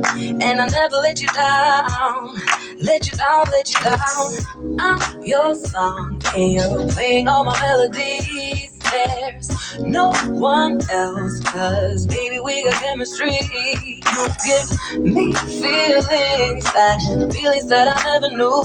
This heart of mine will always and forever belong to you. You and me were meant to be as one. The universe has known it all along. Maybe this is where our story starts. Maybe it was written in the stars. Written in the stars. You, me, forever, yeah. You, me, All right. Let me bring it down. I got my man in the house. My man in the house, Brother Sanchez. Brother Sanchez, I'm rocking it strong tonight, brother. I'm feeling good. Things are going well. I've been broadcasting for a while, my brother. I'm using Haps, and I got about 270 people watching me over on Haps right now live. What's happening is, Brother Sanchez, you might want to check this thing out yourself, too. I'm able to broadcast into all the areas of my social media. So some of my YouTube crowd is split into all these other social medias, too. But I had about 30, I had a nice little crowd over here in the YouTube. But a lot of my folks are watching me on everything. So I got a good 271 that's watching me out there, which I'm very happy about because I'm getting people where they are on all the different social medias, YouTube as well. But show's coming to about an end. You just super chatted me the $5, which I appreciate, brother. So what I got to do for you is I got to give you the music that comes with that super chat and all that good stuff. And I got to give you the whole full presentation. So I ain't going nowhere until I do that because I have mad respect for Brother Sanchez. That's my brother. Here we go. Tell him run it off. I wake up. Yeah. I wake up, flex, I'm down that check. No drip, this wet. Tell him run it up. No sleep, no rest. Might crash, might wreck. But first I stretch. Tell him run it up. I wake up, flex, I'm down that check. No drip, this wet. Tell him run it up. No sleep, no rest. Might crash, might wreck. But first I stretch. Tell him run it up. 9 out of 10, rub through my hands, I'm by my lonely. Turned to a savage, now my baby wants to hold me. I love my fans, don't need no friends, I got my homies. Thought I could trust you, I find out you tried to zone me. I'm number one up on that court, I'm Nick McGrady. The first one in, the last one out, can't call me lazy. Put in my hours, send the invoice and they pay me. I need 6 rings like MJ and Tom Brady. I wake up, flex, I'm down that check. No drip, this tell him run it up. No sleep, no rest. Might crash, might wreck. But first I stretch. Tell him run it up. I wake up, flex. Yeah. Super chat, my brother. Thank you.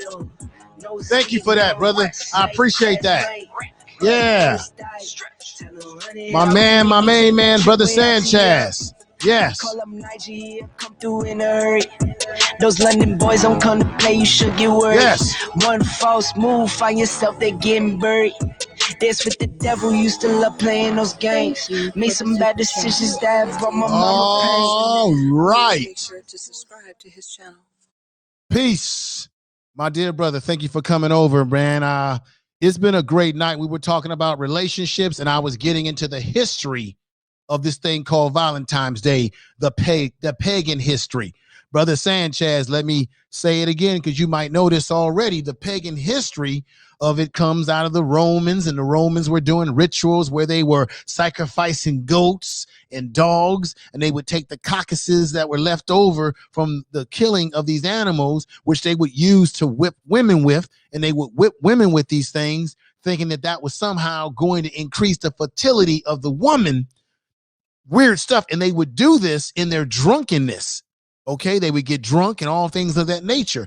Then they would have a lottery where they would put women names in a jar, and then they would connect young men to the women throughout the night to see if they were suitable for marriage or relationship or whatever. This is the pagan ritual that the Romans engaging in, my brother. You probably noticed all this stuff already. And then we know that back in AD, let me put this on the screen, particularly for everybody, but particularly for my brother Sanchez, because this is the type of stuff that he gets into, the history, the genealogy, you know, the word play, where stuff arrived from, and all this sort of stuff like that. So right up here, oops, that's not what I wanted up there. This is what I want up there. Boom, here we go. So it ended up morphing into this Tammy, T-A-M-E, Tammy Christian Fest Day in AD 496 when the Pope Augustus, I think Gelas-Ius,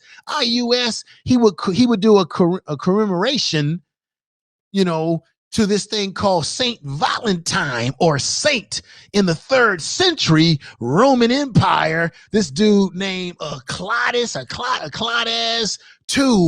who would execute men named Valentine on February 14th. And they would do this every year on February 14th. And then, as I was saying, the Romans would have this weird ritual between February 13th and 14th, my brother, and everybody listening, where they would get involved in this sacrificing of goats and dogs, using the carcasses to whip it across women's bodies for fertility. It was weird. It was abusive. So we're celebrating a day that really comes out of an origins of men getting drunk in Rome and doing these weird Babylonian rituals, and at the same time harming women.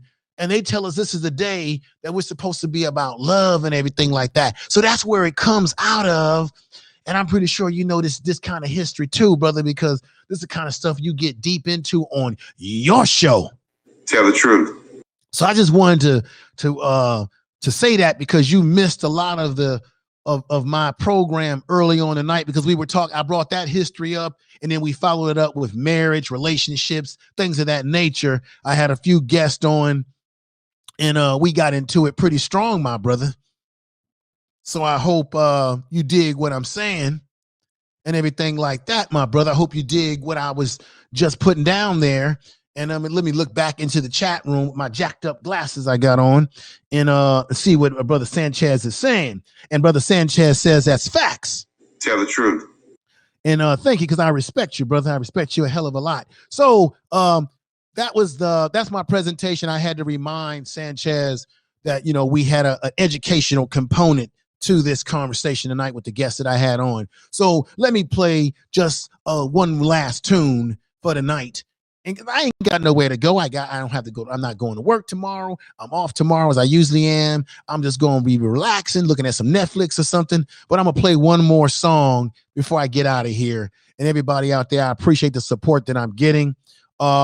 I got to figure out what I'm going to do, folks. I think maybe I should sometimes just go YouTube only, because now that I'm streaming into all these other areas, it's kind of pulled my audience from YouTube into these other areas, which, you know, I'm glad that I'm getting to people wherever they are on their social platforms, because I'm saying it again, because I just think it's a great thing when I look at 278 people watching the program in these other platforms so that means that the content is getting out to the people. So I appreciate that. And I'm glad for HAPS to use the system that I'm using. I'm broadcasting into HAPS using another broadcasting software. That's how I create all my effects. So it becomes a real production for me to put on here. So let's go back for one last song. And I hope you enjoy once again the presentation, the slides, everything, everybody. Appreciate this. This is Information Man Speaks Podcast. That's my podcast channel. The second channel, check that out. But Information Man Show, this is the first channel tonight. And make sure you subscribe. You are listening to Information Man. Please make sure to subscribe to his channel. And here we go, ladies and gentlemen, with with more music before we end.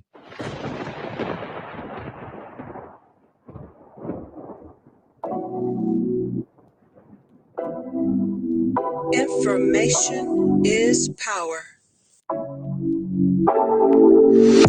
Take it away, feeling too good to me. Chilling all day, all in your space is where I wanna be. Hearing this.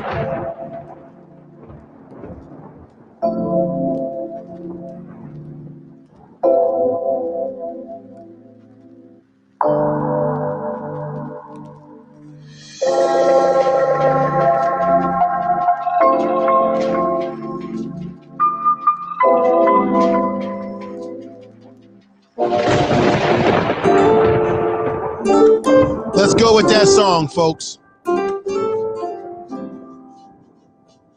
All music is licensed. All music is licensed. Ain't gonna be no YouTube. YouTube penalty on me. All my music is licensed. So bittersweet. Keep losing sleep while driving in the backseat. What's left of me? Drowning in what feels just like an ocean. Negativity is getting closer. Hard to keep the heat when it gets colder, you know. Sometimes everything just gets hard. Sometimes everything just gets harder. Feeling like I'm missing some parts. Days just keep on getting much darker. Even when I'm down in the lower, I remember what you were saying. Sometimes all you need is a spark. Maybe just a better kind of bitter. Lose gravity, I'm swimming in the quicksand. Up to my knees. Keep losing sleep, I'm manic dream at midnight. So hard to please. Drowning in what feels just like an ocean. Negativity is getting closer. Hard to keep the heat when it gets colder, you know. Sometimes everything just gets hard. Sometimes everything just gets harder. Feeling like I'm missing some parts. Days just keep on getting much darker. Even when I'm down in the lower, I remember what you were saying. Sometimes all you need is a spark. Maybe just a better kind of bitter.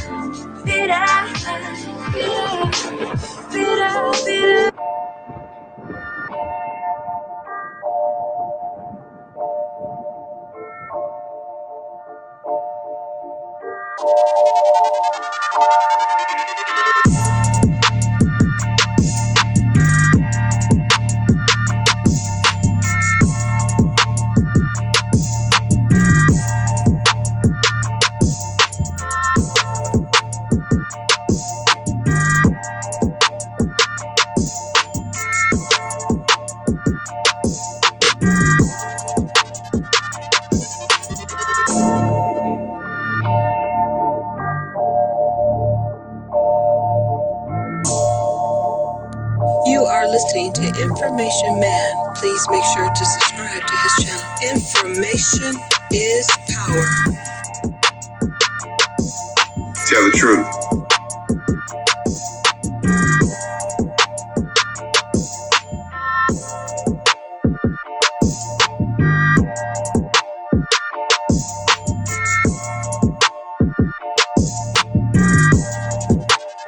Tell the truth.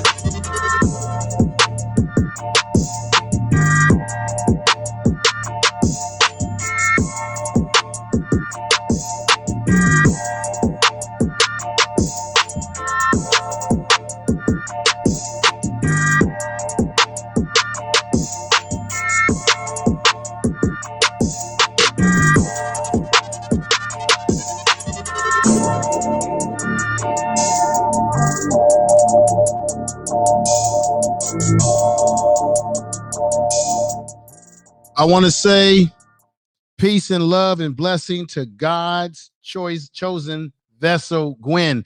Thank you for coming through, my sister. Broadcast is about over, but I want to thank you for coming over. I have a lot of respect for you.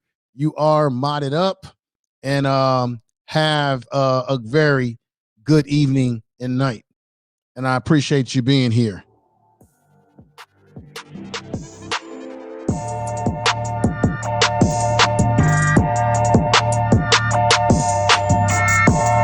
Tell the truth. You are listening to Information Man. Please make sure to subscribe to his channel.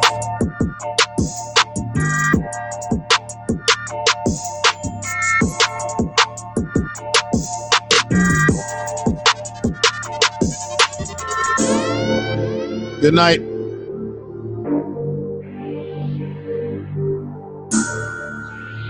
Good night, everybody.